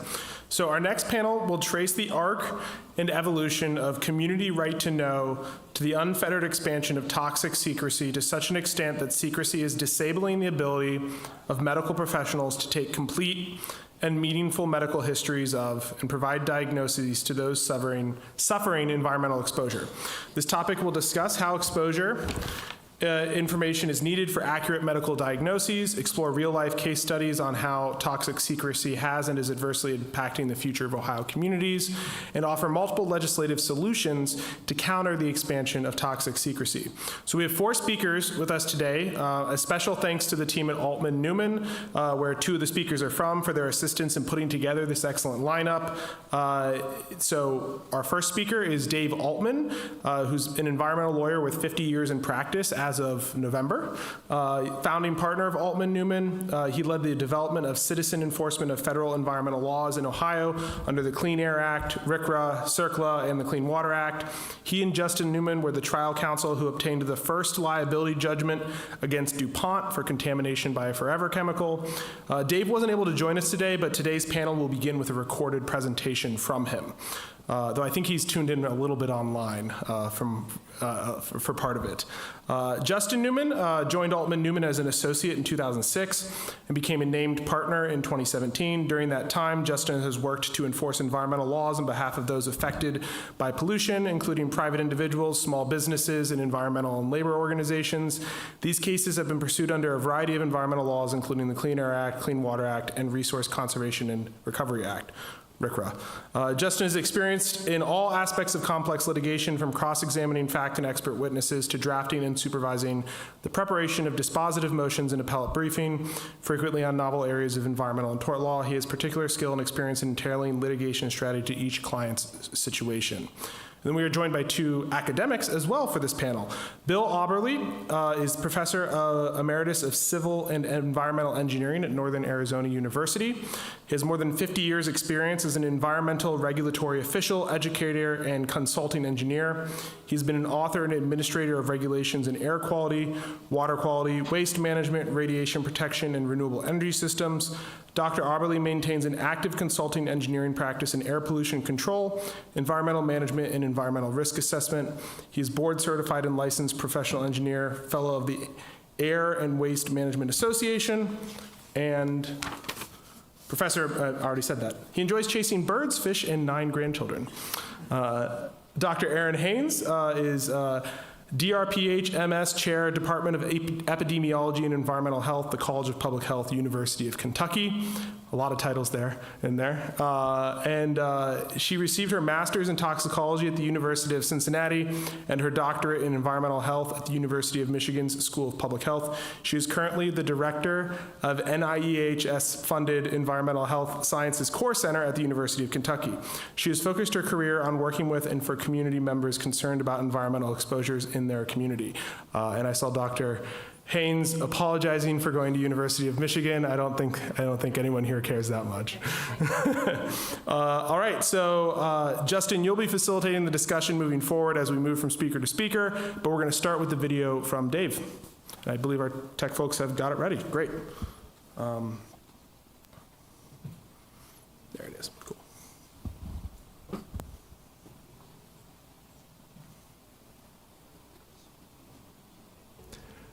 The right to know about environmental threats goes back to common law. The common law provided for damages when a legally defined injury occurred and provided for equitable relief, such as injunction, under certain circumstances. You earn the right to know by being injured. Starting in 1970 or so, the U.S. began passing a group for equity. Thank you, Ohio Environmental Council and the Environmental Professionals Network, for the opportunity to talk about 3 pretty important and interrelated environmental issues. First is the right of people to know about the environmental chemicals to which they are chronically or acutely exposed. Second, the reasons these rights to know are disappearing. And third, how these hidden chemical threats may be impairing your ability to get medical treatment for yourself or the people you care about. The right to know about environmental threats goes back to common law. The common law provided for damages when a legally defined injury occurred and provided for equitable relief, such as injunction, under certain circumstances. You earn the right to know by being injured. Starting in 1970 or so, the U.S. began passing a group of federal environmental laws. Here's the important thing to today's discussion. The goals of those environmental laws in the United States are prophylactic. They're preventative, ideally. Congress gave us 3 ways to enforce these laws I'm just going to mention here: the U.S. EPA, state EPAs, and direct citizen enforcement. It's a key feature. Direct citizen enforcement is part of almost all of those laws that were passed. In 1970, the Clean Air Act, for example, expressly required chemical, quote, exposure information, end quote, to be made available to the public under 42 U.S.C. section 7414, subsection C. The Clean Air Act allowed trade secret protections, of course, but Congress expressly said, quote, emissions data, end quote, could not be a trade secret. The regulations under 7414 generally define emissions data to mean information necessary to determine the identity, amount, frequency, concentration, or other characteristic of any emission. See 40 CFR 2.301 for those of you that are lawyers taking this course. The Clean Air Act and many other environmental enforcement statutes had savings clauses that preserved common law protections. That means you don't have to choose whether you want the compensation if you deserve it under common law or whether you want protection under federal statutory law. Hence, you can use the laws to prevent further damage, and you can also seek compensation for injury that has already occurred. State laws and regulations, of course, similarly to the U.S. law, provide for trade secret protections. But here's the flaw in the interplay between trade secrecy and the right to know, is that states and even the federal government do not scrutinize secrecy requests unless and until there is a challenge. And exposed people do not know the need for a challenge if they don't know the secret that may present a threat to their health or the environment. It is easy to see how the elements of causation in tort law are destroyed by secrecy. Unless, of course, the big exception is people that have catastrophic direct and acute exposure and their bodies are able to be zipped into body bags. And what I mean by that is think of Bhopal, India, and the MIC or methyl isocyanate exposure that killed thousands in 1984. The American tort system does not work so well with chronic exposure to secret chemicals. Remember, setting aside legal standards needed to recover damages and compensate victims, the goals of the environmental laws in the United States are prophylactic. Now, these statutory federal laws try to prevent catastrophic or individual injury to mitigate or eliminate the need for damages. This puts a premium on the practice of public health and raises the issue of chronic exposure of people who are already vulnerable because of disease or age. For example, air pollution that may not bother other people may be very, very damaging to a group of children who are asthmatic or have other health effects, or a group of old people who live in the area of the polluting facility. So think, for example, of immune system suppression, aggravation of the immune system, or aggravation of pre-existing medical conditions, along with thinking about whether the pollution directly causes some disease or injury. It can make your life more miserable and aggravate all the things people who are vulnerable already have to deal with. To understand these issues further, think of an asthmatic having a bag over their head while someone blows smoke into the bag. This is the experience of many fence-line people around chemical plants with significant fugitive emissions and emissions that, for whatever reason, escape the controls that may be required for air pollution. Keep in mind the asthma victim who is constantly having PM 2.5, that's the small stuff that gets deep into your lungs, released by a neighboring factory in waves, rolling across their property and entering their bodies and their homes. Think of it particularly during air inversion conditions. Dr. Bill Auberly will explain more about this phenomena. Let's sharpen the problem by considering 3 quick cases that illustrate why people need to know about their environmental exposure. First is Thalchem. Thalchem was, at one time, the biggest unlicensed polluter in the state of Ohio. The residents of St. Bernard, Ohio, were bedeviled by Thalchem's blue dye and ammonia smells that made outdoor life intolerable and led to the city of St. Bernard actually canceling Halloween one year. The smells and the blue dye made this a classic nuisance. But when we took depositions in the case, it turned out the real danger, deadly danger, was a proprietary and highly carcinogenic chemical that was entirely masked by the blue dye and the ammonia smell. Second, many of you may know about the discovery of forever chemicals in the southeastern part of Ohio.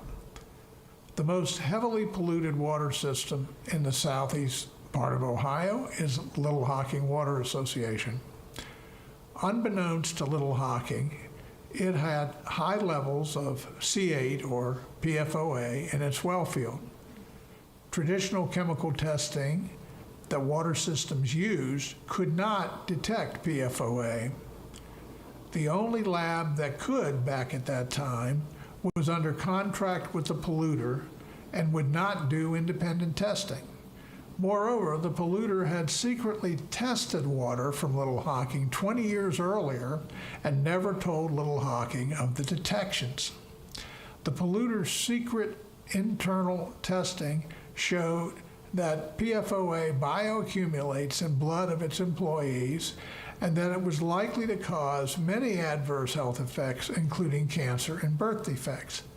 None of this was disclosed to the public, and the polluter continued to use the chemical for decades and to pump and dump C8 into the environment. After Little Hocking won a judgment against the polluter for trespass, the polluter was found liable for a large number of cancer cases that were linked by evidence to the drinking water. Those who suffered from cancer and died might have had a different outcome if the polluter had revealed what it knew when it knew it. Of course, the polluter was DuPont. Third, the failure to provide information about known threats unfortunately extends beyond corporate polluters to governmental professionals and elected officials. Our Cincinnati-Hamilton County sewer case is a prime example. When the federal court demanded that the Metropolitan Sewer District of Cincinnati clean up sewer discharges that went into tens of thousands of basements around Cincinnati, because the basements were being used as involuntary surge tanks to the sewer system, the MSD called it a water in basement program, never revealing that the human waste and water also contain industrial chemicals from industrial facilities upstream on the same sewer line and contain every known and unknown unnamed virus, including HIV and COVID.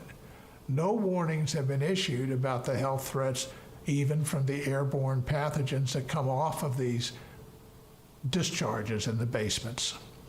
These three cases show the dangers of not knowing. Without understanding what the polluter already knows, people cannot link otherwise unexplained symptoms and diseases to help their treatment or eliminate their symptoms by ending or limiting their exposure. Without this information, they cannot disclose it to their doctors. Now, this is important because 70 to 80% of medical diagnosis is history provided by the patient. Medical doctors generally do not know, unfortunately, how to take an environmental history because they are not trained to do so. Even occupational doctors don't know how to take an environmental history, even though they can take an occupational history. Dr. Haynes will further explain this in more detail during her segment.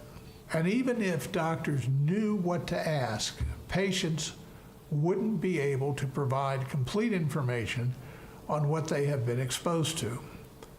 Moreover, state and local health departments have stopped practicing public health when it comes to environmental exposures in their jurisdictions.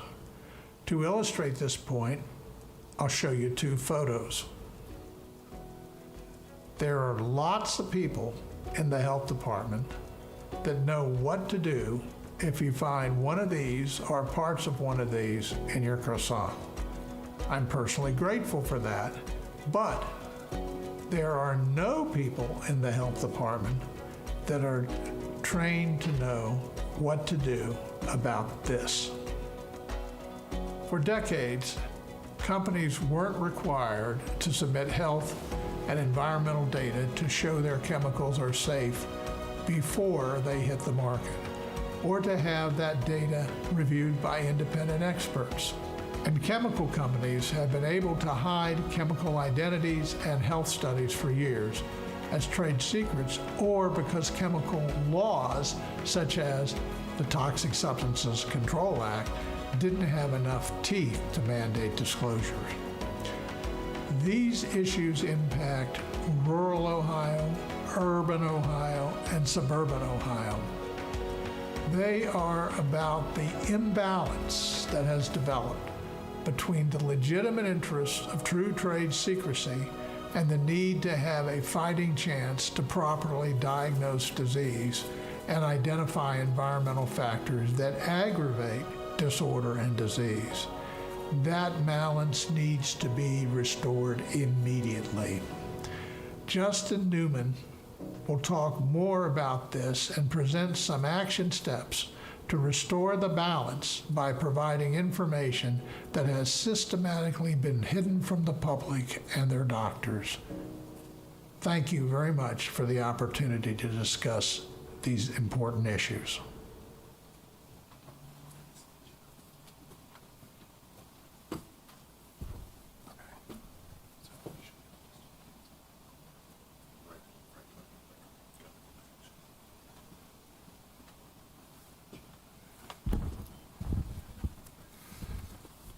Good afternoon. Are we all staying awake this afternoon after lunch? Good. Thank you, Dave. And Dave is with us, although obviously that was a recorded. He's with us, and I think he'll be able to participate in the panel discussion. Thank you, Chris, Justin, for inviting me to join you this afternoon, and for an excuse to return to Ohio. I've been gone for many years, but still get back here pretty often. I have a son, a daughter, and very recently a grandson who graduated from Ohio colleges and universities. And so I have reason to get back here with some frequency, and here's another opportunity and excuse to be here. I do maintain my professional engineering license as an environmental engineer in Ohio, and am still involved in a number of environmental issues, have been over the years, from Norwood to Parma, from Cheshire. Some of you might be familiar with the famous Cheshire American Electric Power matter, in which I was the principal consultant for the village of Cheshire, and we can talk about that if you so choose, and to Lima. I've worked over the years in many places in Ohio, including as a regulatory official for a number of years. I've titled my remarks today, Who's Paying Attention? As a question mark. I want to simply accomplish 2 things today. One, I want to try to convince you that when we extract material from the Earth's crust, pumping, mining, however we are getting it out of the Earth's crust, we damn sure better be paying attention to that material until it returns to the Earth's crust or goes someplace else. But for the most part, it's going to get back to the Earth's crust. We better be paying attention to it throughout its time when we are using that material for whatever purpose. And my second point is that our governance in the United States does not adequately protect our public health or the environment from threats associated with materials that we're not paying enough attention to.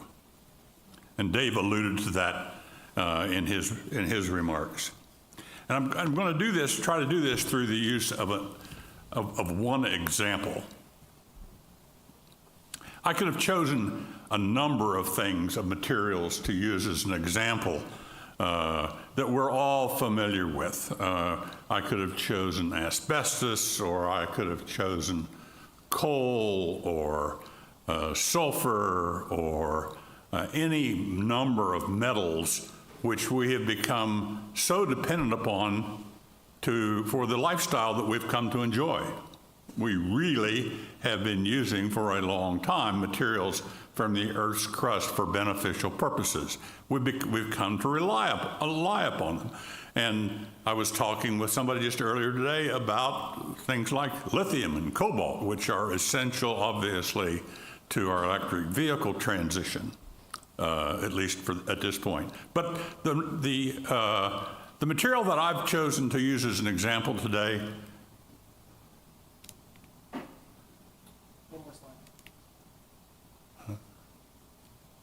That one. It's salt. Sodium chloride. Sodium and chlorine. And I'm splitting this in half because I want to use chlorine as my example of a material that we extract from the Earth's surface. This is where chlorine comes from. It comes from thousands of salt deposits all over the globe. The largest salt mine in the world actually is in southern Ontario, not far from Ohio. And that's where we get this stuff. And I could have chosen sodium, but I'm going to focus on chlorine as an example of a material that we should be paying attention to. It's wonderful stuff. We use chlorine for many, many, many purposes, in addition to being salt on our kitchen table and in our food preparation and many things. These are all materials that we're familiar with where chlorine is an essential element in preparing these materials. And we use them, obviously, every day. It's great stuff. It's a powerful disinfectant, as you can see up here. And it's used for many purposes, including PVC pipe, polyvinyl chloride pipe, right? And many, many other applications. It is great stuff.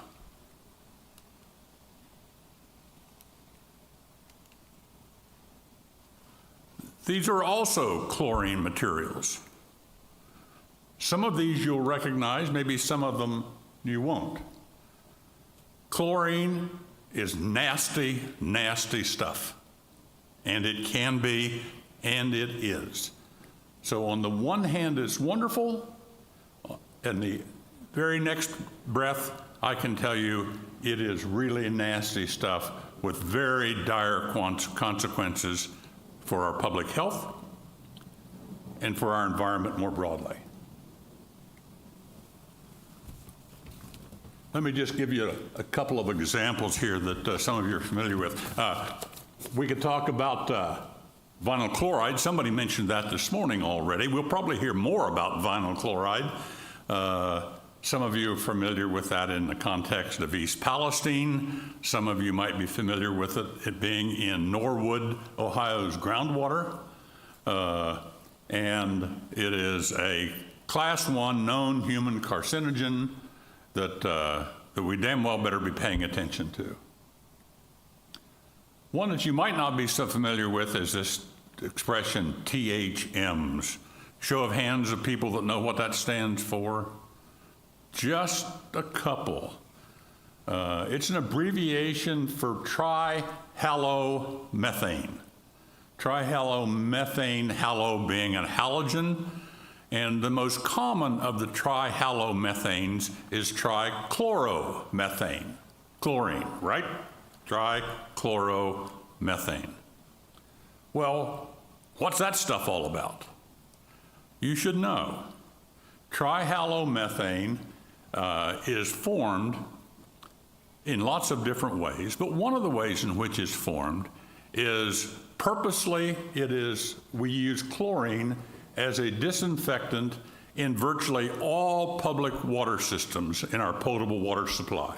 So when engineers are beautiful people, by the way, and I'll start with that. And we're the ones who design water treatment and water distribution systems that get water to our drinking fountains and our bathrooms and all of our potable water supplies. But the systems that we designed to get our drinking water, our public water supply, from a central processing plant, treatment plant, to our homes, offices, and the like, they're not perfect. They get a little bit of infill and infiltration into our public water supplies, and we get these microbes that find their way into our water systems. Well, we don't want these nasty microbes in our drinking water. In fact, we have a Safe Drinking Water Act that says we need to be protecting the water that we are consuming. So what do we do to protect our drinking water from these microbes? We put chlorine in the water as it leaves our water treatment plants so that we have a little bit of chlorine to kill those things that find their way into our water supply. Unfortunately, that chlorine reacts with those organisms, and a product of that reaction is trichloromethane. So when the water arrives at our house, ideally, the free chlorine doesn't exist anymore.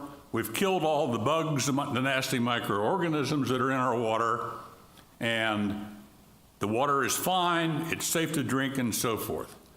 But what if we put a little too much chlorine in? We're a little cautious. We want to be protective of our health. Well, what happens is we end up with an excess concentration of trichloromethane. And you say, what's the big deal? The big deal is trichloromethane becomes a gas in our hot water tanks. It becomes a gas in our showers, and we inhale it. That ain't good. Specifically, according to the literature, it says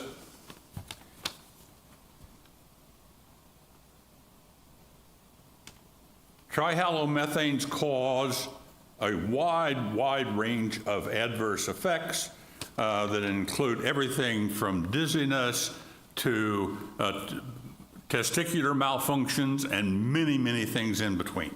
And the public health professionals and the physicians in the room can speak to that. Who's responsible for that? And the answer is there is no regulatory authority that exists that is looking out for the inhalation, protecting human health and the inhalation of trihalomethanes. But we got a whole bunch of people that are paying attention to chlorine. All of this alphabet soup of agencies, some of whom are represented in the room, I know, all have some role in managing public health and environmental risks associated with chlorine. What's the problem? The problem is, with all due respect to the fine professionals that work for these organizations, they don't know each other for the most part. These are just the federal agencies, right? The professionals, for the most part, don't know one another.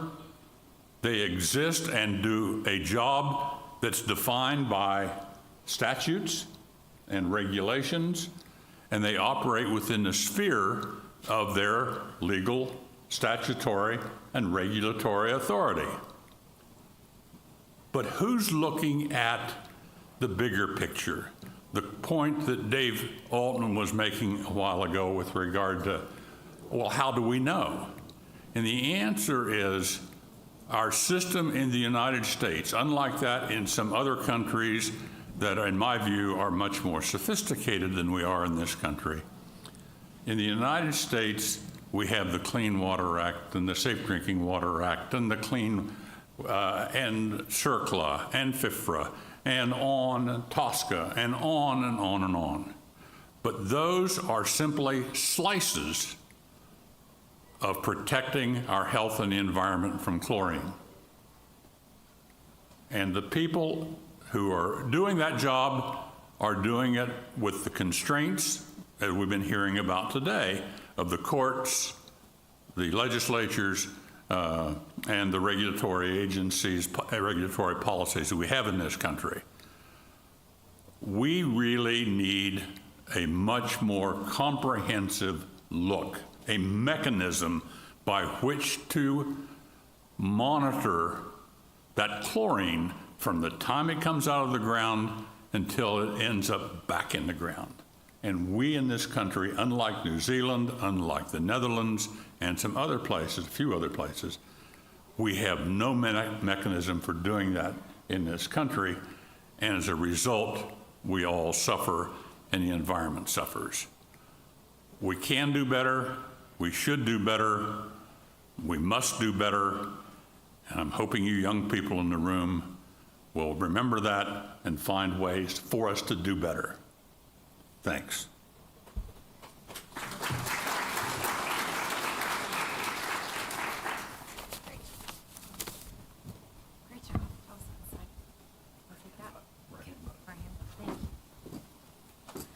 Wow, thank you so much, Bill. It's very interesting. So I'm an environmental health scientist. I live in, so I really appreciate being here, hearing the legal aspect, the environmental side. It's a world that I don't go into as often. I'm in the health arena, but I'm really appreciating the conversations and the meetings here. So keep going, Ohio Environmental Action Council. Keep it up. I hope to come back to your events.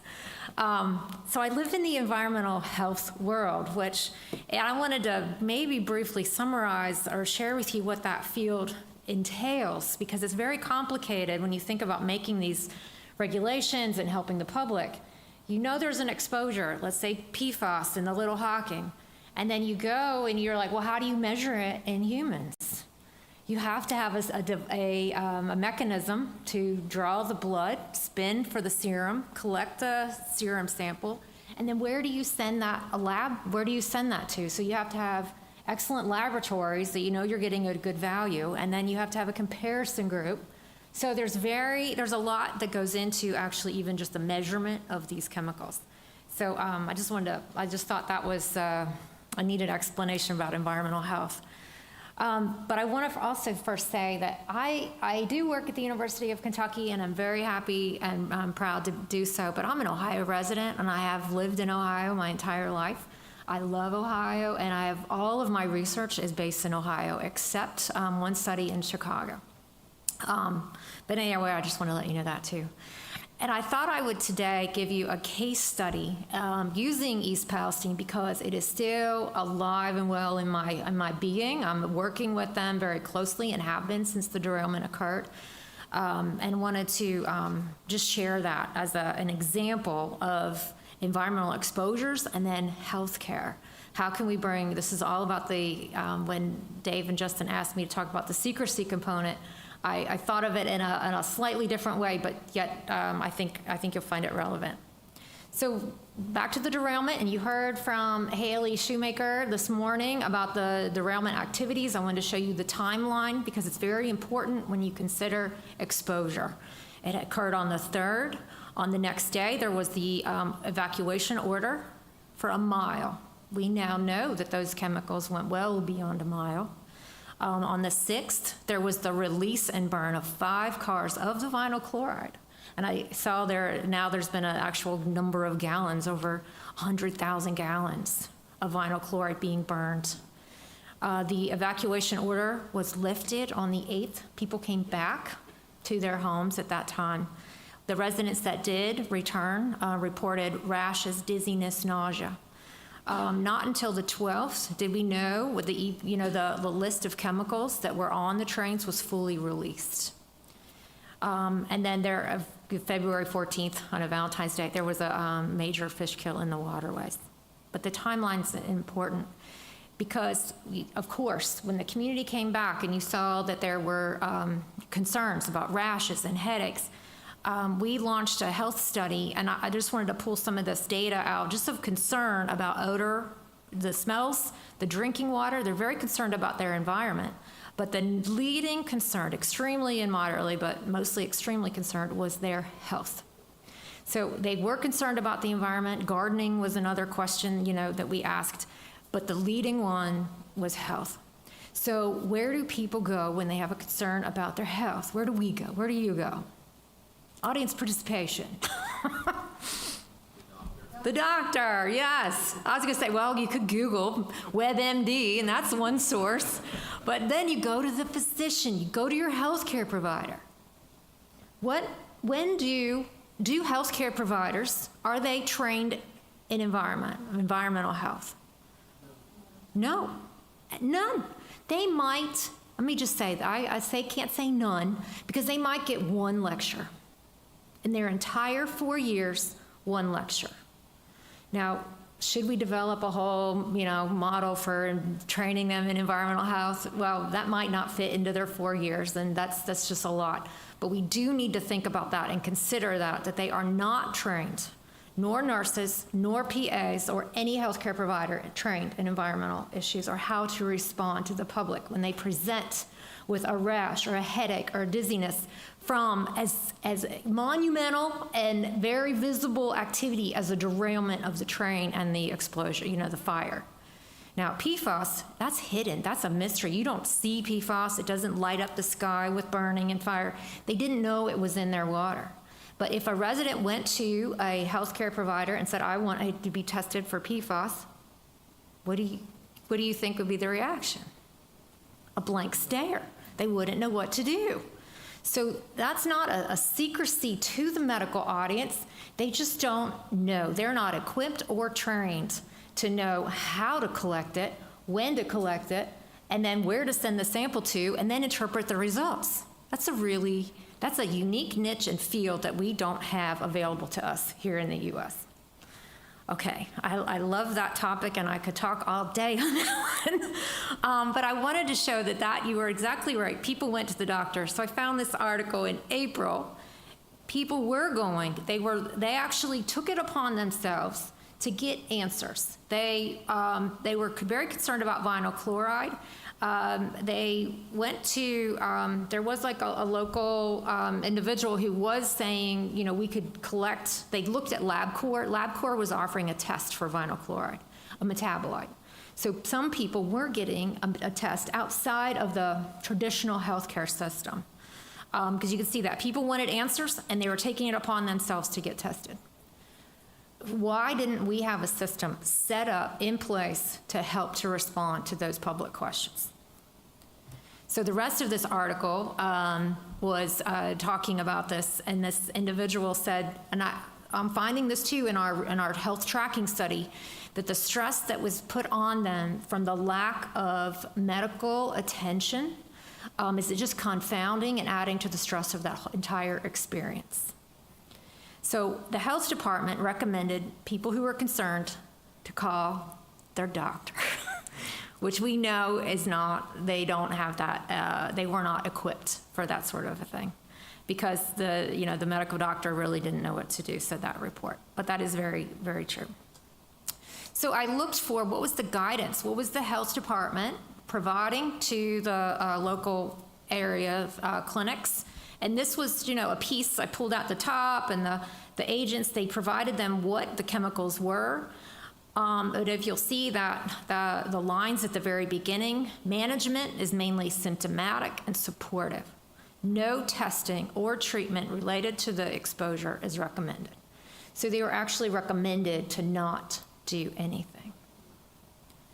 So in seeing that gap in the response, Several physicians, two, actually I want to say several means three, but two physicians who are trained in occupational medicine and in children's environmental health worked with me from two places. One was Cincinnati Children's. He's with the University of Cincinnati, Dr. Nick Newman, and then also Dr. Marilyn Howarth at the University of Pennsylvania.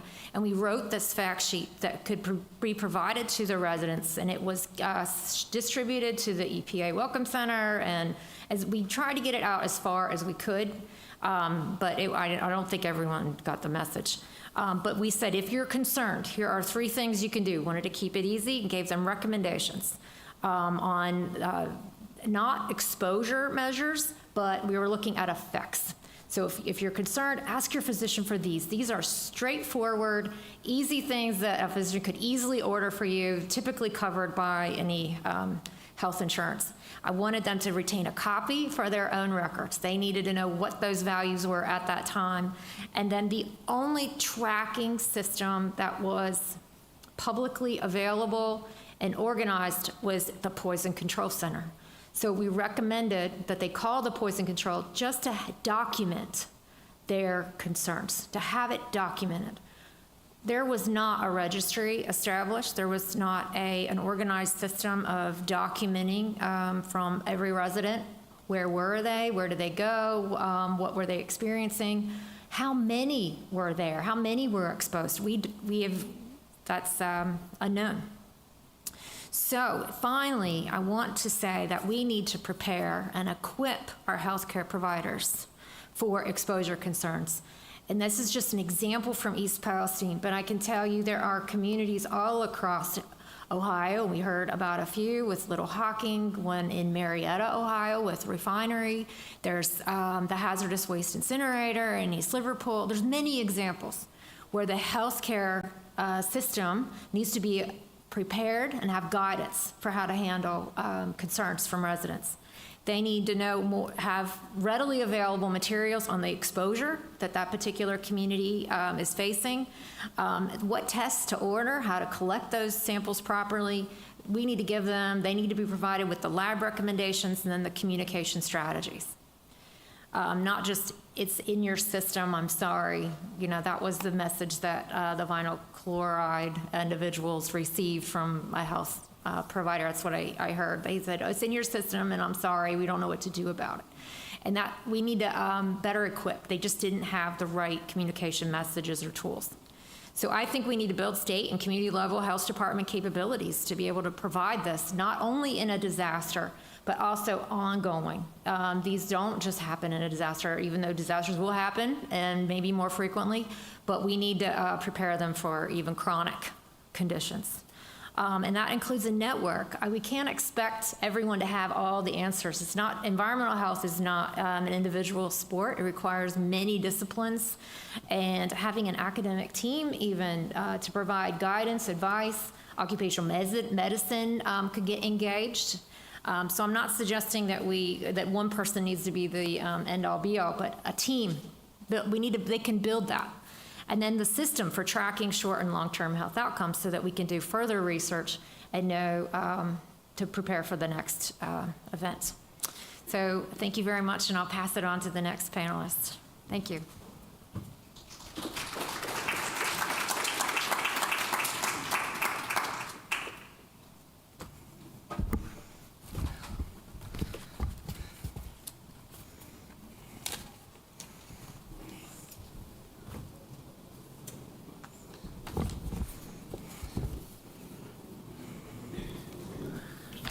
So Dave Altman and I are environmental lawyers in Cincinnati, and we specialize in representing the victims of pollution. And so the issue of secrecy and difficulties for victims of pollution to get a medical diagnosis is something that's certainly that we run into in many of our cases. In a lot of our cases, we're often fighting trade secrecy issues to try and figure out what our clients have been exposed to. This morning we heard about, it has many ramifications. It has ramifications for the remedy. It also has ramifications. We heard the discussion about standing. And so if you have to fight trade secrecy issues to find out what you're exposed to, that could be a hurdle in order to establish the science to show you have standing, or to show that the health effects you're experiencing are linked to chemicals that you may not know the identity of. And so what I want to do is offer up some solutions, and I want to approach it from two different angles. One that I want to talk about secondarily is trade secrecy, which would be lifting the veil of secrecy so that the information can end up in the hands of the public or the folks who are exposed, or the role of or local health officials that are dealing with the environmental exposures that the victims of pollution are confronting. And so we've heard a lot about problems, and that's easier to do than finding solutions. And so what we want to do is suggest several solutions, including one that doesn't require a legislative change and that can be started by environmental professionals such as the folks who are in this room. And so what we think can be done, and Dr. Haynes talked about this, is that I think many folks don't know that a lot of environmental laws federal environmental laws have standing invitations to like local health agencies, health departments, for those health agencies to play a role in enforcement and the response to chronic and acute pollution exposures. And a lot of these federal laws contemplate information sharing between the state and local agencies. And so that's why our first solution is completely consistent with existing laws. And like I say, it doesn't intrude upon any role that the Ohio EPA may want to take in a disaster. And so one of the first things we would want to do is work with the local health department or agency in your jurisdiction to add a deputy health commissioner or director with public health credentials, preferably environmental public health credentials, and who understands the health risks from both acute and chronic environmental exposures. And so if you think about the East Palestine situation, there's a local health department, but they had no idea really and didn't have the existing resources available on how to respond to the vinyl chloride exposures, didn't know how to tell MDs to react to it. And so we think as a first step, get a deputy health commissioner or director in there with those solid public health credentials. And then the next step would be to develop a small health department team under that director that plays an environmental health advisory role. And when there's an incident such as East Palestine, that team could, with first responders, take immediate command under state law and work with those responders to respond to the hazard. And then the third step would be that the health department team under the deputy commissioner or director would assemble an inventory of local, regional, state, and even national resources to get answers to acute and chronic environmental health questions. So, for example, you could develop a list of doctors around the state who are capable of taking environmental health history, and there could be a referral network that would be built. And then over time, that team would become a reference point for local doctors and governments by offering best medical practices along the lines, for example, of the advisory that Dr. Haynes recommended and sent out. And they could offer chronic and acute exposure advice, and by making the inventory of specialists and resources available to local doctors and patients. And the progress made by each of these model efforts could be documented and made available to other health departments statewide. So I think this is something that again, could be done without any change in existing laws. But one issue on trade secrecy that will require a change in laws, and because how do you get accurate information about chemical releases or chronic and acute exposures that the public may be getting exposed to by polluting sources? Well, one major roadblock to achieving that kind of transparency and getting good, accurate information to the public and local agencies is a recently, and this would just be one example of a swinging the balance from legitimate trade secrecy way too far to a sort of a pro-industry secrecy view, was this Ohio EPA's trade secrecy rule.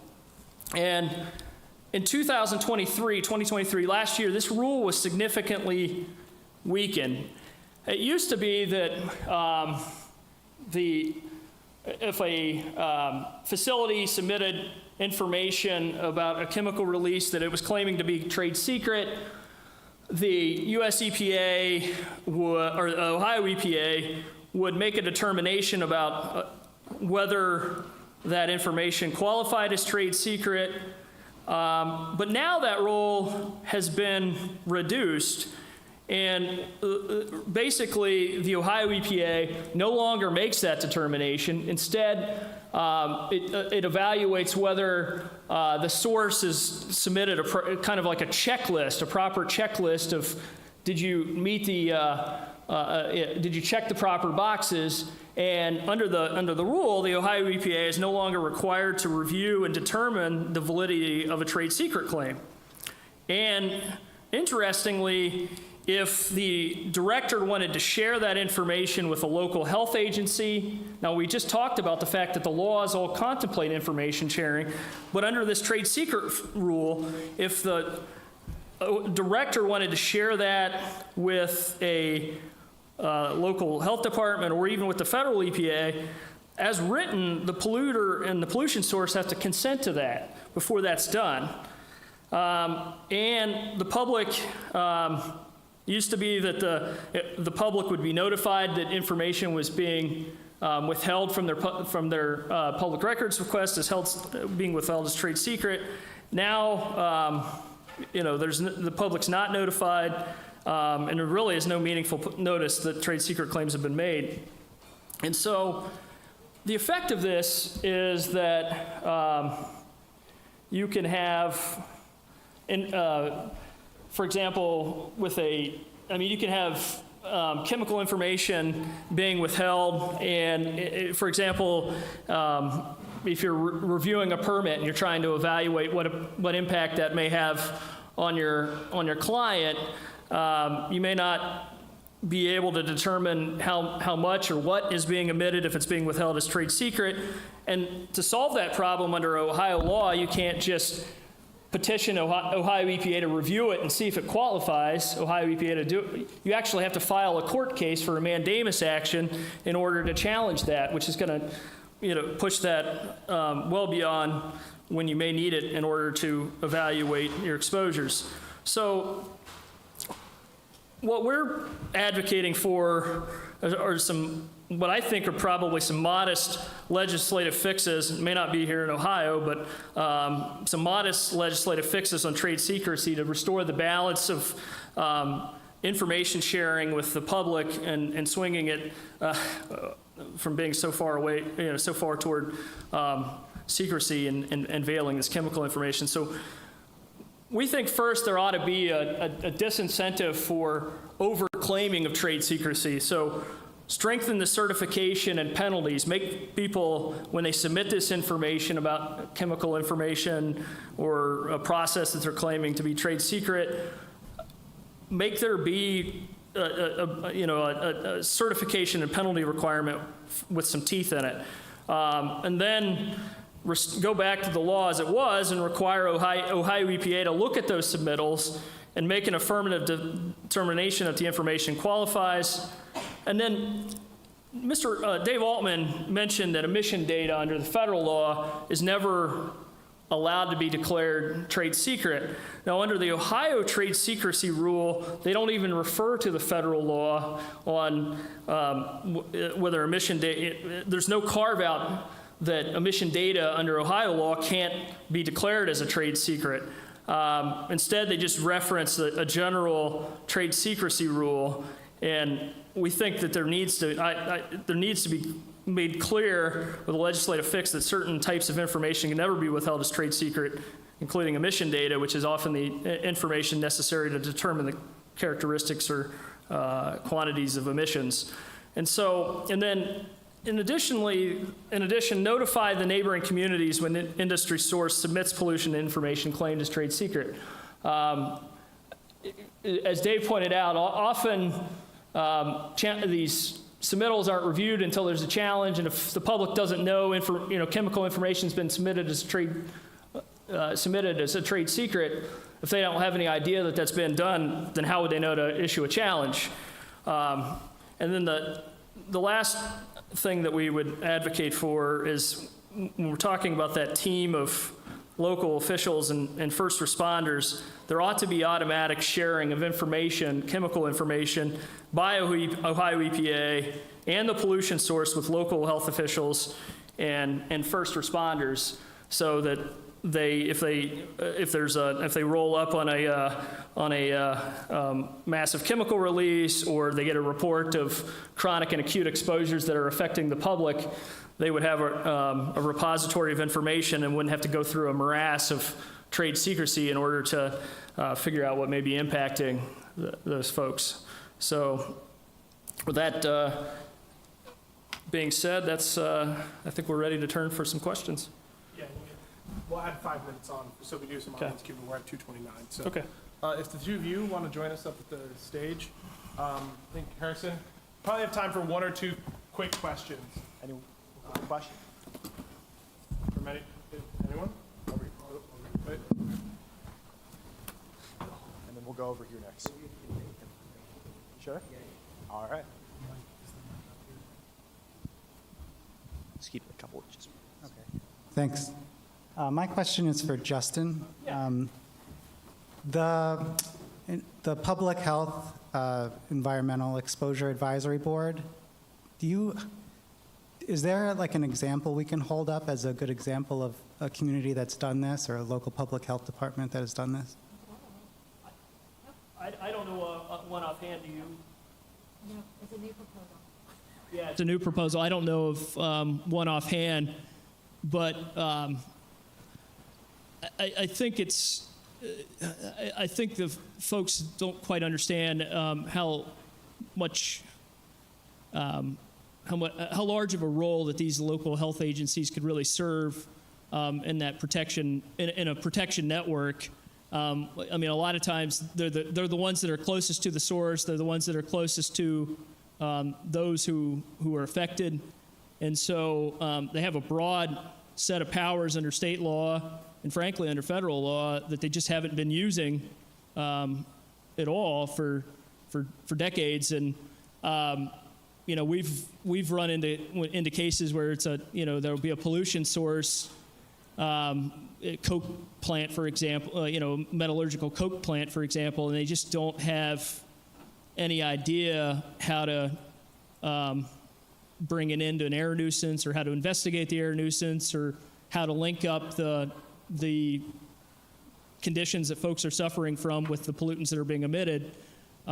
So that's why I think, if everybody kind of fans out into their local areas and looks at, trying to advocate that you have that kind of a somebody with public health credentials to serve that role and then build that team out, I think that would be, a good first step. Chris, do we have time for one more question? Yeah, there is one more. Did you want to ask your question? No? Anyone else? maybe mentioned it, and I don't remember, but should the State Department of Health, I mean, they should have some people with strength that can deal with this, so all the 88 counties, can go, I don't know that you can expect, I mean, it's great if you have people in the counties to know, but to expect 88, counties to, know a fair amount, I mean, they really need some strength at the State Department of Health that they can contact and say, this is chemical X, what the heck, I mean, with these trains, you don't know what the heck they got on them. I mean, they got all kinds of chemicals on them, so you got to be able to react, kind of instantaneously to, to something. Yeah, I think that's theoretically right. I think, I don't know if you all remember the ODH, I mean, the reality is I don't think often the ODH has been helpful in some of these situations. I mean, I remember a few days after the East Palestine incident where the ODH director was basically, I think, trying to minimize the concerns that the community had, where he was basically standing up there in his bow tie, his fancy bow tie with his credentials, telling people not to worry because, he gets more exposure from these types of chemicals when he's pumping gas than on a daily basis than they were experiencing in the aftermath of the situation, and I think they were similarly not helpful. So on PFAS issues and so theoretically, yes, they should have the expertise and the capacity, but I still think you need to build it out at the local level with folks with credentials such as Dr. Haynes or somebody of the like, because. I mean, the reality is ODH can't mobilize everybody out to investigate every pollution source, and that really needs to be done, at a local level with the local health department. So, Bill, just a comment. I mean, I've been at this a long time. I was in Ohio, working in Ohio for the Montgomery County Health District when pollution control responsibilities were rested within the Ohio Department of Health before there was Ohio EPA. And I will just tell you that when Ohio EPA was formed in the early 1970s, that it was really modeled after U.S. EPA, and understanding of public health and environmental health just waned markedly. Not intentionally, but the shift in terms of regulatory responsibility went away from the public health agency, even though local health districts are on the front line of this, to Environmental Protection Agency that's operating under statutory authority, driven largely by federal law and associated Ohio laws that focus on things far beyond public health and environmental health. Yeah, I think the Subject of, that just went off or something. the subject of health, or including health in this meeting, I would think it would be a great idea to invite the Ohio Health Department and those who have an there's environmental health specialists at health departments, and including them and putting them on the list to invite them to come to these meetings would be excellent. Get them exposed to this side, and likewise, and maybe some collaborations will start to happen. Trent, We're at time, unfortunately. But join me in thanking our panelists and Dave from afar. Great presentations, all three of you. Thank you. And Dave as well, if Dave is still listening. Oh, I'm sure he is. All right, so we are at our final break before we go to our last panel. If I can find my... You know what? Okay. So I lost my script. Our next panel starts at 2:45. We'll probably start at maybe 2:48-ish. Thank you. We'll be starting our last session then on the battle to save Ohio parks from fossil fuel extraction. Thank you all. Reminder to attorneys who want CLE credit, please make sure you're filling out your feedback forms and turning that in to the front desk on your way out. But see you all back in here in about 10 minutes. All right, we are going to begin our last session. So our final presentation is going to focus on 2 lawsuits challenging the leasing of Ohio's public lands for oil and gas development. So there is a constitutional challenge to a specific piece of legislation, HB 507, that was a bill about poultry that rapidly and clandestinely became a bill mandating the leasing of public lands to oil and gas companies and labeling fracked gas as green energy, as well as an appeal under Ohio's Administrative Procedure Act of the Oil and Gas Land Management Commission's decision to open Salt Fork State Park, Ohio's largest park, for drilling. So the presentation is going to discuss the legal theories raised in these cases, and then also feature 2 representatives from one of the plaintiff organizations, Save Ohio Parks, about what comes next in policy fights surrounding oil and gas issues and public lands. So in the interest of time, all 3 of them have given me permission to do this. We're not going to read full bios. So Megan Hunter is supervising senior attorney for Earth Justice, and then we also have with us Kathy Callan Becker, one of the co-founders and steering committee members of Save Ohio Parks, as well as Roxanne Groff, who's also a co-founder and steering committee of Save Ohio Parks. So Megan, the floor is yours.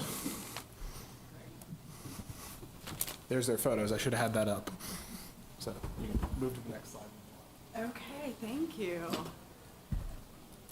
All right, good to see everyone. Last panel of the day. Hopefully I can hold your attention, or we can hold your attention. Thanks for having me. It's wonderful to be here. And let me make sure I can figure out how to work these slides. There should be a clicker. Ooh, a clicker. Because that did not work. That was the wrong thing to do. No, I think that was right. Go to the next slide. There's just a blank slide in there for some reason. All right, perfect. So as Chris has already said with his great introduction, I'm going to be talking about 2 lawsuits that are part of the battle to protect Ohio's public lands from fracking. And here's a picture of Salt Fork State Park, which is one of the public lands that's actually currently under lease.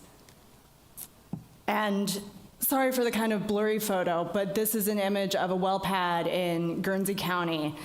So this is the type of infrastructure that if oil and gas companies get their way, will be ringing all of Ohio's public lands, including beloved Salt Fork State Park, the largest state park in Ohio. So just to give a bit of background on leasing in Ohio in general, as you can see from these amazing maps created by Frac Tracker, Ohio's public lands in particularly eastern Ohio and Appalachian Ohio are some of the last undeveloped lands in the region, so undeveloped for fracking. They're kind of these islands that remain places of solace. And so all those blue lines you see are laterals coming out from frac pads. And then you can tell, the state parks are what's left, untouched. Back in 2011 is really when this story starts. So that's when the Ohio legislature decided, yes, we're going to open Ohio's public lands up for fracking. And they passed the original Revised Code, Chapter 155. And what they did at that time was they set up what's called, maybe I'll adjust this just a little bit. I feel like I'm reaching. They set up what's called the Oil and Gas Land Management Commission. And that is a commission that's appointed by the governor. And they also set up a statutory process that laid out exactly how Ohio's lands would be leased. And so as part of that process, an interested oil and gas company could submit a nomination to the Oil and Gas Land Management Commission. The commission would then provide public notice that a nomination had been received for a particular parcel of land that this oil and gas company wants to develop. They'd have a public comment period, and then they'd hold a public meeting where they're supposed to decide, is this piece of land appropriate for leasing? And in making that decision, they're supposed to consider 9 statutory factors. So things like the objections of residents of the state, things like environmental impacts, things like compatibility of drilling with the existing uses of the state lands. So all this was set up back in 2011, but nothing happened. They didn't ever seat that commission. They didn't lease the lands. They didn't make rules to figure out how the commission would operate, and they didn't develop a form lease to use to lease the state lands. Everything just kind of got put on the back burner. And then in comes HB 507.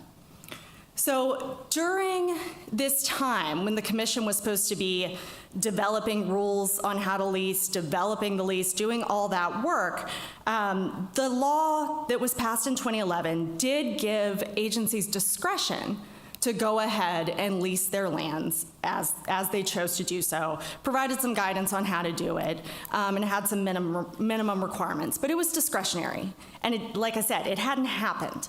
Then comes HB 507. And what HB 507 did was it changed the word may to shall. So you can see shall there in blue. And so now, while we're awaiting the commission to take some action in terms of developing rules on how leasing is going to go in the state, it's no longer up to the agency to decide whether or not to lease. It's a requirement. They have to lease. If approached, they have to lease. That's what HB 507 did. And in addition to that, it had this extreme provision that declared green energy would include energy generated from fracked gas. Just something the legislature decided to do. So obviously, people were really concerned about both of these provisions for several reasons. So the first one is, with this shall lease language, there was really a concern that there was going to be this kind of rush to the bottom with oil and gas companies approaching agencies who now didn't have the right to say no anymore. And then the green energy provision, of course, has its own concerns. So several community groups brought this to our attention, including, of course, OEC, and they pointed out that the way that this bill had been passed was likely unconstitutional, and we agreed with them. So just a little bit about how this all happened. As Chris mentioned, it started out as a chicken bill. And so what does that mean? A chicken bill. It was a bill about the number of chicks that could be sold at one time. That's actually what it was about. It was a one-page bill. And then once the bill was enacted, it spanned something like 60 different subjects. And it just clearly was in violation of what is called the single subject rule under Ohio's Constitution, as well as the three considerations rule. So we filed suit asking for declaratory relief and injunctive relief with Ohio Valley Allies, Ohio Environmental Council, Buckeye Environmental Network, and Sierra Club as clients in that case. And as I mentioned, we were claiming violations of first the one subject rule. So what's the one subject rule in Ohio? It's an amazing constitutional provision that requires that every bill must contain only one subject, and that subject needs to be clearly expressed in its title. Why do we have this? So we have this to prevent what's called log rolling. And so that's the practice where you have many different minority interests that on their own would never get enough support for a bill to pass. But if they combine together, they can get majority support. And so the idea is by preventing that, you don't have bills that would otherwise never pass passing. And in order to determine whether or not there is a violation of the one subject rule, it's just a question of law. So the court is just looking simply at the title of the act and what's in the act. So here's the title. I can't tell if that's even like readable from what you can see. But first of all, the title of the act as enacted, it doesn't say anything about the leasing of public lands, not a thing. So you wouldn't know by reading the title of this act that that's even contained in the bill at all. And also, it clearly contains many, many things. So again, I think it's too blurry for you. But this bill contains things like regulation of cold food storage, again, the chicken issue, electric utilities, how the park district can and cannot regulate motor vehicles, the licensing of auctioneers. I mean, it's really all over the place. So again, we felt confident in the violation of the one subject rule. And then we also alleged violations of the three considerations rule. So this again, is a constitutional provision that requires that every bill shall be considered by each house on 3 different days. And again, the purpose of this is actually, and courts have stated as much, the purpose of this provision is for elected officials to become sensitive to public opinion. So to give an elected official a time to hear a bill, time for the public to hear about a bill, time for them to hear from their constituents, and then them to consider how their constituents feel about a particular piece of legislation before acting on it. In the case of HB 507, there was basically 1 reading in each house. So first you had it introduced back in 2021 as that poultry bill that I mentioned. You had ongoing deliberations for months, and then it wasn't until the lame duck session in 2022 that you see the Senate substitute in a bill that includes the mandatory leasing provision and the green energy provision. Less than 24 hours after substituting in that new bill, they passed it. The House then concurred only a couple days after, and then Governor DeWine signed the bill into law. So again, we felt confident in the 3 consideration rule. Also, it's important to note, it's not enough for it to just be like the same bill going along and changing. The bill has to have vitally and substantially changed. And so if it's vitally and substantially changed along the process, that new version of the bill still has to be heard 3 times, which is what happened here. I'm not going to go into standing because you had a full panel on that today, but it was a really important part of both this case and the next case I'm going to talk about. So what happened with the case? We're still awaiting a decision, but we did not have any leasing take place during the mandatory leasing period. So we didn't have that kind of race to the bottom that we were worried about. And now the mandatory leasing provision has expired because the Commission has adopted rules and has adopted a model lease. So it's been over a year since we filed our complaint. We're still waiting for a decision. In the meantime, there have been many Commission meetings. As I mentioned, they adopted the lease, and there have been many nominations and nomination approvals, and some of those approvals have moved into bidding. And 4 parks at this time have either been leased or a final bid has been selected. So we sued again, and this time Backcountry Hunters and Anglers joined us. Save Ohio Parks is now a full entity that was a named plaintiff in this lawsuit. And this time we sued the Commission's approval of 7 nominations, which in total lease, or do not lease, but they approve the opening for leasing of Salt Fork State Park, Valley Run Wildlife Area, and Zapernik Wildlife Area. We appealed the Commission's approval of those nominations under Ohio's Administrative Procedure Act, so revised code 119.12.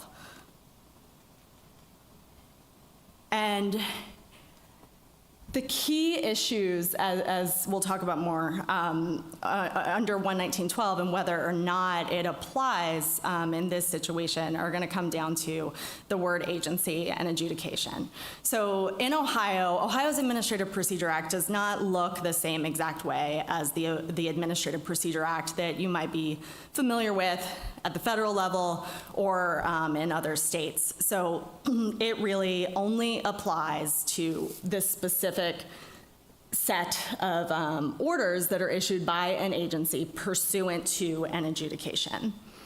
And agency is defined in the statute as is adjudication, and there's plenty of ink that has been spilled around what those words mean. So the Common Pleas Court granted the Commission's motion to dismiss in our case, finding that first we lack standing, but also finding that that 119.12 did not apply, so that the Ohio's Administrative Procedure Act did not apply. And in that decision, the court said that it did not, basically that it did not meet the definition of either an adjudication or an agency. So there was no subject matter jurisdiction under Ohio's Administrative Procedure Act. We appealed with 3 assignments of error. I'm just going to focus on one of those, which is that the lower court erred in finding that there was no subject matter jurisdiction under Ohio's Administrative Procedure Act. So let's talk a little bit about agency. So as I mentioned, this is defined in Ohio's Administrative Procedure Act itself. And it defines basically 3 kind of categories of what constitutes an agency for purposes of these types of administrative appeals. One is agencies that are listed right here in this definition. One is agencies that are made subject to this type of an appeal through their own separate statute. And then the last way is if the agency carries out a licensing function. And then the term adjudication also is, it has to be an order subject to an adjudication. So the question that arises is, were the commission's approvals of these nominations orders pursuant to an adjudication? We argued that they were because the commission is the highest and ultimate authority in terms of determining whether or not these lands will be leased. So the commission is not listed expressly as an agency in Ohio's Administrative Procedure Act. The commission's own statutes do not say that an order is appealable under Ohio's Administrative Procedure Act. But the commission's approval of nominations looks a lot like a license as it's defined in 119 and a license as it's defined in case law. So the word license in 119 is defined as a license, which is kind of a funny circular definition. And then you see, other terms, permit, certificate, commission, all of that. But case law has interpreted it broadly, consistently, with the quintessential feature of a license being the conveyance of a right that does not exist without the license. Permission to do something without a license, it would not be allowed. And there's case law that expressly states that a right to bid is enough to constitute a license, or a right to bid on government contracts is enough to constitute a license. You don't have to get the government contract for it to be a license. A right to bid is enough.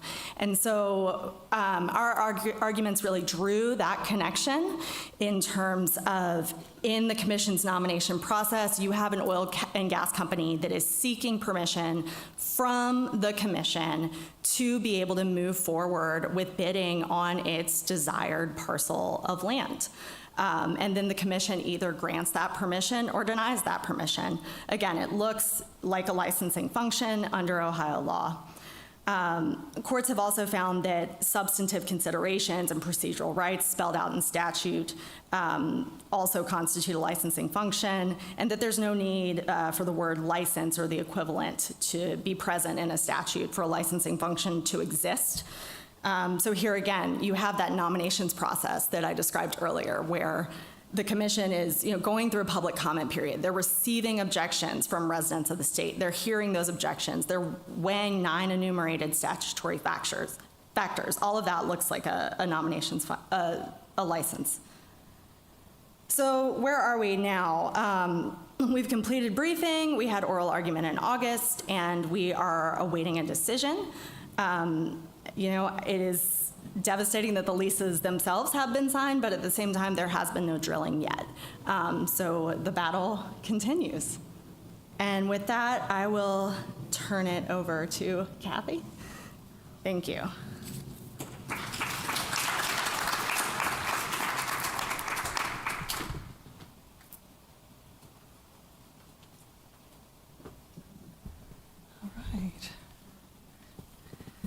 Okay, thank you so much to Megan for this fantastic recap of our legal actions. And great, thank you. And I don't have any slides. My presentation won't be very long. But my name's Kathy Cowan-Becker. I'm one of the co-founders of Save Ohio Parks. And I'm here to tell you a little bit about how Save Ohio Parks got started and what we've been doing for the past almost 2 years, and I do want to say we're just privileged to be represented by Earth Justice in these legal efforts to stop fracking of our public lands, and they they kicked ass in those oral arguments in August. I'll say that. So Save Ohio Parks is truly a grassroots organization.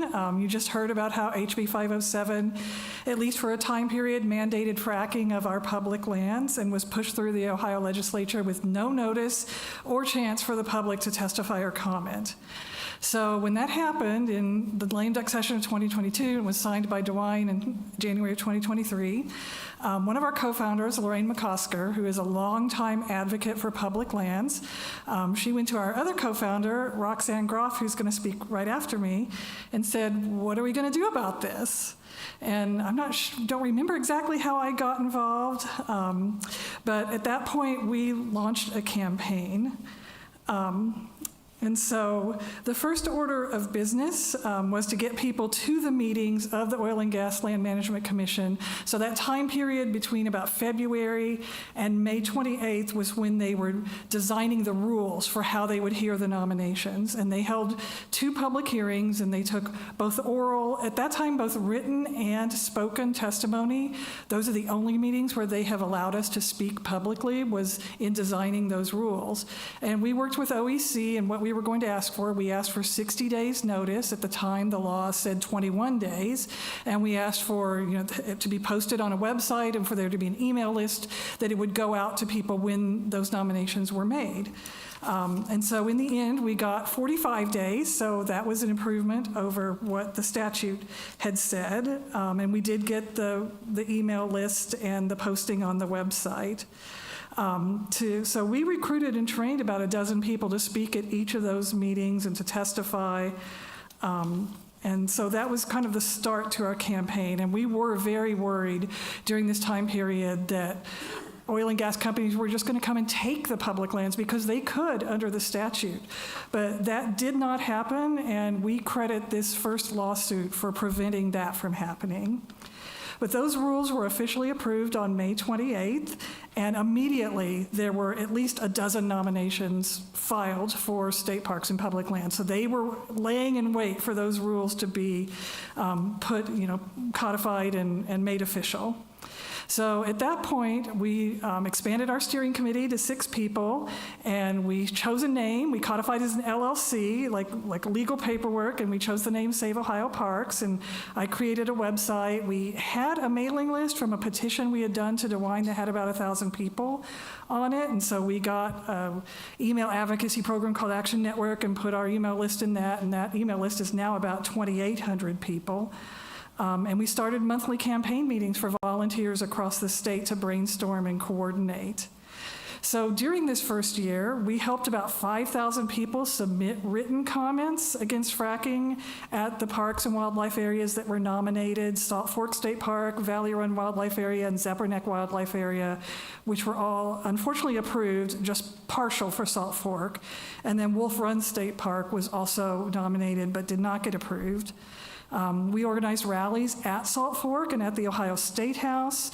We created carpools and got dozens, maybe up to 100 people at some of these commission meetings to hold signs and really let them know they wouldn't let us speak, but we let them know what we thought about this, that we did not want these lands to be leased out for fracking. And we undertook a broad statewide educational effort. So we had a really great comms person who helped us with media relations, and we placed about 150 articles and op-eds. We had some really great writers among our volunteers. And these went in local, state, national publications, radio, TV, newspaper, and we got about 1 billion impressions the first year and about 1 billion impressions so far the year after that. We had people that would pass out flyers and brochures at state parks or at events. And we even had a member, one of our steering committee members she's a singer-songwriter, she wrote an original song and created an animated film about this that you can find on our website. So one thing that you may have heard about during all this was the fake comments controversy. So as people submitted their written comments, then the commission clerk would post them on the website. And so, of course, we went to read them because we wanted to see what people were saying about this. And it was Roxanne who first noticed something fishy with about 1,100 public comments that were supposedly pro-fracking. So besides them being exactly, like all the text was identical except for the names and the personal information at the end. But besides that, they were submitted in 5 batches, a few hundred per batch, and each batch was submitted within the exact same minute. And so with a normal commenting period, people are submitting comments at all different times of day and night. You don't have a time when you have 300 people submitting the exact same comment at the exact same minute. So that caught our attention. And we got some volunteers from our group, and they called 735 people whose names were on those letters. Those letters also included phone numbers. And we reached over 100 of them, and almost all of them said they did not submit that comment. So a lot of them, they didn't know what fracking is. Some of them didn't speak English. Some of them said, I don't have a computer. Some of them were children. Like one of them was a 9-year-old child, and our volunteer spoke to her parent. And we learned that the group behind this is called Consumer Energy Alliance, and they're a public relations firm for the oil and gas industry located in Houston, and they had a track record of doing this kind of thing previously in other states and once previously in Ohio. So we brought this information to the commission chair, and she told us, well, we're not going to take down those comments, but you can take it to the AG, the Attorney General, and so we did. And so next week, the Attorney General is holding a hearing on a new proposed administrative rule that would label what Consumer Energy Alliance did, where they took information for one purpose from people and then used it for a totally different purpose without those people's permission. That would become labeled as a deceptive act, and that would allow it to be prosecuted under Ohio consumer protection law. So we consider that a good victory, although I do think they should take down the letters, but they still aren't doing that. But at least if this comes up again, then that could be prosecuted. So we still have some current campaigns. One is called the Daily Accident Report. So one of our steering committee members requested public records from ODNR about all oil and gas accidents from, I think, 2010 to the present, and got like 1,500 accidents like in a 5-year batch, almost one per day. And some of them are a little minor, but there's like leaks, spills, explosions, fires, running like oil or toxic chemicals running into waterways. So she started a daily accident report. You can go find it on Facebook. Every day they post one of these accidents, and it's really quite shocking what you see there. And another campaign we're working on is a petition to the Canada Pension Plan. So of all things, the Canada Pension Plan, which is sort of like Social Security for everyone in Canada, other than if you live in Quebec. Quebec's always different, but everyone else is on the Canada Pension Plan. Well, they actually they buy oil and gas operations, and they have some in Colorado, and they are 98% owner of Encino Acquisition Partners. Encino is a Texas-based oil and gas company, and they have a subsidiary called Encino Acquisition Partners, fully bankrolled by the Canada Pension Plan.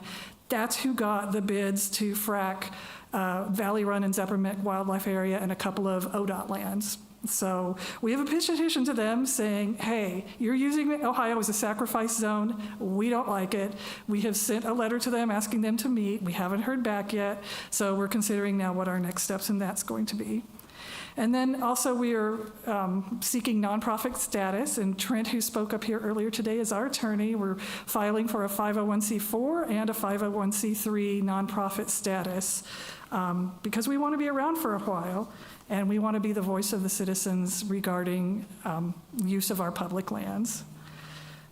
So I will hand this off now to Roxanne to talk about some other citizens' activities and some of the victories.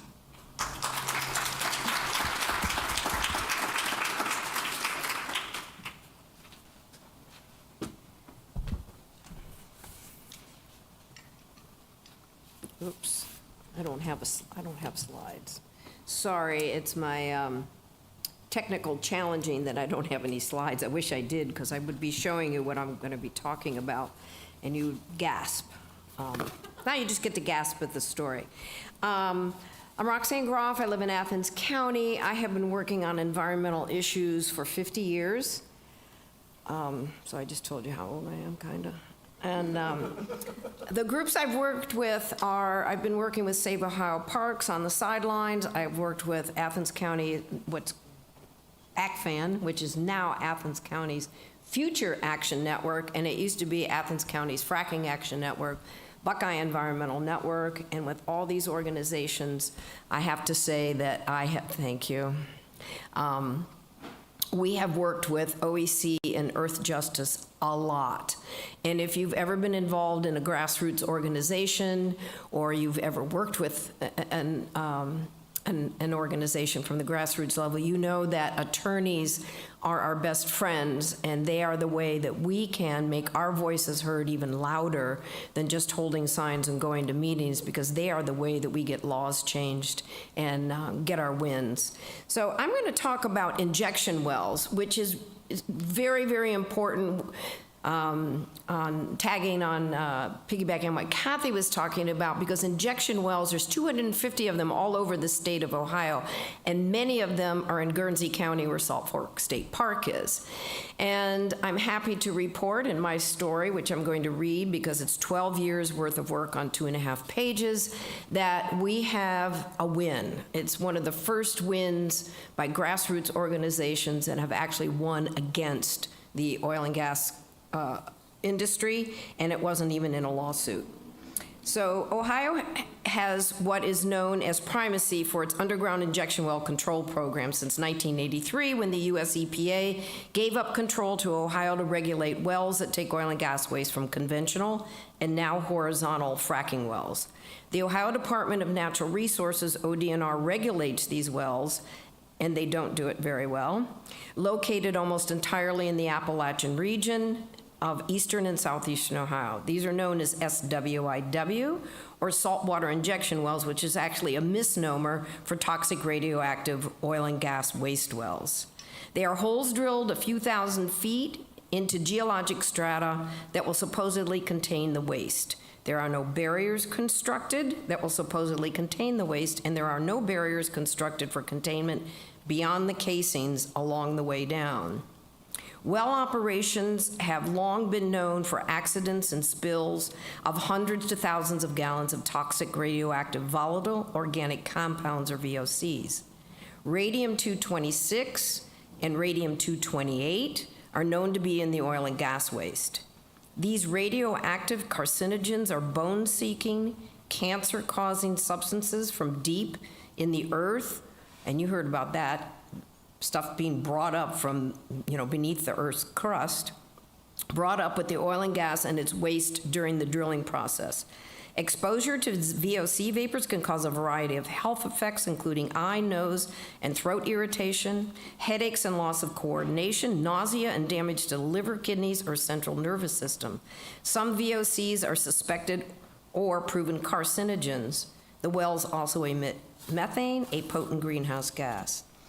So many activists in Athens County knew the harms of fracking, but our county was besieged by permit applications for huge injection well operations intended to take waste from the fracking operations in Ohio, Pennsylvania, and West Virginia. And the reason Ohio was taking Pennsylvania and West Virginia's waste is because the laws in Pennsylvania and West Virginia, if you can imagine, are far stricter than in Ohio. It was for that reason we turned our attention to fighting the permits for 4 new Class 2 injection wells. In the community of Torch, there were the K&H Company wells, and near Stewart, Ohio, the Frost well. The laws in Ohio require a public notice for a permit application and a public hearing according to the Ohio Administrative Code 1501-9306H2C. Citizens and elected officials, including our commissioners, state rep, and senator, requested public hearings for these applications, claiming health and safety concerns, and because Ohio law requires that the chief grant a public hearing if any comments are substantive and relevant to health, safety, or good conservation practices, which the hundreds of comments submitted stated factual information about water contamination and geological formations that would not support containment for the toxic radioactive waste. ODNR never held a public hearing in Athens as requested for every well application since 2011. However, our county commissioners, the Athens County Commissioners, responded to residents' appeals and held 3 hearings on permit applications beginning in November 2013, and over the next 5 years held 2 more hearings, and for those 3 hearings, over 300 people attended. Now that's a lot in Athens County that only has a population of less than 60,000 people. In addition to public comments, our demands for public hearings, community members organized further nonviolent direct actions, rallies, and educational presentations. Then, ACFAN also sued the state over the KNH number 3 well permit. Rick Sully was the attorney on that case, and in February 2016, the trial court filed a decision affirming the Oil and Gas Commission's order dismissing ACFAN's appeal for lack of subject matter jurisdiction. We appealed to the 10th Appellate District, and sadly in 2016, the court affirmed the trial court decision. Simply stated, the court said, we filed on the wrong permit. This was the first case in Ohio that had been filed of this nature, so we all came to the conclusion that the court just didn't know what they were looking at or talking about. And during that time period of the lawsuit, the permit went from 1 application for a permit to 2 permits, one which didn't require an application and also wasn't public noticed. That case was Athens County Fracking Action Network v. Simmers, 2016, Ohio 5388. So from the first well application, hundreds of public comment letters of concern included demands for adequate geological assessment. Rock formations in southeastern Ohio and much of eastern Ohio are shale and other formations that fracture easily and have caused earthquakes. And earthquakes have increased both in frequency and intensity since fracking in the region began and is currently dramatically happening in Texas. Wells are injected with enormous amounts of waste, millions of gallons per well at high pressure.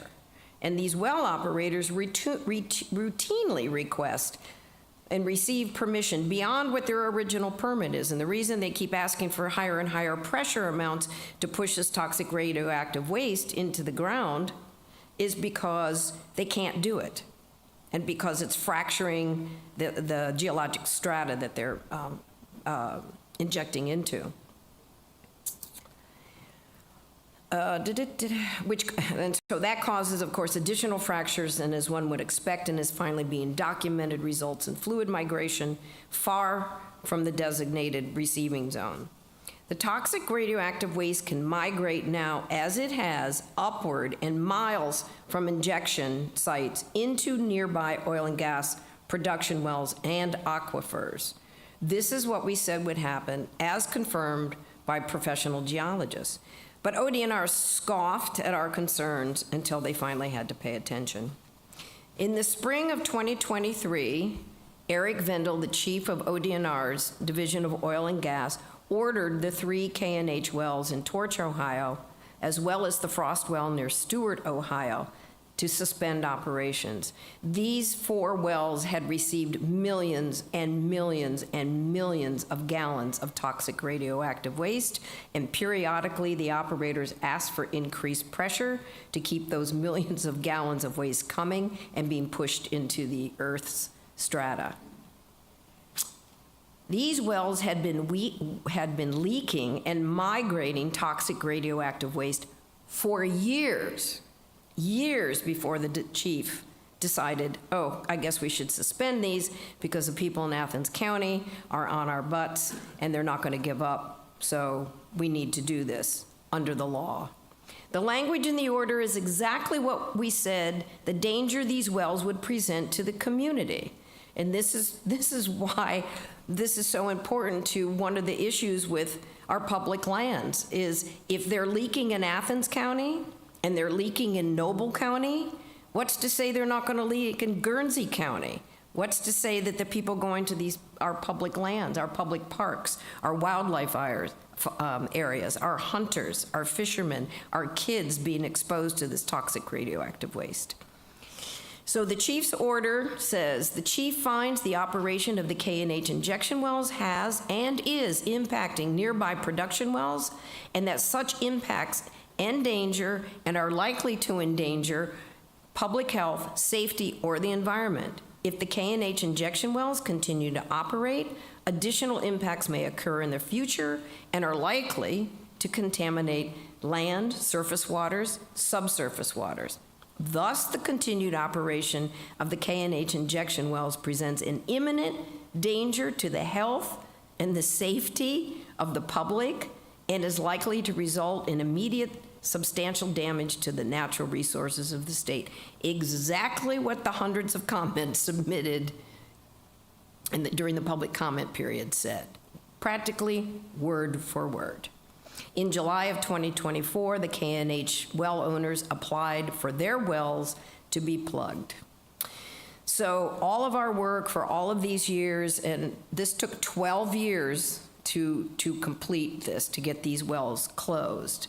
And we believe and we know that environmental justice is not practiced in Ohio by our legislature or our state administration. So we will continue our efforts to change state law to make the safety of our communities a priority and to force our state government to recognize its responsibility to address our public health, air, water, and the climate crisis. And we hope that OEC and Earth Justice stick with us throughout our efforts.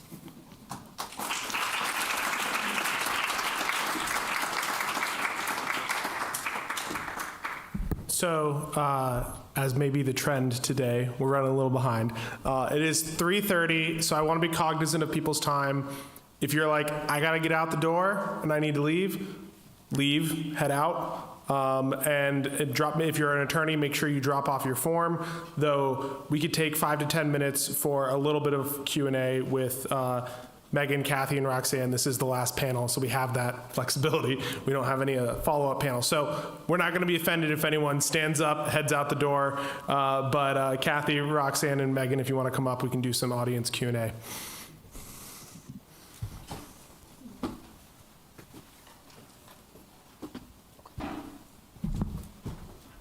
there should be a microphone up there already.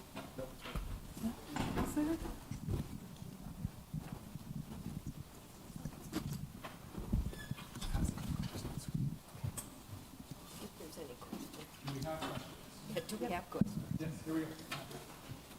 Good afternoon. Thank you all for coming today.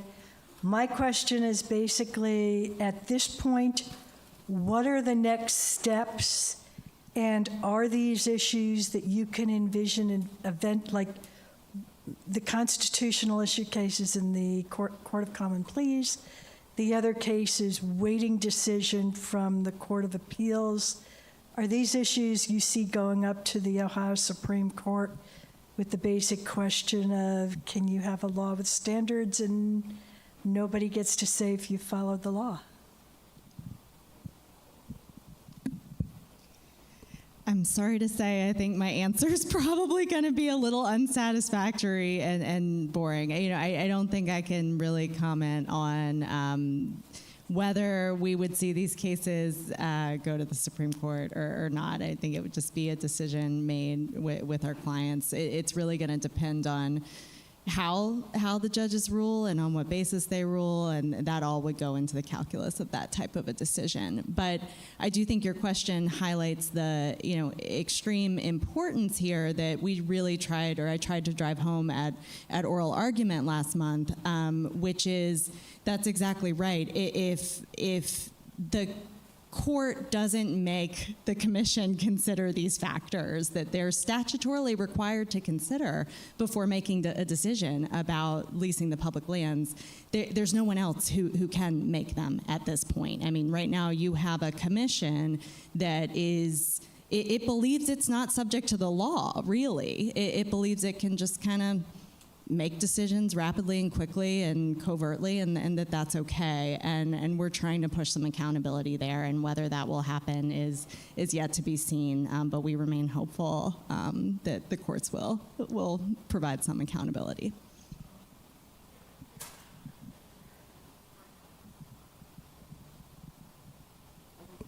Any other questions?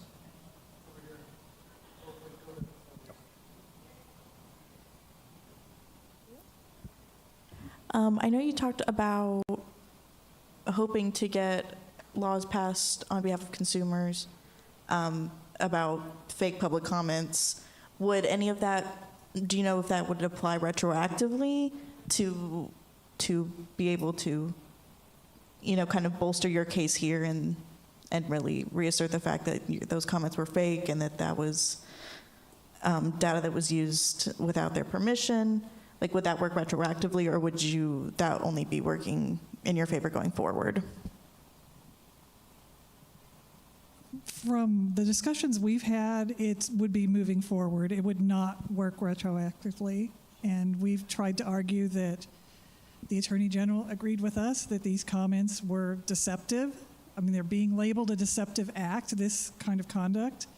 And we've asked the commission to take down the comments. They will only take them down if somebody specifically calls them and says, I want my one comment removed. And so they removed a few comments that way, but they will not take the whole, list of them down, even after this Attorney General's ruling. So, I guess we're hopeful that, like I mentioned before, this particular organization that did this has a track record of doing this. And so, well, maybe that'll stop them from doing this a third time in Ohio, at least.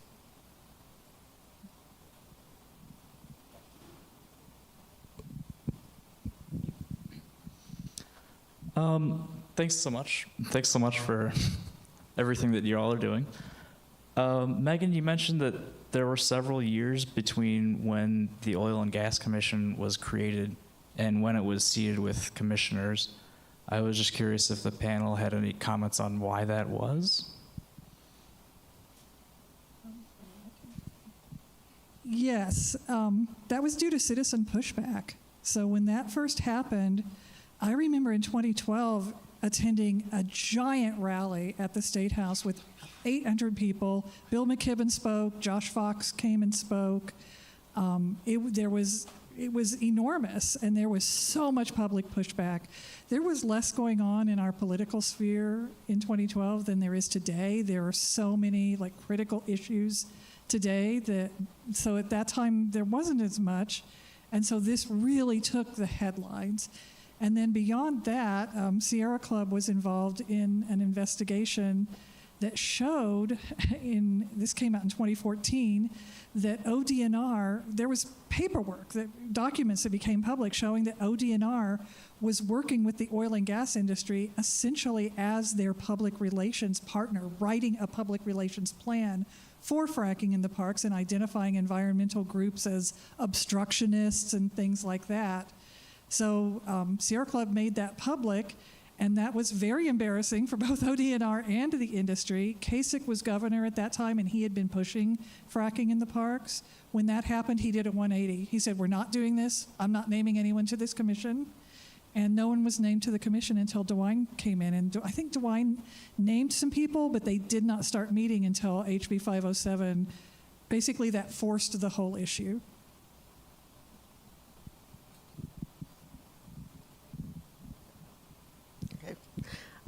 So I was wondering, of course we have really dove into standing earlier, but I was wondering what that reasoning was that this case was determined to not have standing, especially when it was, to me, such a blatant violation of those rules.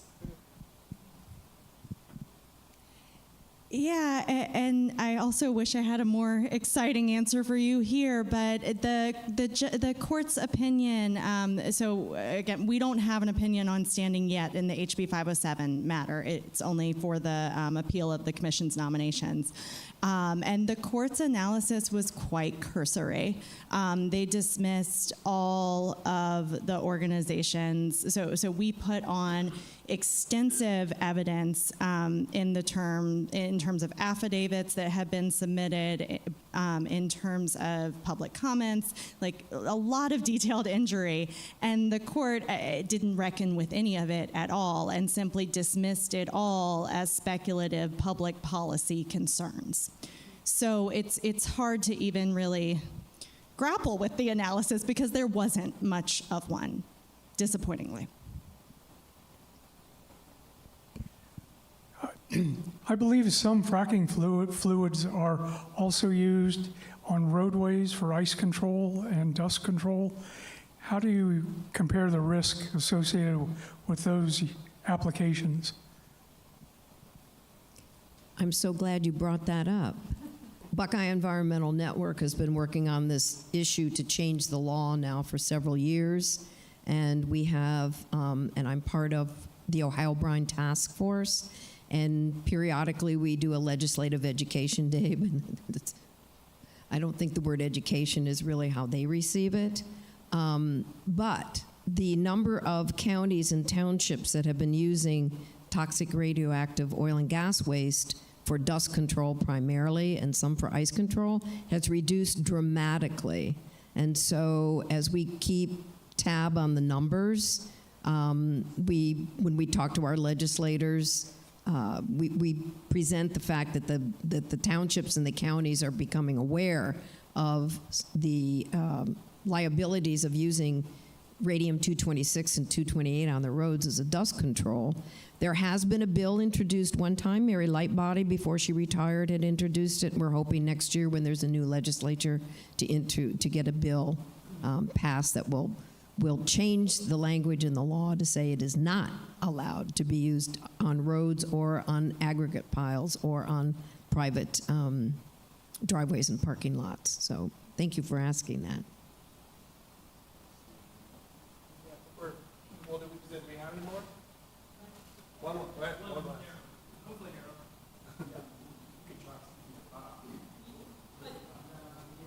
All right, let's do the mic. It's my understanding a lot of these, so I guess this would be a question for the Roxanne. I think you were speaking mostly on the injection wells. It's my understanding a lot of these fracking chemicals are proprietary and trade secret. So isn't it kind of difficult to really even know the full adverse impact of these injection wells? Because I would think that if the fracking chemicals during the fracking process are trade secret, then trying to assess the full waste that's going into the injection wells would be very difficult. And so I just wanted to know if that assessment is true. And then I was also curious about, I think you said that the folks were able to document that these wells, the waste from these wells had migrated miles away from the original injection site. And I was just curious as to how that was done. So the proprietary, what we don't know, what's in fracking waste or in drilling fluids, is almost inconsequential to the over 1,000 chemicals that we do know that is in it and can name: benzene and toluene, the BTEX, the VOCs. In particular, radium-226, I mean, it's radioactive, it's radioactive, it's radioactive. I mean, how many times do you need to say that? And ODNR has completed a study on 144 wells that has documented that there is radium-226 and 228 in conventional well gas, oil and gas waste, which is what is used on the roads. So ODNR knows this, ODH knows it, EPA knows this, everybody knows it.